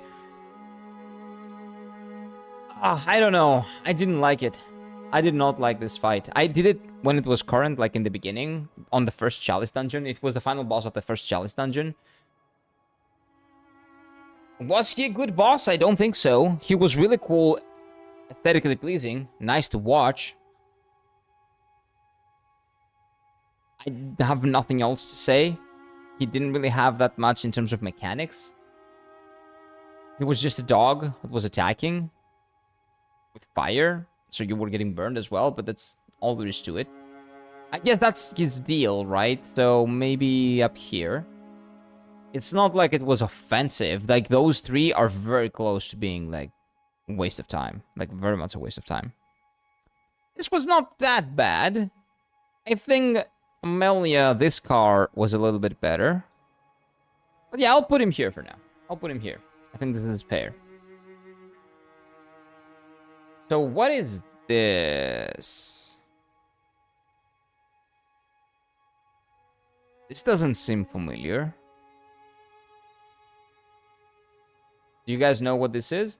Witches of the Hemwick, near invisible teleporting grannies in the tanky shadow boy. Okay, what is this boss fight, man? Why is this even a boss fight? Like, I one-shot them, so it's not like it was a pain in the ass for me to do it, but it was so bad. So bad. I understand lore boss, right? But it was so bad. Again, this was part of that gauntlet of really bad bosses, mid to late game bosses, that made me close to insane. Like, it was close to insanity. Yeah, the Hemwick witches. Yeah, the Hemwick witches. They were rough. Rough in terms of design. Why were they even there? I don't understand. I don't get it. And I don't know who this one is. Did I miss this boss? Are we done with the game, Kira? Yes. Bloodborne. Unfortunately, because I really enjoyed playing Bloodborne, as much as I hate these bosses, I really enjoyed playing the game, man. Because all the other ones are decent to really fucking good. Yarm, last dungeon boss, so Spoilerino. Wait, what do you mean Spoilerino? Oh, the last Chalice dungeon. Okay, so we haven't done that. So we haven't beaten her. Okay. Have you found... Wait, if you'd have 0 insight, you would be too stupid to see that the shadows of the grannies would do nothing. Wait. They were doing nothing? What do you mean? Oh, so like they were not attacking, so you didn't have to attack them or something? That's fine. Why would I have enough insight? I don't have enough insight. I don't play the game with intelligence. I don't need that. And I know the insight is the thing that you can stack. Oh. So the more insight you have, maybe you can solve some mechanics of the boss fight, easier. Like, you can see some things that you wouldn't because you have more insight. So that's another mechanic that they put on top of everything else, and it's not only consumables. That's why you guys were saying that it's important. Oh, I never got that, actually. Witches have shadow boys. I don't remember that. But whatever the case may be, this was really bad. This felt really bad. This barely felt like a boss. I don't know what they were thinking. Maybe there's more to the fight because I didn't have enough insight because I'm the Elden Lord. The Elden Lord doesn't really care about that. Okay, let's see. What is this?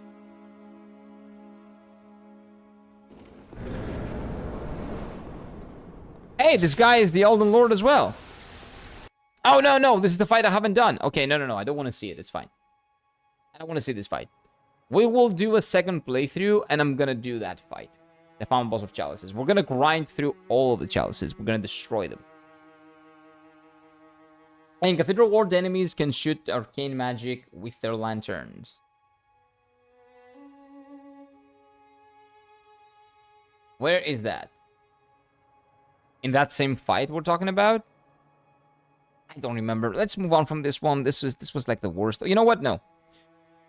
At least she didn't waste my time. They didn't waste my time. This guy wasted my time. A lot. It took an hour from my life that I'm never getting back. That was my fault, of course, because I wasn't executing well. But still, time wasted, time not wasted. This wins. You know, shit over shit. Next game, second game of a trilogy. Yes, it is Dark Souls 2, I think, but we will go back. We will get back to that in a moment. So this we haven't done, so I cannot. So we have two more. We have Gehrman guy. Gehrman guy is better than this guy. I would say Gehrman is a phenomenal final boss. And it really left people with a good taste after all the shit bosses of the main game. Like a really good aftertaste. It's probably one of the reasons why Bloodborne is loved so much, even if you don't consider the DLC. It's because this guy was a phenomenal fight in the end. And then you get the good but inoffensive Dark Moon, and then you become a tentacle boy. So yeah, I guess this guy's a perfect final boss. He is 3D Light. With two phases, with no bullshit phase, with a gun, which I don't hold it to him, is fine. He can use a gun, he's a hunter, it's okay. All the hunters have done the same. I'm not actually holding them, keeping them accountable for that. It's okay, I allow that. The Elden Lord allows.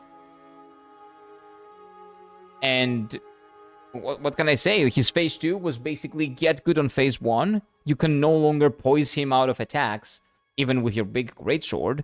Maybe sometimes with your R2, but in general you cannot. So just get really good at dodging phase 1 without interrupting him, and then phase 2, you're just gonna waltz through it if you get good enough.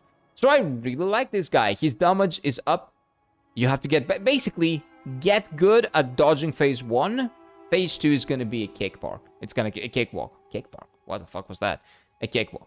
It's going to be easy. Easy. So, I really like that. I've told you multiple times that I really like when phase 1 doesn't waste your time. So, if phase 2 is completely different from phase 1, phase 1 is a waste of time. They're two separate bosses. And unless phase 1 is very easy, phase 2 is going to feel like the actual boss, and phase 1 is going to be useless, worthless, if they're very different. This has a great phase 2. Phase 2 is an enhancement of phase 1. He does both the gun and the scythe really well on phase 2. He does almost the exact same mechanics as phase 1. He has some more. The invisible one that I never actually figured out. The invisible explosions one, which he didn't do when I killed him, which was really lucky. I high rolled there. That was the one new mechanic that he did on phase 2. It was really interesting, and I never solved it, actually, because I didn't have to. Because I killed him before I got the chance to solve it. But yeah, really good boss, and probably the big reason why people held Bloodborne to high esteem even before the DLC. Because they pushed through so many shit fights that they fought this guy, and they had orgasms after orgasms when fighting him. And it felt so good. Maybe that was the bait. You get 100 shit fights, and then you get a good one. Not 100, like 5 or 6 in a row. And then you get a good one, and it feels so good. And they eased you into this good one fight with this one as well, with the nanny. So you fight the nanny, and then you go back and you fight this guy.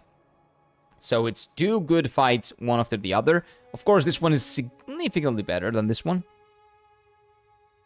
But yeah, really liked it.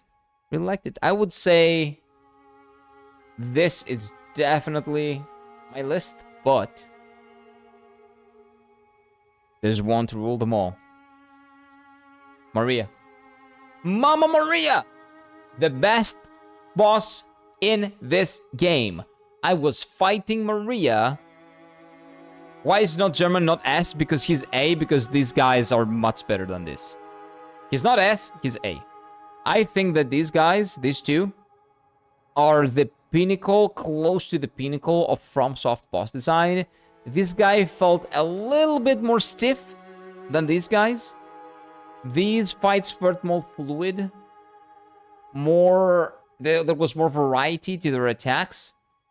She had 3 phases, 3 very distinct phases. One was building on the other. She is amazing. Phase 1 of Maria, get good. Phase 2 of Maria, get better. Phase 3 of Maria, get much better. No luck, nothing, just get really good. And you get better and better and better at Phase 1, which makes you better at Phase 2, which makes you better at Phase 3. Phenomenal. She reminded me of Gale in that aspect. And Gale is my favorite Dark Souls 3 fight as well. And her movement really reminded me of Relana.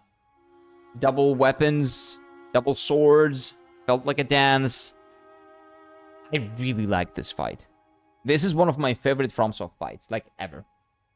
I would put her up there with, maybe as my 4th favorite FromSoft fight. My favorite one is, not FromSoft, let's put Sekiro out of this, because Sekiro is, again, an action game, very different to the Souls-likes. Enjoyment-wise, I love the Sekiro. Ishin is like one of my favorite fights as well. But let's put Sekiro aside. I would say my favorite fight FromSoft, like from Dark Souls games, Bloodborne and Elden Ring, and Lies of P. My favorite one, top fight, is Millennia still. Radahn is my 2nd favorite one, still. My 3rd one, I'm pretty sure, is Gale. And my 4th one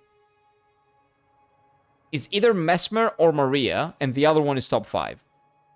Like, those two are very close to how much I enjoyed them. Even though Maria was like 25 minutes or 30 minutes of enjoyment, and Mesmer was like 3, 4, 5, 6, 7, 8, maybe, hours of enjoyment. But I would say Maria is, for me, the best boss in the game. Orphan is a very close second, because Orphan's Phase 1 was as good as Maria's Phase 1, I would say. Maybe even a little bit better. But Phase 2 was good, but not as good as her Phase 2 or Phase 3. The thing is, if you really, really pay attention... Sorry. Orphan's Phase 2 actually builds up on some things that he does on Phase 1. So if you really pay attention to it, it's not a waste of time. Phase 1 is not a waste of time. It's a lot that what I'm about to say, basically. His Phase 1 helps you, even if you do not really understand it. They hide it very well. But it does help you get better at his Phase 2. But not a lot, but it does. His Phase 2 feels very different, very distinct, but it's not. In the same way that maybe Arlecchino is in Lies of P. His Phase 2, Arlecchino's Phase 2, doesn't feel like it's the same like Phase 1. But most of Arlecchino's mechanics in Phase 2 are from Phase 1.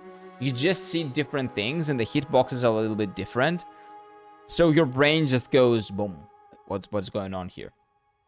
So he's very comparable to Arlecchino as a fight, I would say. So I really, really like him. But Maria is just the best. Maria is all I'm about. Maria is Millennia. Maria is Relana. Maria is Radahn. Maria is Mesmer. Maria is everything that I love about fights in FromSoft games, or like Studio 8 games, in Souls-likes and Soulsborne and Souls games. This is one of the reasons why I play these games for. So I love this fight. This is a phenomenal fight. Amazing fight. And in my opinion, by far the best fight in Bloodborne, and one of the best bosses that they have ever designed. So, this is my tier list. This is the one. What's happening? So this is Bloodborne tier list. Boss tier list. Again, feel free to do this on your own as well and send your own lists on Discord. That's really nice. I like this one. Hey, this is my Twitter. Follow me on Twitter. Or don't. It's fine. It was a ride. Bloodborne was a ride. So do we have like a FromSoft Games tier list that we can do? Because I've played most of them at this point.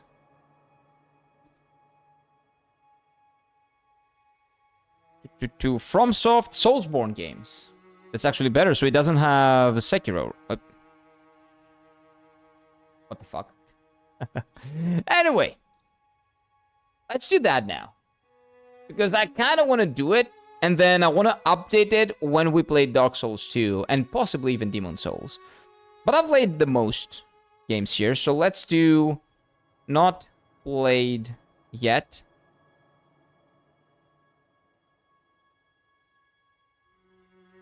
DCBAS. I don't think there are so many. There is no... Probably no D. I don't know. Anyway, let's see.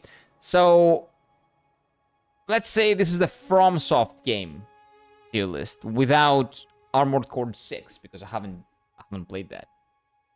By the way, are you playing Dark Souls 2 or Vanilla of Scarlet? I'm playing the soft version of Dark Souls 2.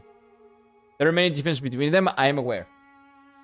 Item placement, enemy placement, I know, but 90% of the people, 95% of people say that the best game to play, the best version of the game to play as a first timer is that, the soft version. So I'm gonna play that. So, let's see. Demon Souls, not played yet. Dark Souls 2, not played yet. Soon. We start that tomorrow. Sekiro, again, FromSoft games. This is not Soulsborne. This has nothing to do with the other games in terms of combat, in terms of the RPG systems, progression systems, customization with weapons, nothing, right? This is nothing like these games. The only thing that we can compare is level design, if I can compare them to level design. But as a whole, as a game, as an experience, Sekiro for me is A. Sekiro has amazing level design, really good boss fights, some of the best boss fights I've ever done. Actually, Ishin is phenomenal. Ishin is my favorite fight in that game.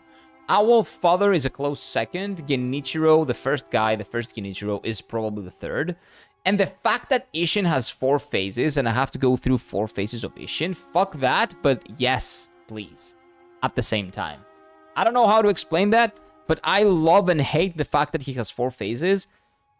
And I need to master all 3 to get to the 4th one and basically use the Thunder, which I didn't. I used it once because I don't know how to use it. But you can use the Thunder to cheese your way through the fourth phase, basically. That's how you should do a 4-phase fight, if you ever do a 4-phase fight. I don't say you should ever do a 4-phase fight, but if you do a 4-phase fight, that's how you should do it. Basically, phase 1, piece easy, kind of. Phase 2, you're kind of getting around to, like, getting to know the fight. This is like the base of the fight. Phase 3, the bones of the fight. Phase 3 was the real difficult phase. That's where the difficulty kicked in.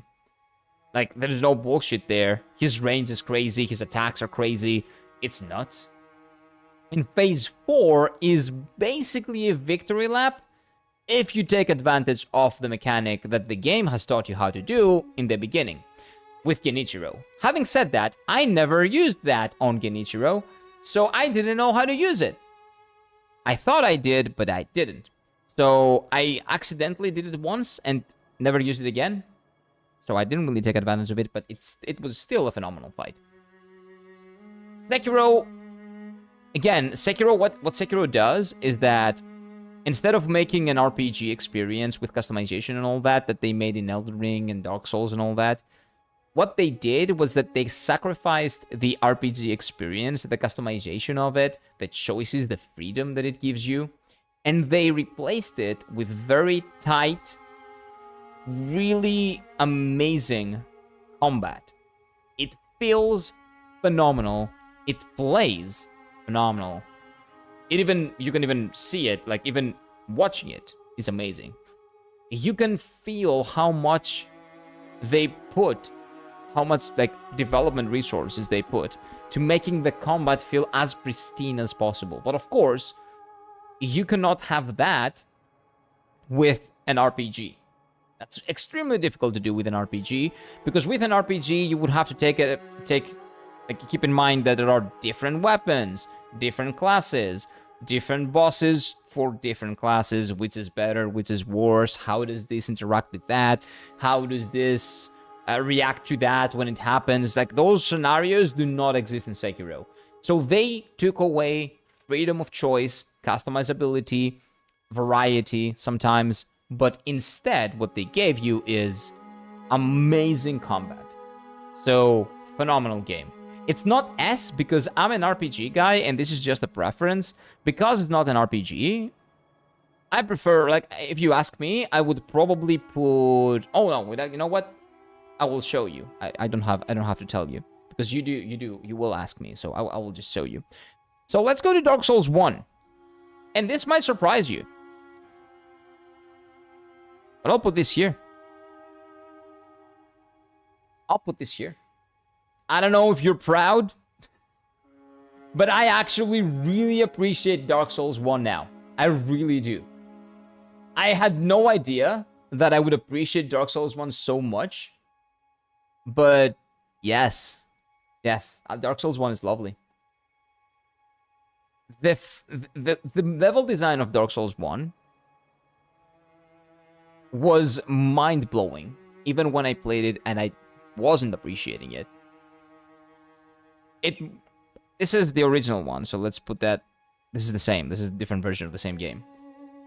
Bro, it's sucking YouTube chat. What are you talking about? Wait, what's happening? Am I missing? Oh, wait. I haven't seen 2 messages. Oh, wait, why is my chat not working? No, it is working. What are you talking about? Oh, okay. My chat was not... Sorry, okay, sorry, YouTube people. For some reason, my YouTube chat is not working properly. What is going on here? Oh my fucking god. Why is YouTube doing this? Give me a moment.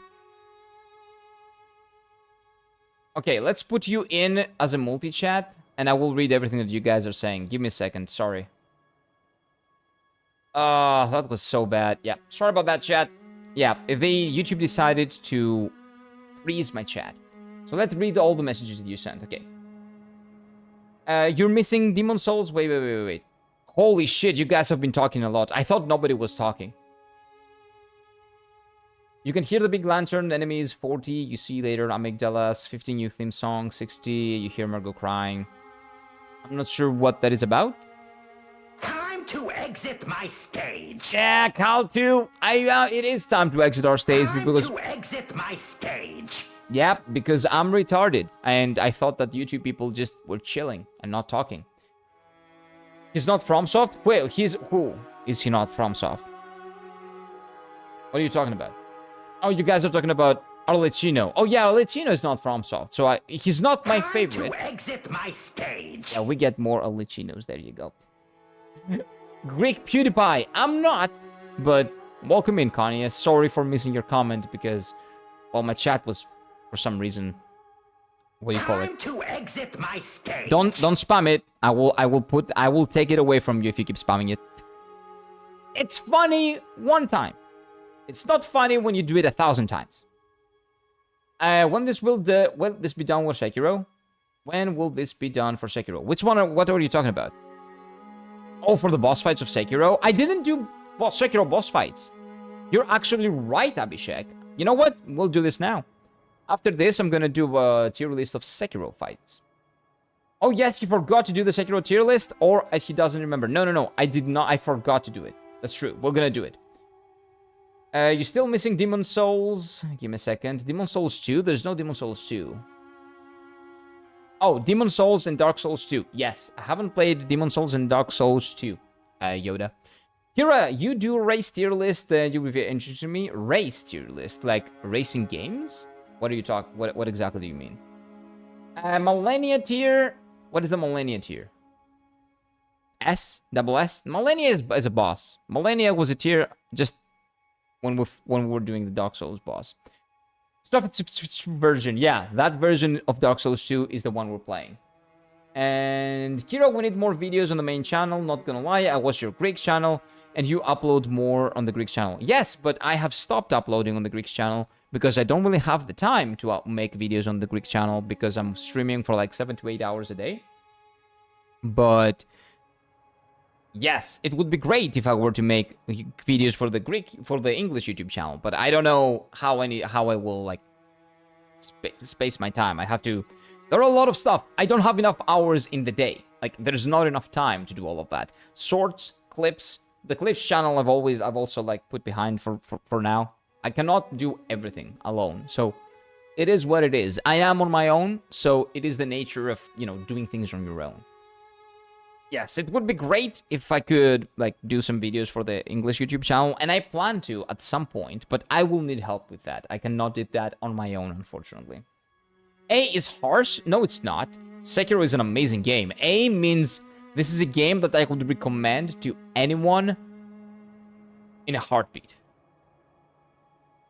Not gonna lie, I would put S because of the Kira hate. What? Oh, Sekiro? If you put it at S, completely fine. That's completely fine. I totally agree. It's an S tier game, but I'm not into fighting games. I'm more of an RPG person. So that's why I put it there. It's a preference. What is the Sekiro tier list? We're gonna do it. What else did I miss? Kira changed us for the Twitch chat. No, I didn't. I'm reading everyone. It's just that the chat was frozen. Annoying, but you know, those things happen in a live stream, sadly. Sekiro needs to be S, not in my list. It can be S in your list. The combat is good. In terms of combat, it's different. We love it. Yeah, it's phenomenal. It's really, really good. If we're talking about Sekiro. Everything is good. I would give it a 10 out of 10 if I played it. Yeah, you play it, and you rank it when you play it. What are we doing? S for Millennia? Nope. Millennia is for bosses. And I'm caught up almost. Hot take, Dark Souls 1 is C tier, max B. I disagree. It's not their best game, but for how important it is, and for how good, the lore is, for how immersive the world and how interesting the level design is, and for how much of an interesting experience is watching other people play it. Like, I've really grown. This has grown on me so much. Like, if I were to rank it when I played it, I would put it here. But after playing it, and after watching people play it, and seeing how completely different experiences they have from mine, and how interesting it is to see them figuring out stuff that I couldn't figure out. Like, my brother just zoomed through the Blighttown. He destroyed Blighttown in like maybe 2 hours. He just passed through everything. It's crazy. He has the Fap ring, Havel's ring, because he backstabbed Havel to death. Early game. This is before fighting the, what do you call it? The mother. Before fighting the Booba lady. He has the Havel's ring. He has the Fap. He has Uchigatana. He found Uchigatana. Like, everything. The guy is OP. I will. The guy is OP, and his gameplay experience is so much different than mine. He's made it to a point where he is pretty strong without even intending to be that strong, just because he messed around and found different stuff. But yeah, man, I don't know. Dark Souls 1, I think, is a really, really good game. And I would take it over Sekiro. Again, of course, combat is not comparable, but I am an RPG guy.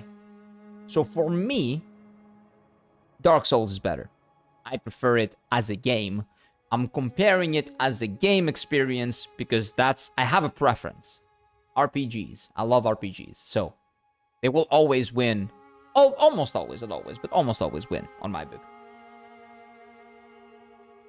So I would order Greek food in your honor, which ones to get? Gyros plate, Briami, Moussakkas, Moschari Limonato, or Sita Lucanica. I would say get Gyros plate. Get a Gyros plate. That's some good shit, Pape. Get a Gyros plate, tzatziki, patates, and you're good. Patates, Gyros plate with patates and tzatziki, and you're good. Well, Moussakkas is amazing. Like, Moussakkas is more food, right? It very much depends on what you like the most, but in your place, I would get Gyros plate. You know what? In your shoes, I would get Gyros plate, Moschari Limonato, Psita Lucanica, and maybe Moussakkas, and I will eat all of it. But yeah.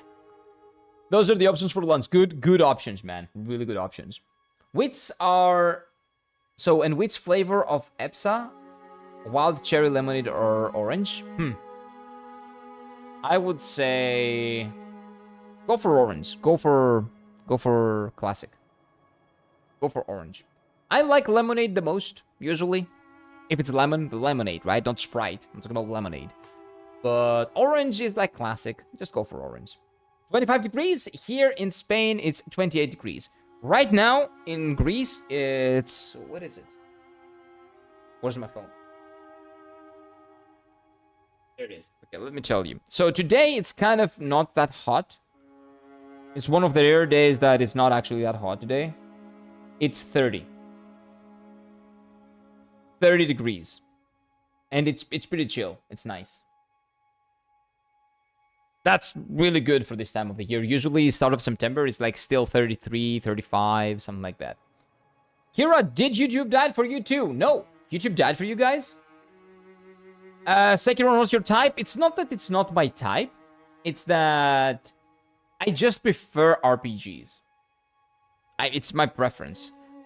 I like action games like Sekiro. The second favorite game, my second favorite game of all time is Nier Automata, which is very much a hack and slash action game. It's just, I prefer that. Oh, your YouTube crashed? Oh, that sucks, Soul. I think it's I think it works for me. Maybe that's why it crashed for me for a little bit. Maybe that's why the chat froze. Anyway, maybe it crashed for me a little bit, Zol. And that's why my chat froze. But then it refreshed and now it works.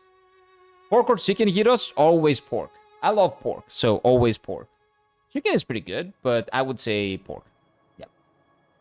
But yeah, it's the weather is real nice here. Real nice so far. Parade Master and Scrapped Watcher was easy so far. Oh, for you, Zol? Are you doing the challenge? Nice. New game +1. Well, yeah, the first ones are gonna be more easy. But I do not agree with Dark Souls 1 being C, max B-. I disagree. I think Dark Souls 1 is really good. I understand why people love it. I see it, especially after reading up on the lore and seeing how many things you can do. With all the characters that game has, it is actually mind-blowing. Mind-blowing.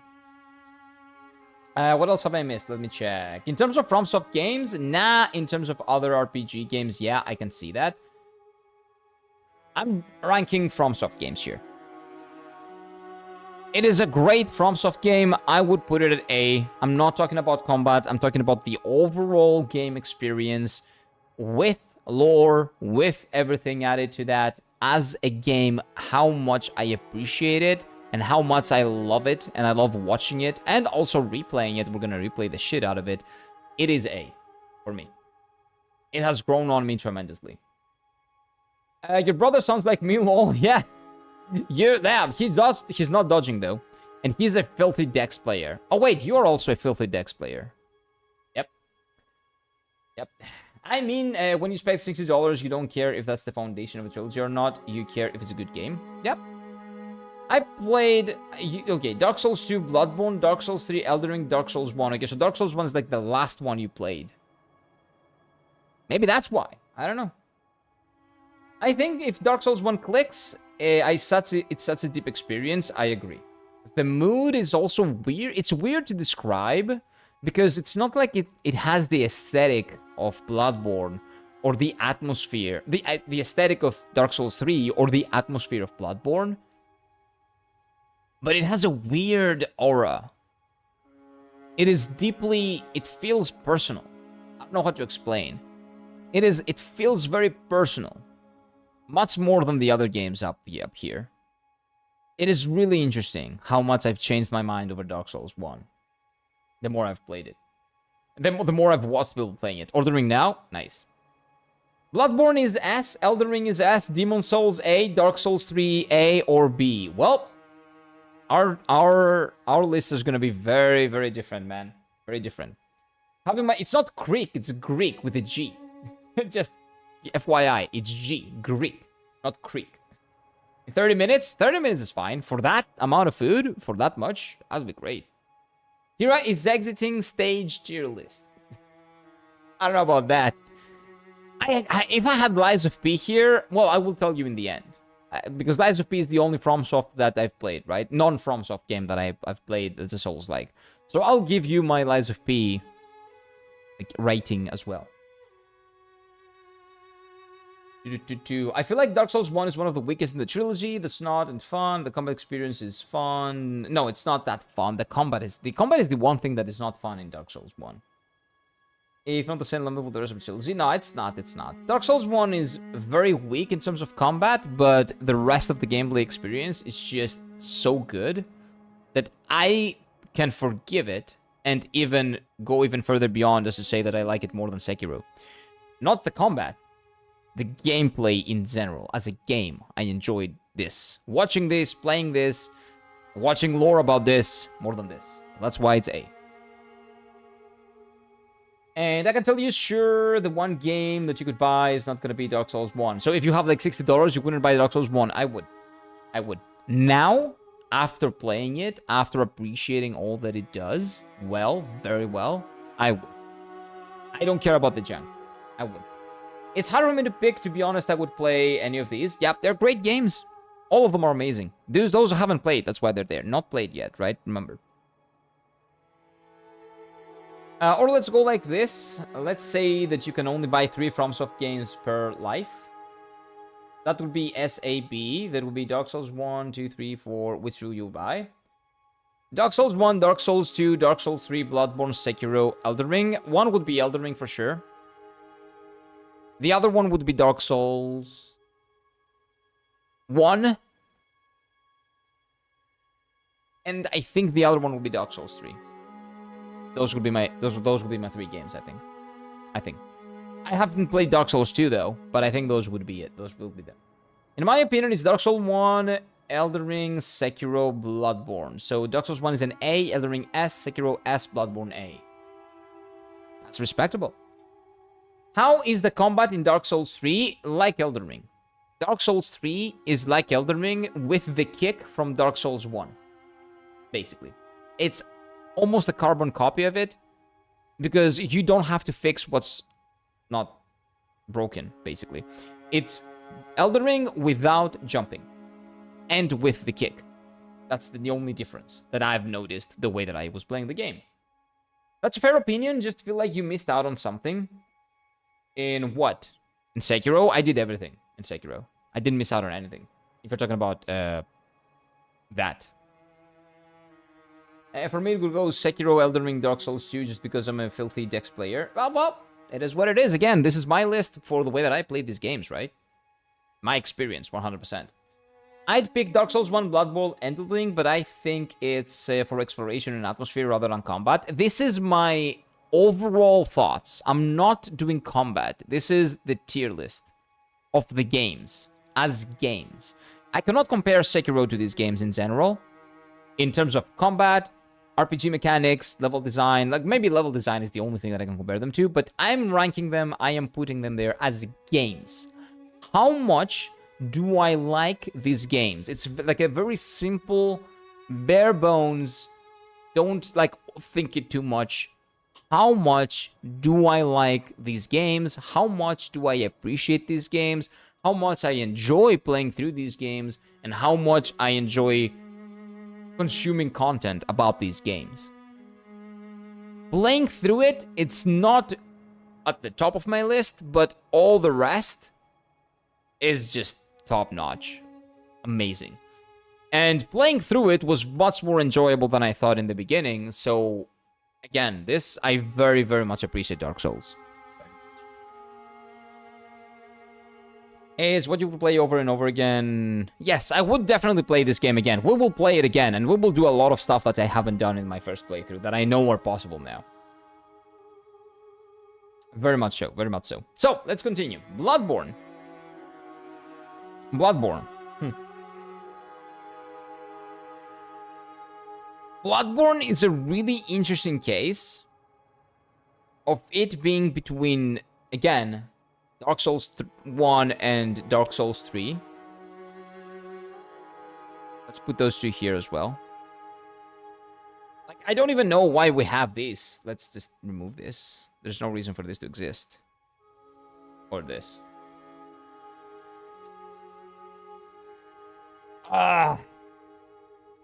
I'm not sure. Like, if I have to put a game in B, it would be Bloodborne.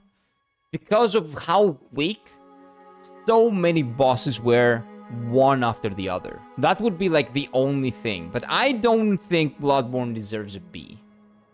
I think Bloodborne, for me, is bottom of A. I think. Like, this game had 2 shit bosses. This game had half of its bosses were shit. Like, shit. Not half, but like 1/3 was shit. And then some others were just boring. The level design of Bloodborne is somewhere between, as I've said multiple times, Dark Souls 3 and Dark Souls 2. The aesthetic is closer to Dark Souls 3. Not 2, 3. I would say Bloodborne... Yeah, Bloodborne sits at the bottom of A for me. Right now. I think that's it. I think it's bottom of A for me. S tier Bloodborne is S? No, I wouldn't say it's S. S, there's only one game here that goes up in S. But I guess you already know it. Well, yeah, after experiencing most of other FromSoft games, playing Dark Souls 1 only recently, I didn't have a great experience. I kind of sped run through it and I did all the achievements so I can display it. Dude, I would say... I don't know, maybe give it some time. If you have time and you are like in the mood, just play it again. Let the game cook. And try different things, explore the world. Like, there is no better sound for me than hearing the Firelink Shrine music play. It's actually ridiculous. Dark Souls 1 also has a lot of shit bosses. Yes. I've talked about the combat of Dark Souls 1. Dark Souls 1 combat is shit. But everything else is so much better. That's why I put it at A. Like, I can forgive the combat of Dark Souls 1 being shit. Because every other aspect of it, for me, is so much better than pretty much all of these other games. Both of these games. But talking about that, I would say Dark Souls 3 is a little bit better, in my opinion, than Dark Souls 1.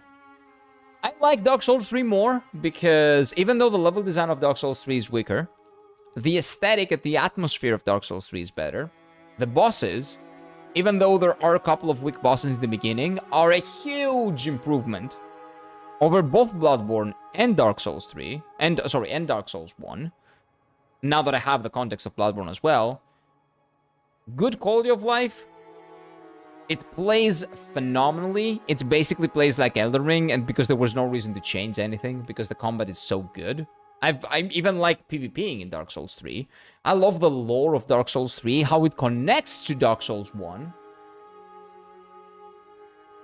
I don't know what to tell you. Like, there's nothing much I can say. This is a phenomenal game, man. This is a phenomenal game. And the only reason why it's a top of A and not S is because I think nothing can come close to Elden Ring. Yes, you can argue that Elden Ring is a big world, it's bloated. Like, no, I disagree. I think it's a big world, it gives you so many options to do whatever the fuck you want. You can play the game as you want to play it. It doesn't really matter what you choose. You can go back, you can go forward, you can go right, left, you can choose whatever way you want. You can find shit everywhere. Nothing feels like a waste of time. The only thing that I hate about open world games, because I don't like open world games, so it's very weird that I'm doing this. I don't like open world games because it feels like a waste of time. It feels like open world games a lot of the time, even Ghost of Tsushima, which is a really good open world game that I like. It felt like it was wasting my time. 70% of the time I was exploring the world. It's really rare that you see an open world game actually give you a fulfilling experience in every corner of its world. Yes, some of those bosses were reused. Sure, I agree.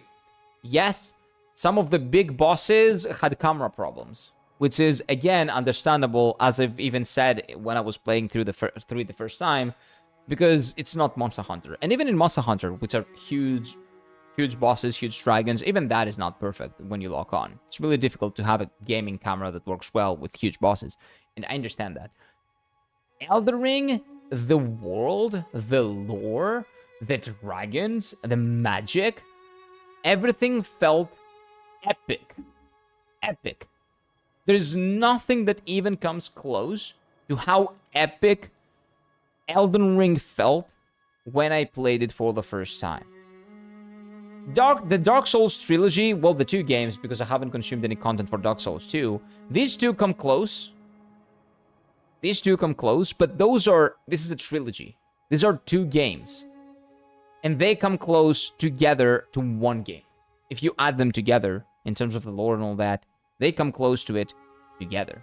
The DLC just made this game one of my best games of all time. So for me personally, the amount of freedom that this game gives you and how much it rewards organic exploration without needing even shortcuts and all that just makes it so much better than almost every other RPG that I've played. The only RPGs that I would say are better, arguably, from Elden Ring, and again, arguably, maybe not, I would put it up on the same tier as Chrono Trigger, Final Fantasy VI, what else? Persona 5 is one of my favorite RPGs as well. Like, I would put it up there with the GOATs, with what I consider to be the golden standard for RPGs. Elden Ring is definitely up there. And it did open world so well. So well. Bloodborne is great in every single aspect besides 75% of the bosses. I wouldn't say 75%, I would say 50% of the bosses. 50% of the bosses were...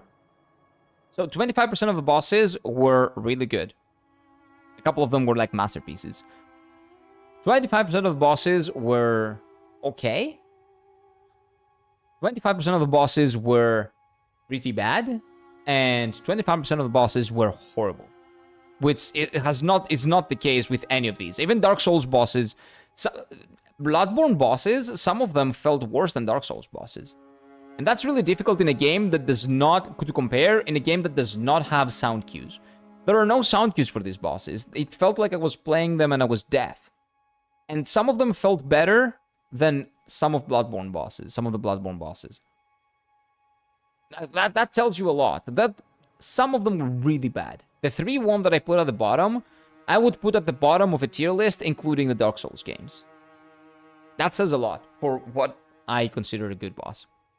Again, Dark Souls 1 also has a lot of shit bosses. Oh yeah, I read that. Yeah, it does, right? But I think that the Bloodborne shit bosses are worse than the Dark Souls shit bosses. And everything else about Dark Souls gets it a little bit up Bloodborne. This is very close, by the way. All these are very, very close. Elden Ring is just above and beyond, in my opinion. So A- or B+? Yeah. That's me. That's my thinking as well. It's like at the bottom of A, close to B. So if I have to put one in B, it would be this one. It would be Bloodborne. But that is not to say I don't like it. This is an amazing game. I just wish I didn't wait. The game wouldn't waste my time with bad gameplay experiences when it comes down to bosses. Because like 50% of them are not worth your time. It's unfortunate. Very, very unfortunate. And it's not even the case here. These bosses, for the way the game plays, there are more... No, they're not. No, they're not. In terms of bosses, Bloodborne clears, if we compare them. Bloodborne is better. But just the bosses. Everything else, I think Dark Souls does better. Besides atmosphere. Atmosphere is something that Bloodborne does amazingly.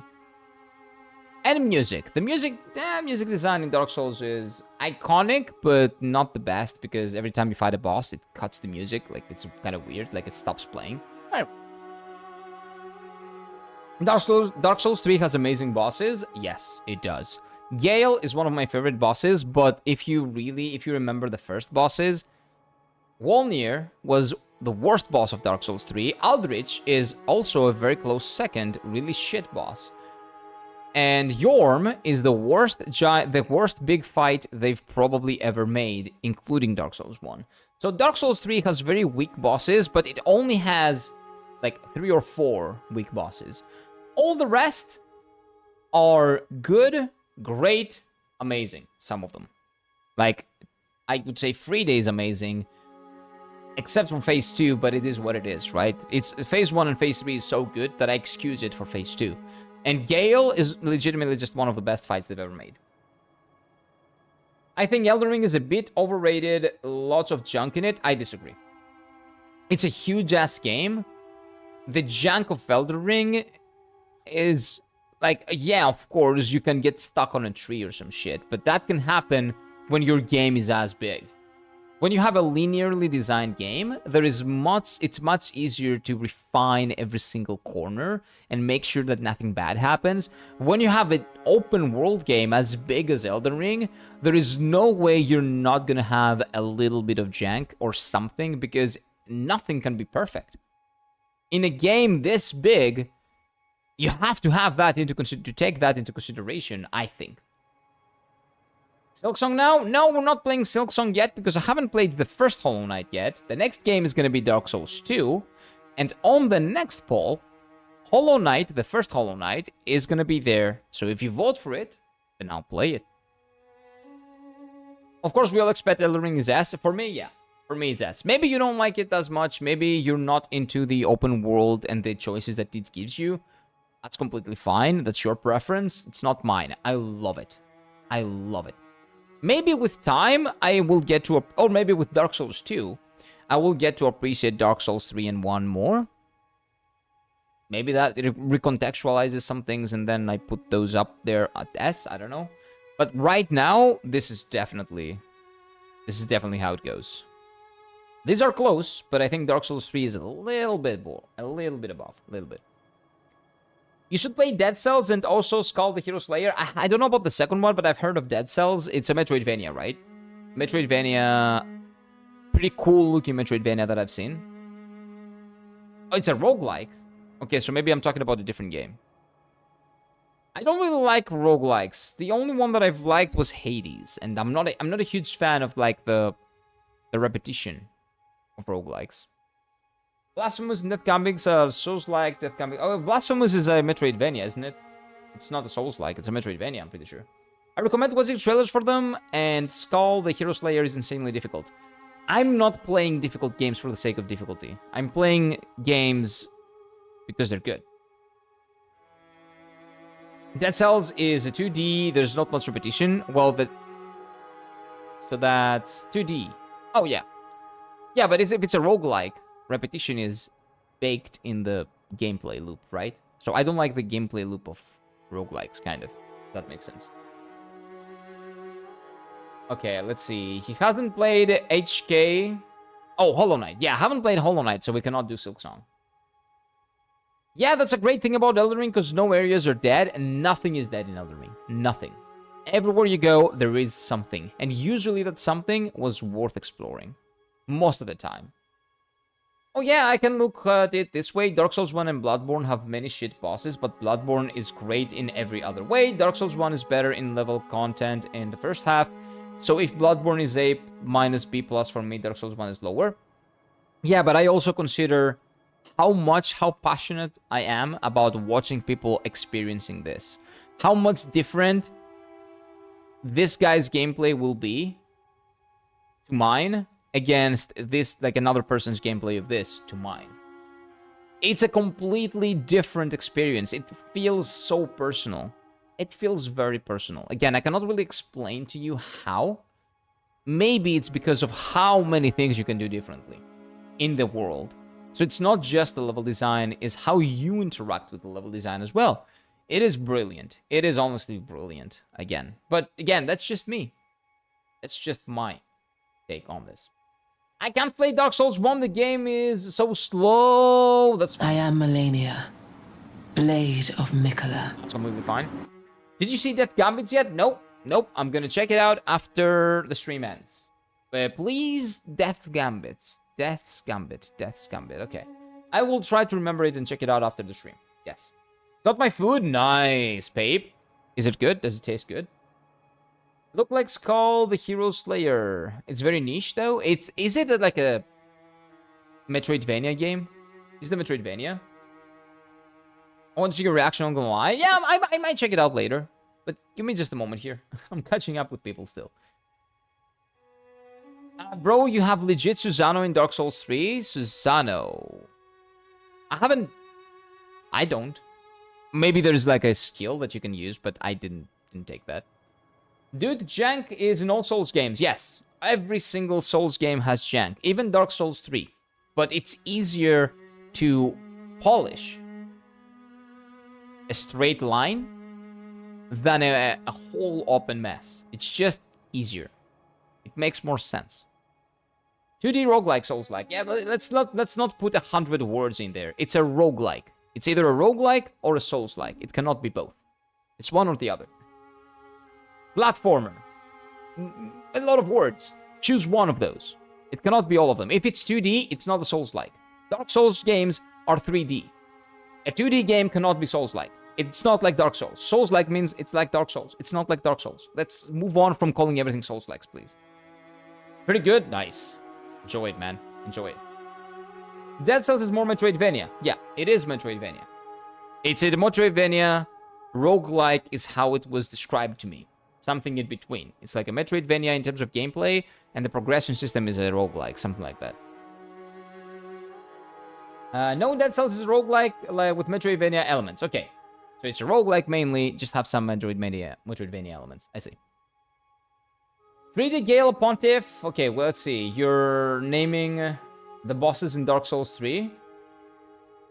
Let's see. Frida, I love it. Gale, love. Pontiff, love. Dragon Slayer Armor, love.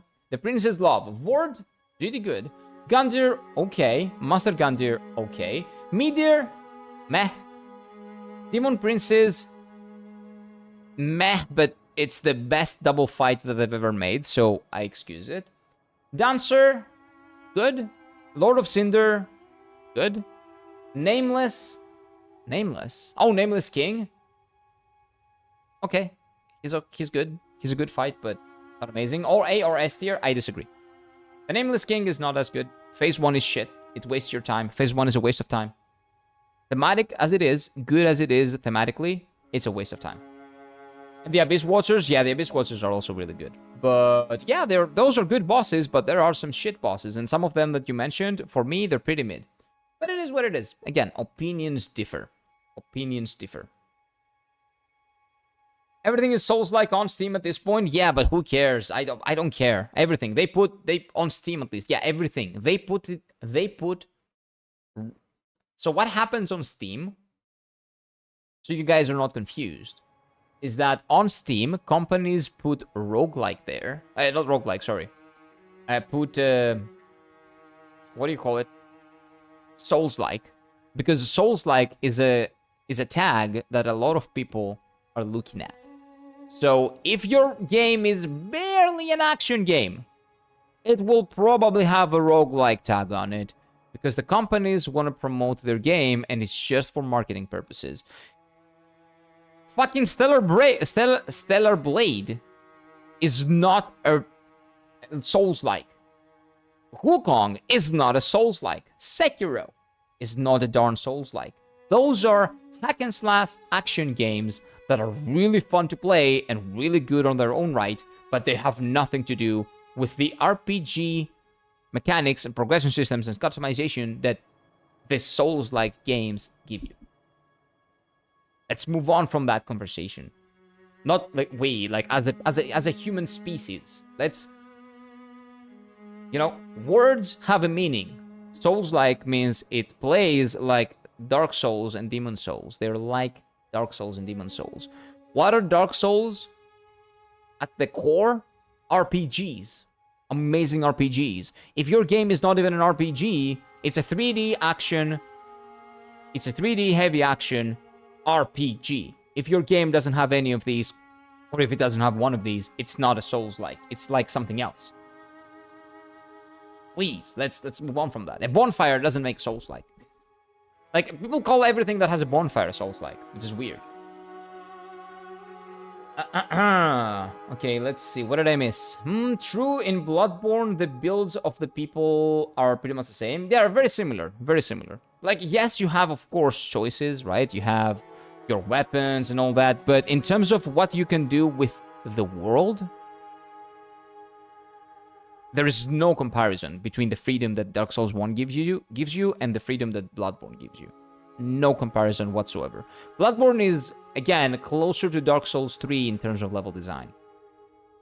And level progression as well, actually.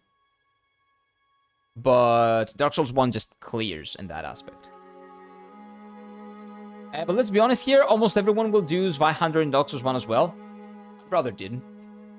My other friend that was playing it did, but my brother didn't. He was like, "No, I'm not playing that shit. That's a big sword. I don't like big swords." He likes really snappy weapons like Uchigatana. He was using the daggers in the beginning. He's a thief. He's a thief, so he didn't even have to get the master key. Apparently, thieves have a master key on them all the time. Holy shit, I didn't know that. Again, mind blown. Not everybody plays as Zweihander. I am just a Zweihander. Death's Gambit is a Souls-like Metroidvania.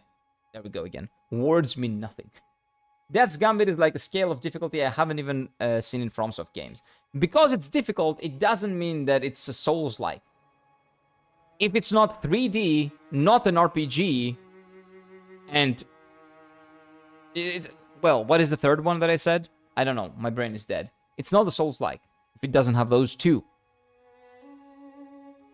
A Metroidvania can be an RPG, but a Metroidvania game usually is 2D. If your Metroidvania game is 2D, it's not a Souls-like because it's not like Dark Souls. It's a Metroidvania game. Different. It's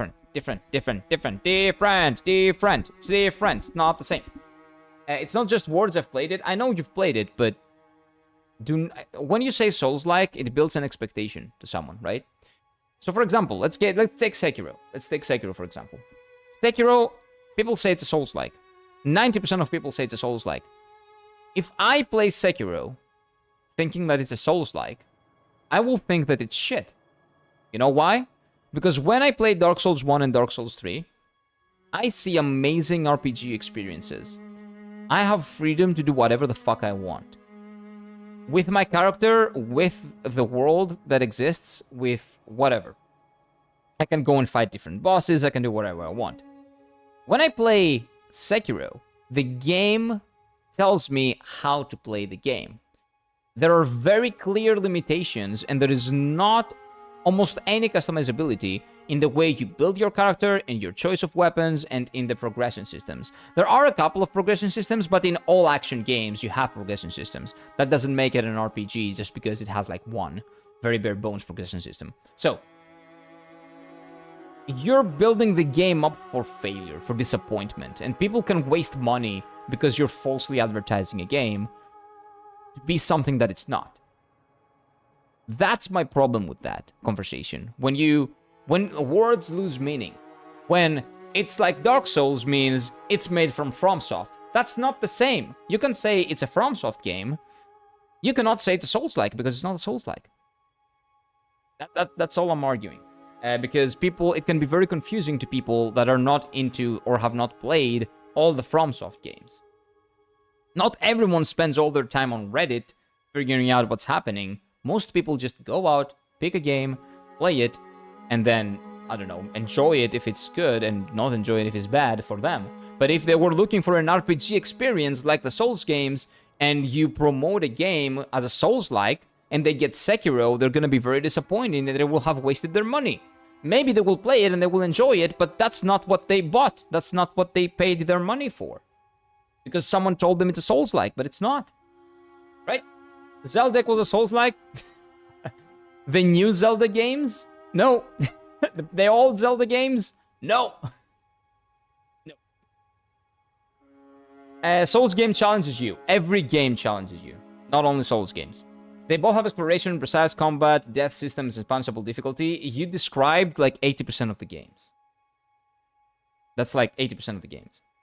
It has all the Souls-like mechanics, but in the form of a 2D game. It's called the Souls-like by everyone who played it. I don't care what people call things. I'm telling you that people... I'm telling you that's the problem. That's what I'm saying. That's what I'm arguing. That's the problem. That most people, I said it, 90% of people call Sekiro a Souls-like. It's not. It's a problem that everybody calls it that, because again, it misrepresents what Sekiro is. And that might cause someone to play it and not enjoy it because they were not expecting an RPG. They were expecting an RPG. Sekiro, not being an RPG is not a bad thing. I don't know why people think being an RPG is great. Some RPGs are shit. Being an RPG is not inherently good. It's not like a badge of honor. Oh, there you go. You're an RPG. There you go. You're an RPG. Oh, you have earned the title of RPG. There you go. No, it's a way to play. It's a game style, right? It's a game. It's a type of game. If it's not, it's either an RPG or it's not an RPG, right? So in Sekiro's case, it's not. So saying that it is builds people up for disappointment. So that shouldn't be the case. I don't even consider Elden Ring a Souls-like. What are we talking about here? Oh, you're just arguing for the sake of arguing, I think. Yeah, as I said, 90% of people think Souls-like equals hard. Yeah, but that's, I will never accept that. We're having a discussion here, right? We're discussing it, so I will just never accept that. What did I miss? There is absolutely nothing Souls-like in Zelda. Oh, if you give people the time, they will probably figure something out. You can... Your weapon needs to be repaired. And there are bonfires, technically, in the new Zelda games. Technically. And it's an open world game, like Elden Ring. And Elden Ring is a Souls-like. So, that makes Zelda Souls-like. Again, people will just call everything a Souls-like. Because they want to think that, people say that Dark Souls is hard, so I feel good about beating Dark Souls. So if I say this game is like Dark Souls and I beat that game, then that makes my dick bigger or something. I don't know. Maybe it's that kind of mentality. I have no idea. Subconsciously, maybe something like that is going on. I don't know. But again, misrepresenting video games is building people up for disappointment. So you say that that game is a Souls-like, right? If I play the game and it feels nothing like Dark Souls, I'm gonna be disappointed. If I wasn't in there with the expectation that the game will play like Dark Souls, I would have met the game halfway, and I would have enjoyed it for what it is, right? But if I play that game thinking that, oh, I'm looking for a Souls-like experience, right? I'm gonna be disappointed, and I'm not gonna play the game, and I'm not gonna like the game. Not because it's the game's fault, but it was advertised to me, it was promoted to me as a Souls-like when it's not. Right? So that's how it hurts the games. It can hurt the games. Like, of course, it's a big thing to be called a Souls-like because of promotion and stuff like. But that's my take on it. That's what I believe. I think the best thing to do for consumers as well, and for the games themselves, is to see them as what they are. You don't have to be a dragon, it's okay to be a snake. If you're looking for a snake, you don't want to see a dragon, you want to get a pet snake, you don't want to get a pet dragon. They're different. If you want to get a pet dragon, you're going to pet a pet dragon. Yeah, they can be they can be kind of similar. They're both serpents, but they're not the same. They're very different. One spits out fire. The other one doesn't. I think it's the best way to do so. It is to experience it at the end, for sure. But again, not everyone has the time or money to buy video games like that, right? So if someone just buys 1 or 2 video games a year, and he wants a great RPG experience, like, let's say he has played Dark Souls 3, and he's asking you, what's your recommendation? You say, Sekiro is the best Souls-like I've played. And he buys Sekiro, that's $60 that he has paid for a game that is not a Souls-like, but you told him it is, and then he plays Sekiro, and he hates it, because he was looking for an RPG experience, and this is not an RPG. Again, I'm bringing Sekiro in because that's what most people say, so it's easy to make the argument using Sekiro. And I know the game, I've played the game, I can attest to the fact that it's not an RPG, right? So if that, I hope that clears what I'm trying to say, right? Oh, that's a bot, don't worry, ignore the bot. The bot just spams that, like, after, I don't know, like, every hour or so. I'm so full. Nice, Pape. Nice. That's wrong interpretation of Souls-like? Yes, it is. It definitely is. I don't really like Sekiro. It's good, but the atmosphere wasn't there for me. Completely valid. Completely valid. I really liked it. I would say maybe Bloodborne will grow on me because Dark Souls 1 grew on me. So maybe this will be like this later down the line. But for now, it's this. Maybe. It's definitely not a bot, trust me. Yeah, don't worry about it. It's not a bot. I understand what you mean. I just don't know enough English to explain what I mean. I think it's fine. It's fine. You're trying to say that you're trying to explain what the game feels like, and if it feels like multiple things, you say those multiple things, and people can figure out that it's somewhere in between. But that's not how we define games. Like, that's not definitions. Definitions exist for a reason, to make it easier. If we need 3 definitions to define something, there's something wrong there. So if we start calling games 100 names, then the definition doesn't have any meaning. The definition is there to define. If it doesn't define, there's no reason to have it there. What are we using definitions for? If all we do is just making up words, putting them in a sentence, that's what the definition is supposed to explain. So we need a definition for the definition. A new definition. So that's a definitionception. That's a problem. We create for no reason. Is tzatziki multi-use, or is it mainly paired with just pita, fries, meat for Greeks? Tzatziki is multi-use. You can pair it with potatoes, fries. Basically, you can pair it with fries, you can pair it with meat, any kind of meat. You can pair it with a sandwich, in a really nice sandwich. You can pair it with bread, of course, any type of bread. Not sweet bread, but in general, the non-sweet type of bread. Yeah, you can pretty much put it in anything. I've even put tzatziki in pasta.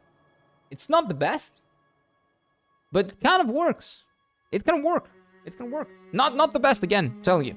Not the best way to use tzatziki, but pretty good. Pretty good. After a few deaths, like 10, 15, you'd lose progress and punishment. Yeah, but that's not what happens in Dark Souls, though. Right? That's not what happens in Dark Souls. So again, punishing combat, punishing gameplay does not equal Souls-like. Games have been doing that since the early 80s. There was no Dark Souls back in the day. I'm telling you, you just have it mixed. It's fine, it's okay, but just make sure you're not misunderstanding what games are, and you know what you're buying. When people say this is a Souls-like, you know what Souls-like is, right? You know what it is, and you know what you're getting into, because you can get scammed out of money that way. So it's for literally anything? Exactly, yeah, it's not. Oh, tzatziki? Nah, it's not. It's not for anything, but you can put it in a lot of stuff. Again, a lot of meat, pretty much every type of meat. I'm trying to think something that it doesn't go well with, but no, it goes well with everything. It's a great sauce. Tzatziki is amazing. Yes, exactly. So a better comparison to Sekiro would be Ghost of Tsushima. Ghost of Tsushima is an action game, hack and slash action game that has an open world. So in terms of like comparing games, Comparing Elden Ring to Dark Souls 3 is like comparing Sekiro to Ghost of Tsushima. One of them has combat focus, big focus on combat, and it's more linear. The other one has big focus, it's really good in combat, but its main aspect, its key aspect is the open world. Of course, Dark Souls 3 and Elden Ring less so because they're very similar in terms of gameplay, but the bosses... Well, actually, no, because the bosses of Elden Ring, in my opinion, are better. So that's not a fair comparison. But if we talk about the open world, Ghost of Tsushima and Sekiro feel like Elden Ring and Dark Souls 3. Similar type of games with similar type of combat. Open world is the one is open world, the other one is more linear. Both of them feel great to play for different reasons. One for the level design and the combat, the other mainly for the open world and a little bit for the combat as well. What is tzatziki? Tzatziki is a sauce, is a Greek sauce. Phenomenal. With yogurt and cucumber and usually a lot of garlic. Pretty good. I mainly consider games as Souls-like when it's mostly one of these. Stamina, role-based combat. If you die, you have to gather your shit. And if you lose it, like most RPG or action games never do this, they do. And resting areas when you fill your limited heals and shortcuts for very branching areas. Yeah, but you just described... You just described Dark Souls, though, right? So, like... If you have all of these, then yes. But what people do is that they take one of these. For example, they see a stamina bar, and they say, oh, this game has a stamina bar, this is Souls-like. That's the problem. Like, you have a pretty clear definition of what it is, right? Like, you say resting areas, they fill your stamina, but you forgot about the RPG systems. Because those games, so for example, Black Myth Wukong is basically what you mentioned. Black Myth Wukong is not a Souls-like because it's not an RPG. You cannot change your weapon, you don't have RPG progression systems, you cannot do all kinds of shit that you can do in Dark Souls. So, if you put all of those together with the RPG aspects that you missed, that's a Souls-like. Sure. That is a Souls-like. But people just take one aspect of that. Oh, it has dodge. It has a roll. It's a Souls-like. Oh, it has a stamina bar. Souls-like. Oh, it has bonfires. Souls-like. Like, that's the problem. When you take one aspect of a definition and you just run with it. That's the problem. It's the same with Sekiro, but it doesn't mean it's a Souls game. Yeah, because it doesn't have the core aspect of what Souls games are, which is really good RPGs. Really good. All RPG aspects, the world, what you do with the world, the exploration aspect, the multiple endings, the progression systems, the weapons, all of those are RPG elements that are missing from Sekiro for the most part. Like 90% of them are missing. That's fine, because it doesn't have to be an RPG, but it's not a Souls-like if it's not an RPG. Right. Have you played the Remnant series? No. Do you consider them Souls-like? No, but I would say no. I'm not sure. I'm pretty sure they're older than Dark Souls, I think. So why would they be, right? That's why I said most of these. Yeah, most of these. But not most. It has to be all of these. That's how definitions work. All of these. If it doesn't have, like, maybe one aspect, but you have to define the core aspects of it. Is the bonfire a core aspect? I would argue no. I would argue that you can replace that with another mechanic, but you cannot replace the RPG element. You cannot replace that. You cannot replace the way the shortcuts work and the level design of the game works. Like how you circle around certain save points with shortcuts and how the interconnection of the world feels, right? I played Remnant 2, and I would say it is a Souls. Like, I haven't played them, so I cannot speak for those, yeah. They really are Souls-like games. Oh, okay. I haven't played them, so I don't know. They have all those mechanics. Okay. Yeah. Interesting. Haven't heard them referred to as Souls-likes. Let's see. What did I miss? Which Dark Soul, as they say, they're not connected? What do you mean? Oh, Out of all these, which game has the best story except Elden Ring? Story. None of these games has a story. There's no story here. There's lore, a lot of lore, and there are a lot of YouTube channels that can piece together lore to make a story. I guess you can do that as well if you read all the descriptions and all the lore in the items and the gear that you get and the weapons and all that. So you can make up a story of your own, but the story is told through items. So it's more like the game has lore. All of these games have the same type of storytelling. Lore. So which one has the better YouTube videos explaining the lore? I would say Dark Souls 1 and 3. I would say those two. These two. Maybe Dark Souls 1 even has the best lore explained via YouTube videos, let's say. It's a trilogy, so that's a whole story. Yeah. But if I have to like compare this to this, I think this makes this better, and this makes this more familiar. So they work very well together. But if you play the game, you wouldn't be able to tell if you're not into like reading every single thing, right? Out of all these, which game one has the best story? Wait, I read that.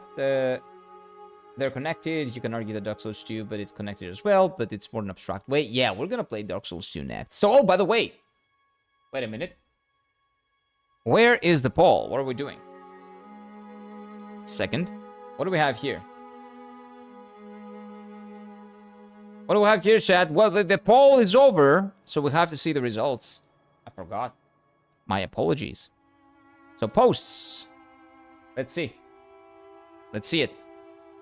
Dark Souls 2 gang with 58% of 95 votes wins it. Congratulations. Dark Souls 2 is our next game. It's done. Begins tomorrow.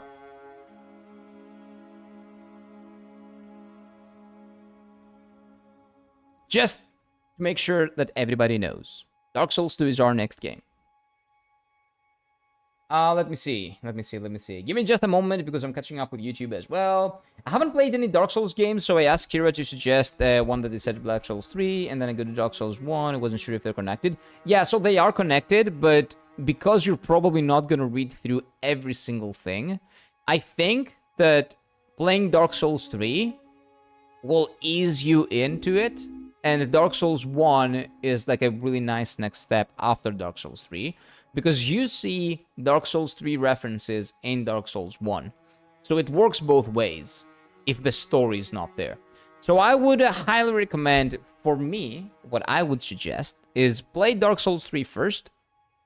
And if you enjoy that, go get into Dark Souls 1. Because you're going to appreciate a lot of stuff in terms of lore and some boss fights that you did in retrospect after playing Dark Souls 1. That's my take. That's what I think you should do if you haven't played any of them. But you can ask other people's opinions as well. I'm not an authority. I can only speak to my experience.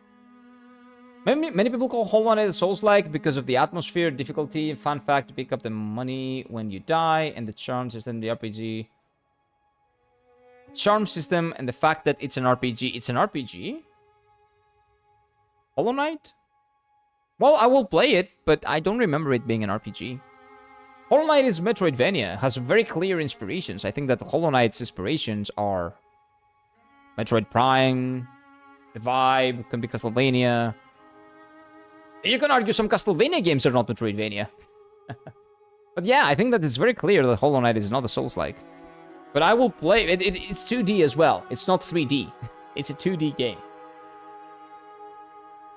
The game wants you to follow, and there's also no leveling up in the game. Yeah, like a core...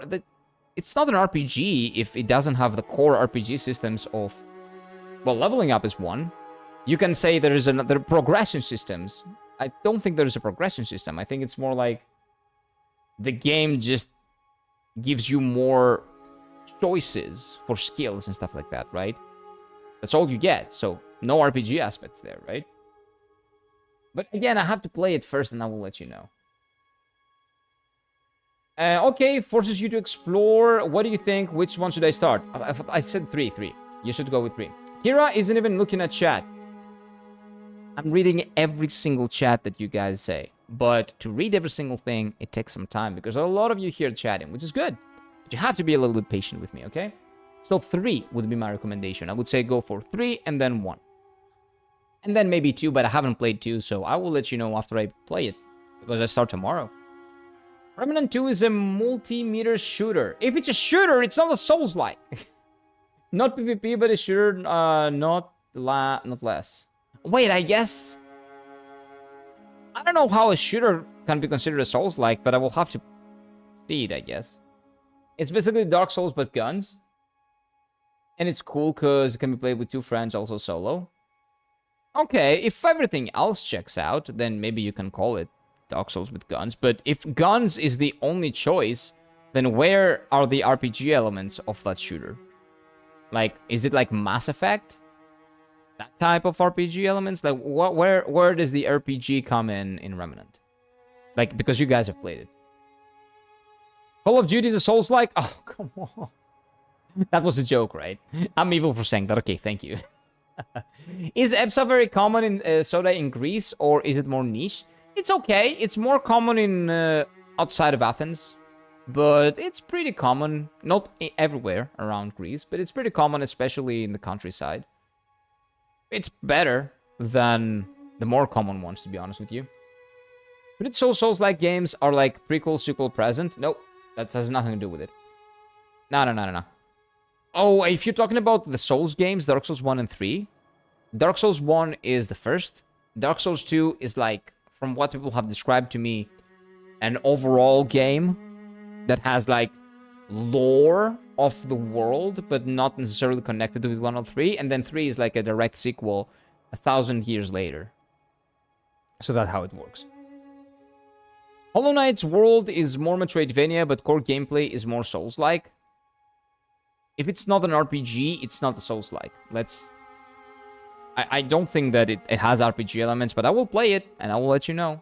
I don't know what you guys consider RPG. It like is a singular progression system that gives you choices. Is that RPG? Yeah, but I wouldn't call it Souls-like just because of a singular, very simple, like, Metroidvania type of system. Like, RPG system.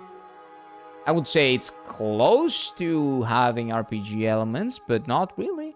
But again, maybe I'm not remembering Hollow Knight. I've played it for like 3 hours. I'm not sure. I haven't interacted with the game a lot, so maybe I'm wrong. Maybe you guys are right. Remnant has every mechanic, every Souls mechanic. 2 happened between 1 and 3. No, that's not what Dark Souls 2 people are telling me. Dark Souls 2 people are telling me that they are very, very much distinct. But again, we'll figure it out later. We'll figure it out tomorrow, because we're beginning Dark Souls 2 tomorrow, baby. You have no swords as well, also armor. Oh, you have swords, you have different weapons and armor. Okay. Those are RPG systems. Like, you need those in an RPG. You're talking about Hollow Knight, my guess is, right? Oh, no, you're talking about, what do you call it? Remnant. You're talking about Remnant. Okay, so you also have a lot of choices in terms of what you want to play. So if you want to be like an axe dude, you can just have an axe and kill people. Okay. But they're kind of bad, not gonna lie. It's fine. Other things are bad in Elden Ring. You can say that in Elden Ring, it's something else is bad, but can you play the game with those? Is that like a viable choice? Sure. If it is, it's fine. Can Harry Potter be called the Dark Souls theme? No. No. Dark Souls games are, if we're talking about the setting, Dark Souls games are grim dark fantasy. That's what it's called. It's called grim dark. Even in books, if you read books, like Game of Thrones is grim dark fantasy. Grim dark high fantasy. Well, I would say grim dark fantasy. Grim dark and high fantasy, there's like a distinction there. Grim dark is more grounded, more like you have a lot of, what do you call them, like complicated subjects. It's depressing, it feels grimy, all that stuff. It does have fantasy elements like dragons and all that, dragons, magics and stuff, but that's not the core. That's not what is there. It's there for the character-driven stories, the grimy, you go down to the trenches and you follow someone's adventure. Like, usually those are elements that describe grimdark. Dark Souls games are grimdark. Elden Ring is high fantasy. So grimdark fantasy is Dark Souls 1, 2, and 3. Well, 1 and 3, I'm guessing 2 as well. Bloodborne is grimdark. It's low fantasy, though, because it is based on the real world, I suppose. No, it's not actually. No, it's high fantasy. It's just grimdark. Bloodborne is also grimdark. Elden Ring is high fantasy, I think. I'm pretty sure that Elden Ring would qualify as high fantasy because of all the fantastic elements to it and how core they are, like the urge tree, right? How core they are to the main game and to the story, quote-unquote story in this case, that we follow. Like, yes, characters are important, but the fantastical elements of the world overtake that. And the characters that are important are even gods or dragons or, again, fantastical elements of the world. So that's high fantasy, really. Hogwarts equals... yeah, Hogwarts Legacy is a Souls-like, if you really think about it. Nah. So Harry Potter, in this case, because you mentioned Harry Potter, that's a low fantasy. That's what we call low fantasy. What is low fantasy? Low fantasy is, again, you can look those definitions up yourselves and get a clear understanding on what they are. But a low fantasy setting is a fantastical setting in the real world. So because Harry Potter has magic and castles and dragons and all that, but its setting is the real world, real life London, that's why it's a low fantasy setting. Another really good example of a low fantasy setting is Persona. The Persona games are a low fantasy setting because they are set in the real Tokyo. Persona, the Shin Megami Tensei series, which Persona is inspired by, it used to be a spin-off of that series, is a high fantasy setting because it has all those things that I mentioned previously. So that's the setting distinction. Also bonfires, and you can switch brewing multiple weapons. Oh yeah, so it has like everything that Dark Souls has. Then it is.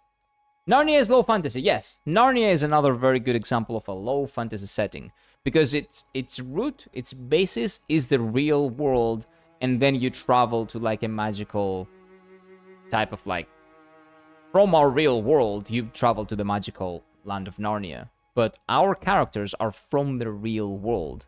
So that's a low fantasy setting. What did I miss? So it happened between 1 and 3. And you can see specific areas of Dark Souls 2 and 3. Oh, that's going to be really interesting then. Okay. So there is a connection there. Okay, I'm really excited for that. I want to see, because I know lore now. I am a Dark Souls 1 and 3 lore master now. So I want to see references in Dark Souls 2. I'm really looking forward to that. Speaking of Final Fantasy, when are you going to continue Final Fantasy? Let's show this newbie on RPG. It really is. Nah, you're joking. I know. Now, Final Fantasy, I'm going to put it in polls. I'm going to put Final Fantasy Tactics in polls. And if you guys want to see it, we're going to play it. It is what it is. I'm going to keep doing the democratic vote thing. And if people vote for a game, then we're going to play it. There are literal references to Dark Souls 2 in Dark Souls 3. Yeah. But I will have to look for them in Dark Souls 3, not 2. So I want to see how 2 is connected to those two. So I'm going to figure it out. I'm going to figure it out, I guess. I'm going to figure it out when I'm playing. And a very important thing in Dark Souls 1 is the catalyst of the main lore thing in Dark Souls 2. Okay, well, let's not talk about Dark Souls 2 because I'm going to start my playthrough tomorrow. And we can talk about Dark Souls 2 after I beat it. Which I am. I will beat it. But yeah, that's the distinction between high fantasy, grimdark, low fantasy. And what is another example of low fantasy? Let me think. Well, if you're gonna go to anime, Digimon is low fantasy because it's a fantastical element, but rooted in the real world. Pokemon is low fantasy. No, you know what? No, Pokemon is nothing to do with the real world. Pokemon is high fantasy. Because the world of Pokemon has nothing to do with the real world. It is maybe a replica of the real world in a lot of senses, but it's not low. It has fantastical elements in a completely imaginary world that would qualify it as a high fantasy world, I'm pretty sure. Then we can talk about magic systems. About hard and soft magic systems. Like rules, magic systems with rules that are clearly defined. That's like a hard magic system. And then a magic system that's more loose with its rules. And it's basically magic. And you can picture everything else. You know, use your imagination. That's like a soft magic system. So a soft magic system would be Harry Potter. The Harry Potter series is a soft magic system. And the hard magic system is, if you guys have read Mistborn, that's a hard magic system with very clearly defined rules that a good writer can make use of during fights. That's what usually happens. Both have pros and cons. It very much depends on what the writer wants to make. And I know we're talking about books, but if you want to talk about magic systems, so a soft magic system would be... Well, I think that Dark Souls games have very hard definitions of what its thing can do and why, and lore implications of pretty much everything. So I would say Dark Souls 1 uses like a hard magic system because there are rules about everything and lore behind everything. A soft magic system would be Kingdom Hearts. Not clearly defined. It's a key. It's a magic key. You can use magic with it. You can do fire. You can do whatever you want. Basically. Yeah. It's difficult to talk about games without spoiling, though. That's why I'm saying let's just leave Dark Souls 2 on the side, and you know we can figure out the rest. I will play the Tactics remake instead of the original Tactics because I don't want to download another emulator. Just play the new Tactics game. I want to get it. I want to get the Tierlists, the new Tierlists something. Home Fantasy Tactics. The Tierlists Chronicles, I'm pretty sure it's called. I want to play it too. I will definitely buy it. 100% Dark Souls 2 happens after Dark Souls 1. Okay, so chronologically, Dark Souls 2 is like between Dark Souls 1 and Dark Souls 3. That's good to know. That's good to know. Most isekai are low fantasy. All isekai are low fantasy because isekai means your character is from the real world and he gets transported into another world. So all the isekai, all of them, are low fantasy. Are low fantasy. Yes, all of them are low fantasy. What's the plan here? Finish all the Souls-likes and then move on to open world games. Open world games and Souls-likes, like, not comparable. Open world, Elden Ring is open world, but it's still a Souls-like again. I don't have a plan. I just play games that I like. I love RPGs mainly, so on this channel you will mainly see RPGs. You can see Metroidvania sometimes, like Hollow Knight, or I don't know, like hack and slash action games like Sekiro, like Nier maybe. I can do like a replay of Nier, but I have done so many that it doesn't... I don't know if I want to, honestly. I've played that game so much. Or like Devil May Cry, that's another series that I want to play at some point. They're not RPGs, but they're great hack and slash games, and I've only played a little bit of Dark Souls 3, Devil May Cry 3, and I haven't played any. So at some point, like, yes, you might see other games, but at its core, this is like an fantasy RPG type of channel. I mostly play fantasy RPGs. Low fantasy, high fantasy, maybe sometimes Metroidvanias, maybe sometimes like action games, not necessarily fantastical. Some tactics RPGs, but those are also RPGs, tactics RPGs. But this is a channel for the most part, fantasy RPGs. Low, high, doesn't matter, but fantasy RPGs. Turn-based action RPGs, doesn't matter, but fantasy RPGs. Speaking of Tierlists, you should play Final Fantasy 12 after Tactics. Oh, yeah, I need to finish 12. I do need to finish 12, you're right. How about immersive sim games like Deus Ex and Thief? I'm not into those that much, to be honest. It's not really my cup of tea. We can probably, like, you know, do maybe like as an experiment at some point, but not for the most part. Again, for the most part, fantastical RPGs is what I thrive in. I will love that. And it doesn't matter, the battle system doesn't matter. If it's low or high, it doesn't matter. Nothing really matters to me, but the setting is important, and I really like fantastical settings, and I really like RPG mechanics and progression systems. So that's why I play those mostly. Like, I know what I like. I'm a 30-year-old man, soon to be 31. But we don't talk about that. So I've pretty much nailed down the things that I like. Having said that, of course, I do branch out and I do try other stuff. The reason why I'm here to you guys, like streaming to you guys, is because I tried Elden Ring. And I loved Elden Ring, so now I'm playing through everything else that's a Souls-like. A genre that I never thought I would be playing, because I thought I didn't like it. Because I wasn't giving it a fair shot. So, I'm still exploring new games, I'm playing new things. I just know what I don't like. I know that I don't like shooters. I know that I don't like realistic settings. Although, there are games that I want to play that have realistic settings. Like Red Dead Redemption 2, for example. Possibly. Possibly. But yeah. They are literally stealth RPGs, Human Revolution and Mankind Divided. Deus Ex, right? The Deus Ex series. I don't know. Possibly. Possibly. Like, feel free to suggest video games on the Discord server. Like, there's a feedback and suggestions, like, thingy. You can put all the video games that you want me to, like, potentially see me play there. And I always go back to that when I want to see what games I should play next and what games I should put on the poll. I have some games that I want to play that might not be there, but I always keep those in mind in case, you know, I run out of those and I want to check those out as well. You can do the Shura ending in Sekiro, yes. Well, not now, but we're going to do a second playthrough of Sekiro, and we're going to do the Shura ending, because people seem really big fans of that, so we're going to do that for sure. Shooters are kind of overrated, but I love Apex. No, some shooters are good, some shooters are bad, some shooters are overrated, some shooters are underrated.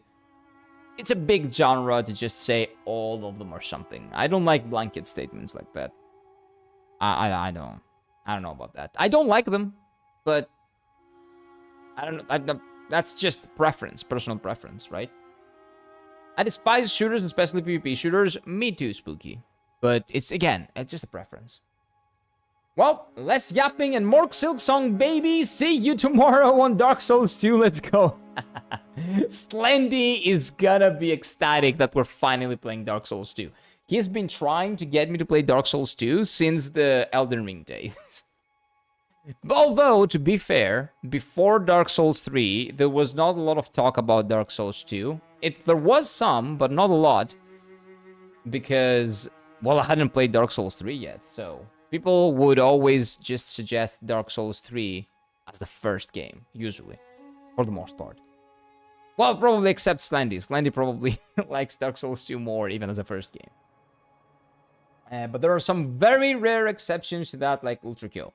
Yeah, I've heard of Ultra Kill. You've mentioned a lot. Other people have mentioned it a lot. Dorian, I think, has played that as well. So yeah, there are always exceptions. Always. You're interested in Remnant 2, but mainly Ultra Kill. This shit is peak. Yep, a lot of people have said that. They can play it as shooters, thus immersive sims. Play any way you like. Yeah, I don't like shooters though. The shooter part, I don't like. I didn't even use a gun in Bloodborne. That should tell you a lot of how much I detest shooters. Also, Dishonored, it's more immersive sim where you can choose, and the bad happened between the gameplay and the multiple ways to get an ending. Yeah, I've played some games like that, but I guess there are. Dishonored is another one that I've seen that I never really liked the way it looks, so it's kind of difficult for me to give it a chance if I don't even like how it looks. Mostly played as a stealth game, and I don't really like stealth games as well, right? Because Ghost of Tsushima is a rare exception. Very rare exception. Because you can also play it as a non-stealth game. You can just go in and kill everyone. But it's mainly a stealth game. I don't really like stealth type of games. It's not really my cup of tea. I do not like puzzles, so maybe that's why. Because stealth games are basically puzzles with extra steps, because you have to figure out what's the optimal way to get to a place and to kill everyone without being seen. So it's kind of like that. But yeah. I love Dishonored. It's a masterpiece. Yeah, there you go. There you go. Wait, I had to come back because I heard Dishonored. Like, do you guys know a game that I've forgotten it exists that was casually mentioned in a video that I was watching yesterday? Prototype. Do you guys remember that game? Have you played Prototype? I think they made a sequel. I'm not sure, but I'm talking about Prototype, the first one. It's Prototype. Its story was so ass, but the gameplay, dude, it felt so good. You love Prototype? There you go. Like, the story of that was so ass. It had no story, no lore, no nothing. It was shit. But the gameplay aspect of Prototype, it was one of the best hack and slash games. And it could also be a little bit stealthy. You could also stealth your way around. So well. So Prototype 1 was really good. I had forgotten that Prototype existed, to be honest with you, until it was mentioned, like, casually in a video yesterday about people talking about Ubisoft games that used to be good. I'm pretty sure Prototype was Ubisoft, right? That was, like, the one game that I really, really liked from Ubisoft. And again, we're talking about gameplay strictly. Like, other stuff, the setting, not that much. I don't really like the post-apocalyptic zombie type of situation, but when I played it, the gameplay, the way the gameplay felt was so good. So good. I enjoyed the hell out of it. These games have been also fully pacifist. That's really nice, actually. Yeah, that's really nice that the game gives you the option to, you know, not kill anyone if you want. I would highly recommend you try Dishonored 1 and Deus Ex Mankind Evolved. Might get divided, not evolved. Evolved, they say, I guess it's the sequel, right? I actually have Deus Ex on my to-play list. I do have it. Probably not going to happen anytime soon because I have so many other games that I want to play. But Deus Ex will probably get to it at some point. And Dishonored 1, I never like how it looks, what I've seen from Dishonored. But, you know, I might always give it a try at some point, but definitely not anytime soon. Definitely not anytime soon. Prototype 2 is pretty much the same game with some limitations, and you are way less edgy. Edge is the only good thing about Prototype 1. Not the only. Combat and edge are the two things that game has. If you take away the edginess, what the fuck is there? What the fuck is there to do? I swear that if the government banned One Piece, even though I don't watch it, One Piece, I will just don't want to protest. People are gonna protest if someone bans One Piece. Yeah, people will do that. I will protest as well. What the fuck? I will. Like, Mercer was so edgy. Oh, Mercer is the protagonist. You remember his name? Wow. That's impressive. Dishonored is the best. The best story, best combat, setting, everything. A lot of people seem to like it. Maybe at some point. Like, again, I'm not saying that I will never play these games, but I just have specific games that I want to play before that. And I have a long list of games that I want to play so badly. Sorry about that. That might have hurt. Before these games, right? Like, I wasn't even supposed to be playing Souls-likes. They just happened. I just happened to play Expedition 33, which has parry and dodge, and I played Monster Hunter. And I wanted to play Elden Ring so badly that I got myself into, like, a position where I played Monster Hunter, which has a great setting, so I put up with the combat, and the combat then felt great. Monster Hunter World, that is. And then I played Expedition 33, which was a turn-based game, but had parry and dodge and all that, you know, a lot of FromSoft games have. So you know what I'm saying? Yeah, if it's any time to play Elden Ring, it's now. So the first game that I streamed back, because I hadn't streamed for like 2 months before, because I moved from Japan to Greece and I didn't have any good internet here. So until I got fiber, I couldn't stream. So the first game that I streamed after I moved back was Elden Ring. And then I got addicted to it. And then I had to play all of the games that have similar type of combat and made from the same company, because now I'm addicted and I have to finish that. I have to do all of them. After that, and like in between that as well, I will start putting games from other genres. For example, Hollow Knight is a Metroidvania. So you guys will have the chance to maybe ask for like a different type of game. You will also vote for that on Discord. because Discord people choose 2 out of the 4 games that go to the poll. So I choose the 2, and you guys also choose the other 2, and then you can vote on them when I put them on the poll. So, yeah. Be ready to see more turn-based RPGs, maybe some Metroidvanias and stuff like that. And if you want to vote for them, you can vote for them. Right? Yeah, it's excellent. The vibes, the areas, the world, the tools. Good. Good. Sounds good. Let me see that I played the last... When you played it last. Well, probably it's been a while, but right? There's not 1. There are 2 of them. Probably, it's been a while.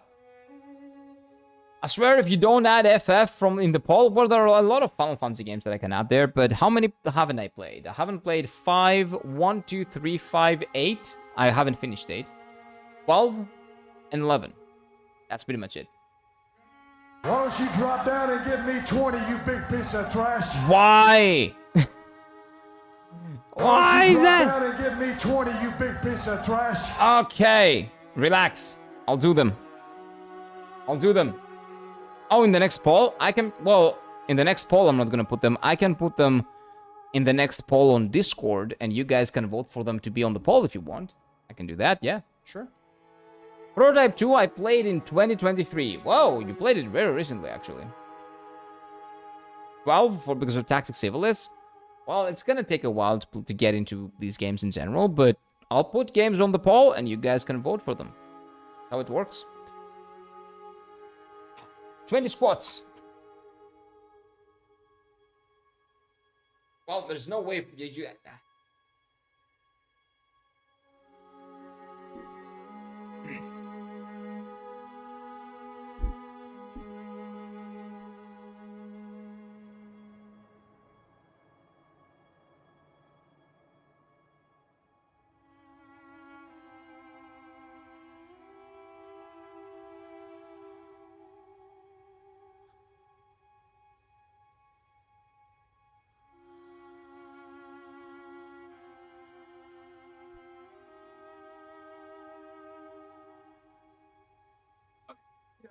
20 squats and let me do 20 push-ups. Well, you're not gonna be able to see the push-ups, but I'm doing them, promise.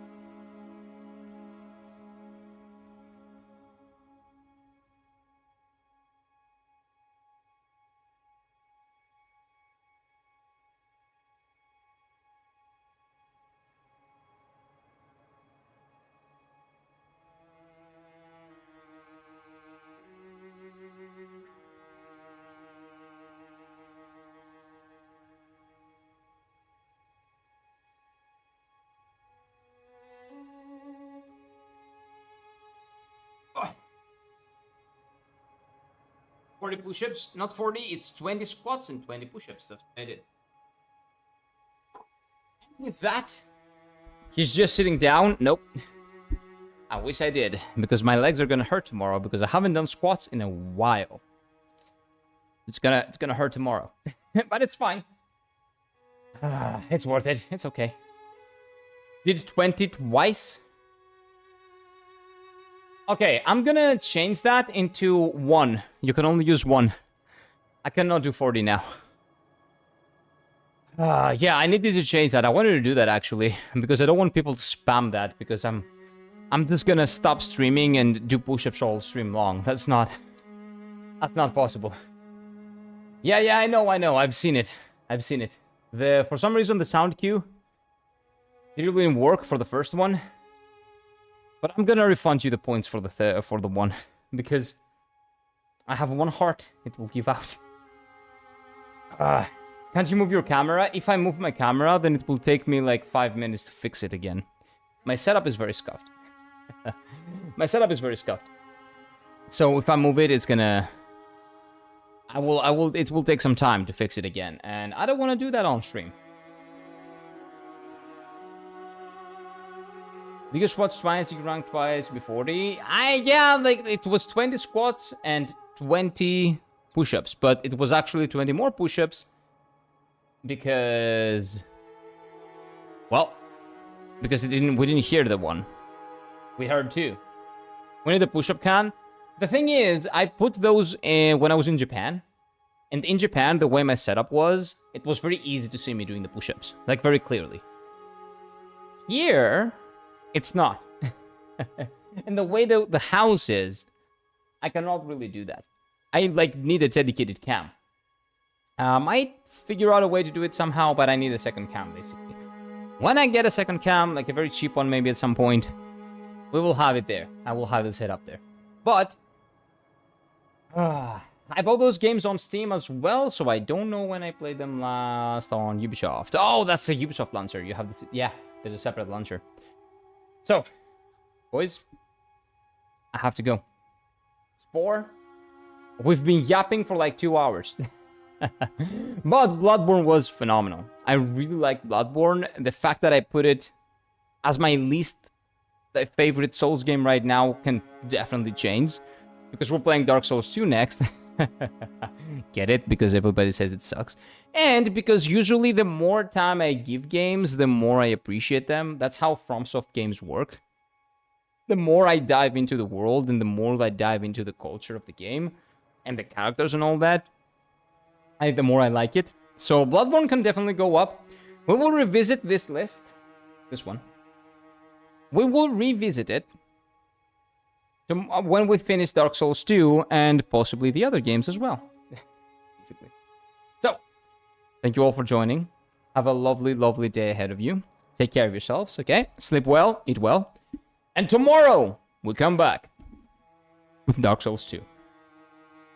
Take care of yourselves. Bye-bye, bye-bye, bye-bye. Oh, wait! No! I did not rank the Sekiro bosses. God damn it. Okay, wait. No, we're not finishing the stream. We're not ending. Come back. We're doing Sekiro bosses. I forgot. Where is Sekiro? Sekiro bosses. All Soulsborne bosses. Sekiro's not a Soulsborne. All Souls bosses. Sekiro's not a Soulsborne. See? It's a problem. Sekiro enemies. Sekiro bosses. There we go. S, that's a lot. There's no Fs. Oh, wait, no. There are Fs. This is... What the fuck? And this gets delete. Delete this. Double S. Okay, so let's do the Sekiro bosses. We haven't done them. Let's do them. Yeah, thank you for reminding me. Time for Silksong, yay! No, not yet! Not yet! Come back! I'm kidding. You can do you guys. Enjoy Silksong. Enjoy it. Have a lovely time with it. So let's do a Silks... what do you call it? This boss tier list. Sekiro boss tier list. So this... Fuck this. Worst boss in the game by far and beyond. Fuck that. Fuck that. This is the horse guy. I don't love this guy. I don't hate him. This would be mid. He's actually B. He's B. There's no D actually. You know what? It's just double S. Let's just do S. A. B. C. D. Okay? And this is what the fuck. So this guy, the guy that shouts, that yells, this guy is B. He's fun. He's the first boss we are supposed to fight, but Lady Butterfly was there before. He's pretty cool. I like him. Not the best, not the worst. I like him. There are a lot of bosses here that are basically the same. So this guy, for example, I'm pretty sure there are like 3 versions of him. They all 3 do the same. He's like boring. He's not anything special. He's the guy that was down there in the area with the ninjas. And if you go on top, it's where you fight Papa and stuff like that. He's like kind of mid. Not the best. That's just boring, right? Kind of boring. Oh, the big guy. He's B. I did not even know the gimmick of this guy. His gimmick is that if you kill him, he always comes back. Always comes back. And if you need to kick him out, you know, he goes above this guy because of the gimmick. The gimmick, because it is a stupid gimmick, but it makes sense. Because he falls down and he yells, Roberto! Who's his son. So if you don't kick him down, he always goes back up. He's undead, basically. And you don't really kill him, you just get rid of him. So, yeah, this guy goes here. I like him. it's fun. It's fun. You know, if you fight one gimmick boss between 3-4 really good skill-based bosses, it's not a big deal. I don't even know who that is. This doesn't look like anything. Genichiro! No, this is Ishin. Best fight in the game. Hands down. I really liked it. And the Divine Dragon is a D. Yeah. Barely a boss fight. More of like a cinematic experience. It's not what the fuck. What the fuck? This guy is the only what the fuck. Okay, maybe not, but close. But this guy is... I didn't enjoy fighting him. It was a really cool spectacle, but this is fights. Skill bosses tier list. Like, so I will be like spectacle B. Spectacle would be A actually, but gameplay wise, I would put it below what the fuck. So I guess D is fair for this one. I don't. Oh wait, I need one more. This is don't. Didn't do. Forgot about. So in case I forget one of the, like a couple of them, I don't remember this guy, for example. You can say here. I don't know who this guy is. Maybe this one either, because I cannot understand who he is. I don't know who this is either. Is this the first Genichiro? No, this is the first Genichiro. He's A. First Genichiro is a Giga Chad. Really good wall. He was not such a wall for me because my first wall was Lady Butterfly. But Genichiro is really good. One of the best bosses in this game. I think my third favorite boss. My top 5. Well, I will let you know in a bit. This is... Oh, these annoying guys. Again, a lot of variations of this guy. It's just very boring. Extremely gimmicky. You just parry everything and then you kill them in like 5 seconds. And there's no spectacle in there either, so not a lot of gameplay, not a lot of spectacle. I would say worse than Divine Dragon. At least the Divine Dragon has spectacle. The monkey with the monkey, the double monkey, the phase 2 monkey, the phase 2 of this, with the phase 1 of this, but weaker. This is actually better than this. This is here. This can be parried, and this works much better than this phase 1 for me. Fuck this. This is better. Still not great, but at least a better experience. Kira, there are bosses from the bad ending here. Oh, okay. So it's fine. It's not a big deal. So maybe, like, I cannot tell what this is. So I'll put this here as well. So if it's a boss I haven't done or I don't remember, I will just put it there. Headless guys? Like, what the fuck was that? Okay, these are a little bit, what the fuck? I don't know what the headless guys are supposed to be. Very weird. Could never figure out how to beat them. They're like walls. There are a lot of them, so they're not unique. It's like, No, nah. Just put them down there. Not what the fuck. They're not monkey tier. How did you get about the grab tutorial boss, Lamau? Oh, wait. Which one is the grab one? This guy? Oh. There we go. Because I remember that he was kind of blue. But no, the red eyes. Yeah, I remember. The WWE guy, right? Yeah. No, fuck that guy. I hate this guy. Who is this? I don't remember who this is, if you guys can remind me. This is another one of those, like, boring guys, like this one, but this is the guy with the spear. Yeah, not the best. Oh, I hate this one. I hated it, but I cannot put it, like, down here for no shot. As gameplay experience, it was not as bad as these, but I prefer these because these don't have guns. This is the gun lady, monk, or whatever the fuck it was. I don't remember. We don't like these. Nope. No guns on my samurai game, please. But still, not horrible. These are really bad.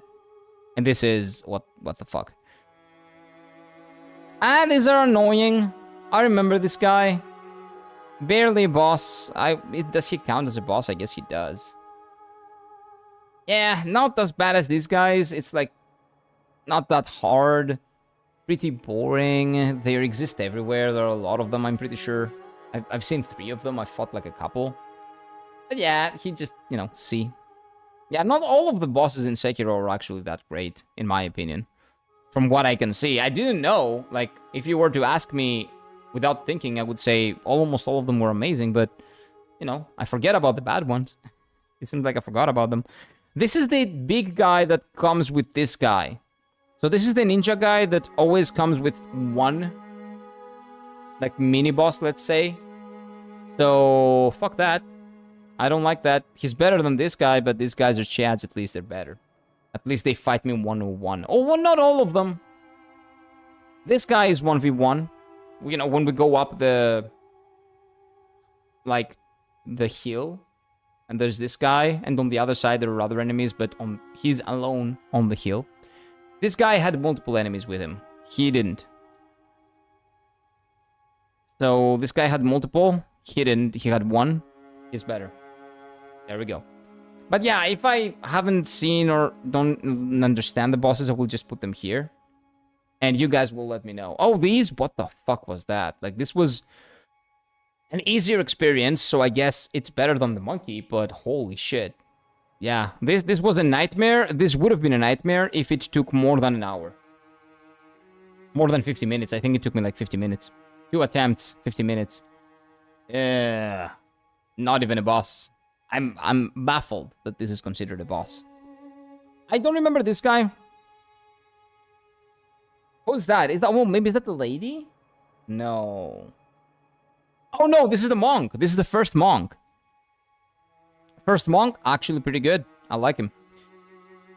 I would even go as far as to put him at A. Really difficult fight. Very interesting fight. Monkey is S+ tier? Nope. The monkey is here, and all the monkeys are here. I guess it's the monkey tier. What the fuck, monkey? So, this is the monkey tier. This is a really good fight. I actually like this guy a lot. I would say his other version, which is probably down here, is better. Oh, there he is. But this guy was really good for when I fought him. He was like one of my favorite fights, maybe my favorite fight in the game after Genichiro by the time I fought him. So I would put him below Genichiro. He's definitely not B. He's very well designed. I really enjoyed parrying him. Very clearly, like, attacks and swings and has very big delays, which is not very common in this game.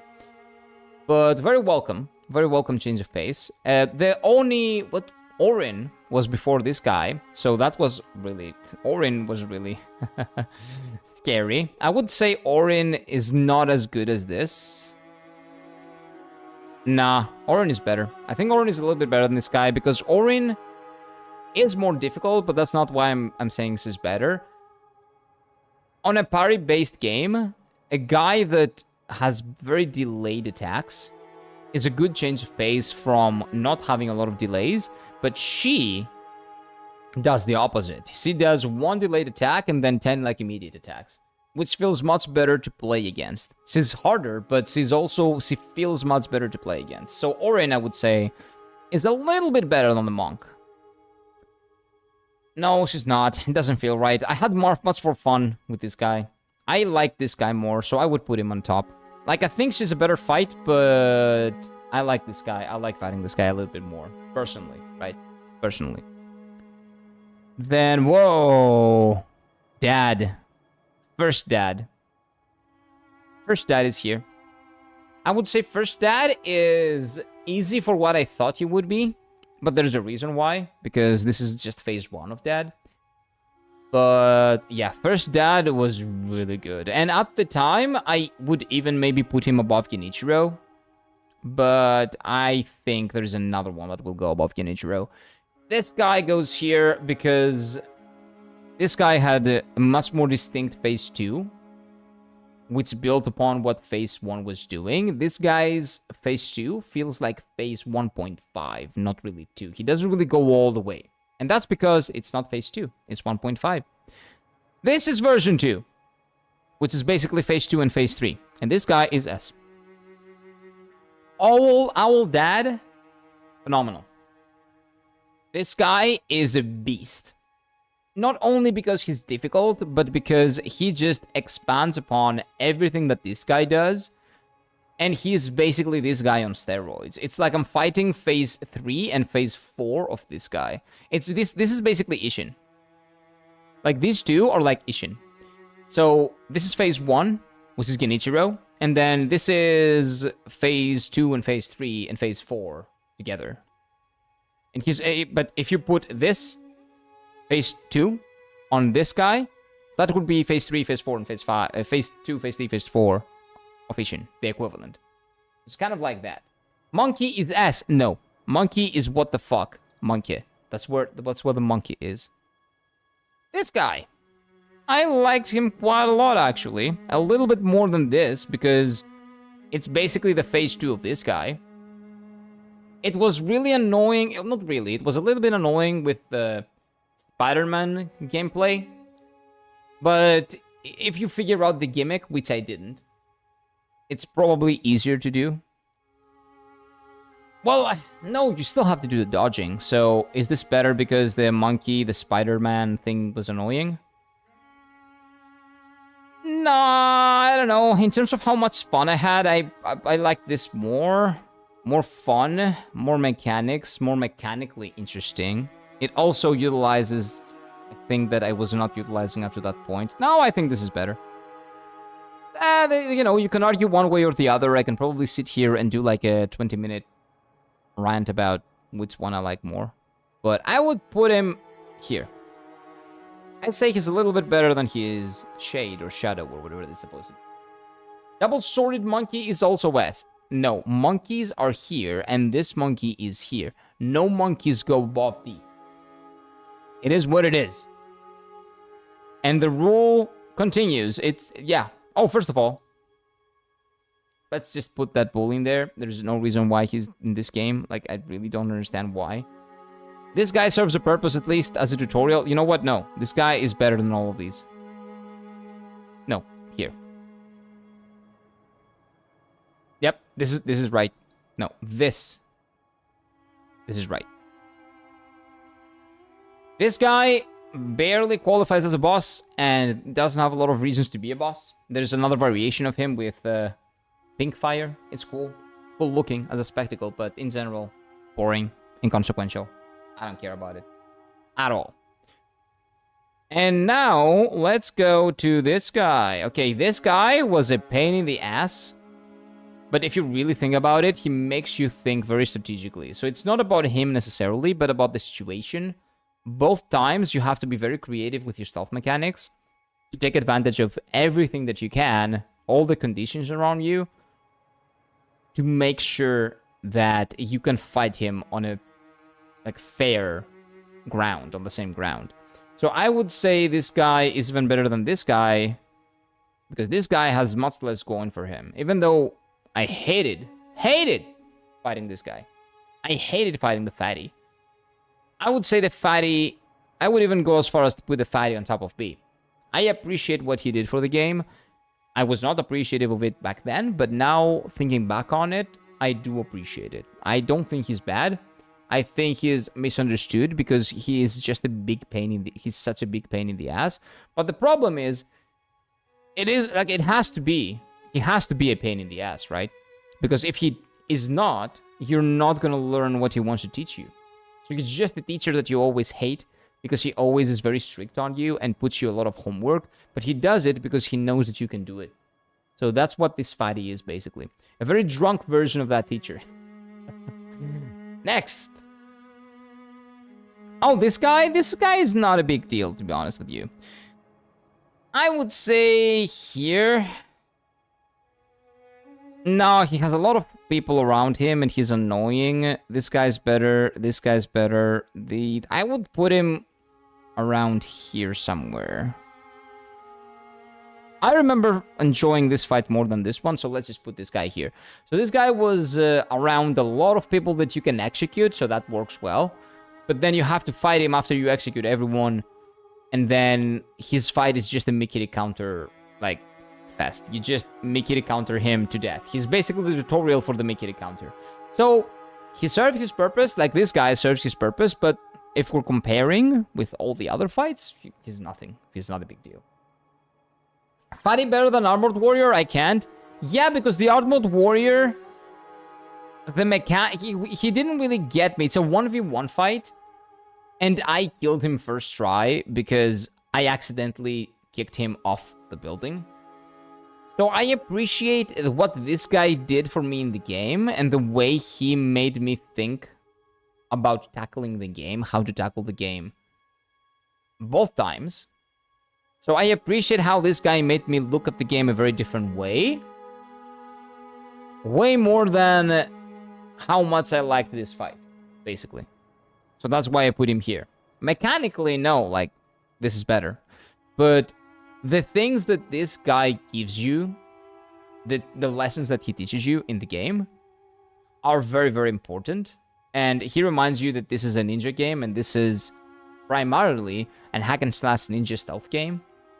Well, not primarily, but it is partially one. You know, at a time that you have forgotten about it, or you didn't know, because it's like at the beginning of the game, or close to the end, depending on when you're doing it, or if you did the questline, right? So that's why I put him here. He's more influential, let's say, much more influential. And I appreciate his retribution, his contribution to the game, much more than this guy. This guy is there for the memes. I love him. And the fight was also pretty good. Like, fighting a great sword Giga Chad was a really nice change of pace from fighting the stupid monks all the time. But I will have to say that this guy is more impactful and more impactful. Yeah, that's a good word in terms of gameplay than this guy. This guy is very memorable, but not as impactful. If that makes any sense. It's not him, it's the 50 other dudes around him. It's everything about the fight. Not only this guy, but everything around him. It's this guy, the fight. It's this fight in general. So not necessarily, I said that in the beginning, I prefaced this, but I will say it again. It's not about him, it's about his fight. What do you need to do to fight him on an equal ground? That's what I mean. So I like his fight, and I appreciate his fight more in retrospect, so that's why I put him there, basically, yeah. I hope that makes sense. Is this the monkey? This is the fire monkey? Yep, pretty much. There we go. Monkey tier. Monkey bosses in this game are shit. This is the DLC, not DLC, what do you call it? The extra demon, fire demon monkey. It's what the fuck? Like, why is it in the game? It's not a Sekiro boss. It's a Dark Souls boss. It doesn't have anything to do with parries. It's boring. Come on. He was more influential in giving me deathbite while I was trying to help you. True, Steffi. That is very true. Very, very true. But you cannot understate how memorable he will be forever because of that. You will be remembering that guy forever because of that. He is a cult figure on this channel. Basically. He should have some respect. We should put some respect into this guy's name. And the Lady Butterfly, which, to be honest with you, I don't know if I like her more or less than Genichiro. It's tough. It's tough. Like, when I think of my top 3 fights, I always say Ishin, Owl Dad Phase 2, and Genichiro, but she's very close. Very, very close. She was my wall. Everybody says Genichiro is the wall. That's not it. This was the first boss that I saw in the game. I hadn't fought this guy. Where is he? I hadn't fought this guy yet. She was the first. It was a really nice introduction. Peppa the Pig clears? No. Shut up. Shut up. It was a really nice introduction to the game. A very hard introduction. It shows you that this is not the same game. This is not a FromSoft game. This is not a heavy combat RPG like Dark Souls. This is very different. You should pay attention. You should learn how to play the game. And if you don't, you're fucked. Manchester is the only reason why I'm putting her excuse me, below this guy. Because there is an item that you can use for Manchester to dispel Manchester, but they only give you one of that. And the other way to dispel it is with throwing shurikens at her, I think people told me. You can throw shurikens at her while she's doing Manchester, or just hitting her and interrupt her while she's casting it. It never helped for me. I never did it. Maybe I never quite got the timing right. But Manchester was always like a little bit of a pain in the ass. Not because it was difficult to deal with. I just run around for like half a minute, and then they disappear. But because it was like making me disengage and not play the fight for a bit. In an otherwise amazing fight, full of parries, timings, dodges, really interesting stuff. So, because Manchester was making me disengage with that fight, that is why I'm putting her there. I know that Manchester is avoidable, but I couldn't avoid it. So this is my experience with the Sekiro boss, that specific Sekiro boss. And the same applies to all of them. This is my experience with them. It's not a definitive list. This is just my list. So these bosses, I would say, are okay. They serve their purpose really well. And some of them are even fun. Like, these two are very fun. And this guy is the first boss, and he serves his purpose very well. These are meh. Usually multiple enemies, mini-bosses, or boring enemies. And these are bad. Annoying. These are what the fuck is wrong with these bosses. Why are they in the game? And those I haven't done, I think. I'm pretty sure I haven't done these. And I cannot really recognize them from the picture. So I'm pretty sure I haven't done them yet. So those are probably bosses from endings that we haven't done yet.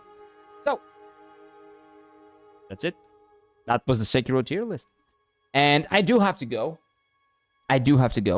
So let me save it. Let's save it real quick. Sekiro bosses tier list. There you go. And now we have that too. Have I missed any games? Did I do a Dark Souls 3? I did do a Dark Souls 3 tier list. I didn't do a Lies of P. No, I did do a Lies of P tier list. Yeah, I think this is the only one. And then there's no reason we did do a Dark Souls 1 as well. Almost all of them were shit. But anyway. This is Sekiro, and this has been Bloodborne. Lovely, lovely time. With Bloodborne, and with Sekiro before that, and with Dark Souls 1. I haven't had a bad time with any video game that I've played, man. The only video game that I've streamed and have not enjoyed was Horizon Zero Dawn, which is why I never finished it. But, again, boys, I do have to go for now. So, again, take care of yourselves. Have a good rest of your day. Sleep well, eat well, depending on what time it is where you are. And I'll see you tomorrow for Dark Souls 2! Bye-bye. Take care!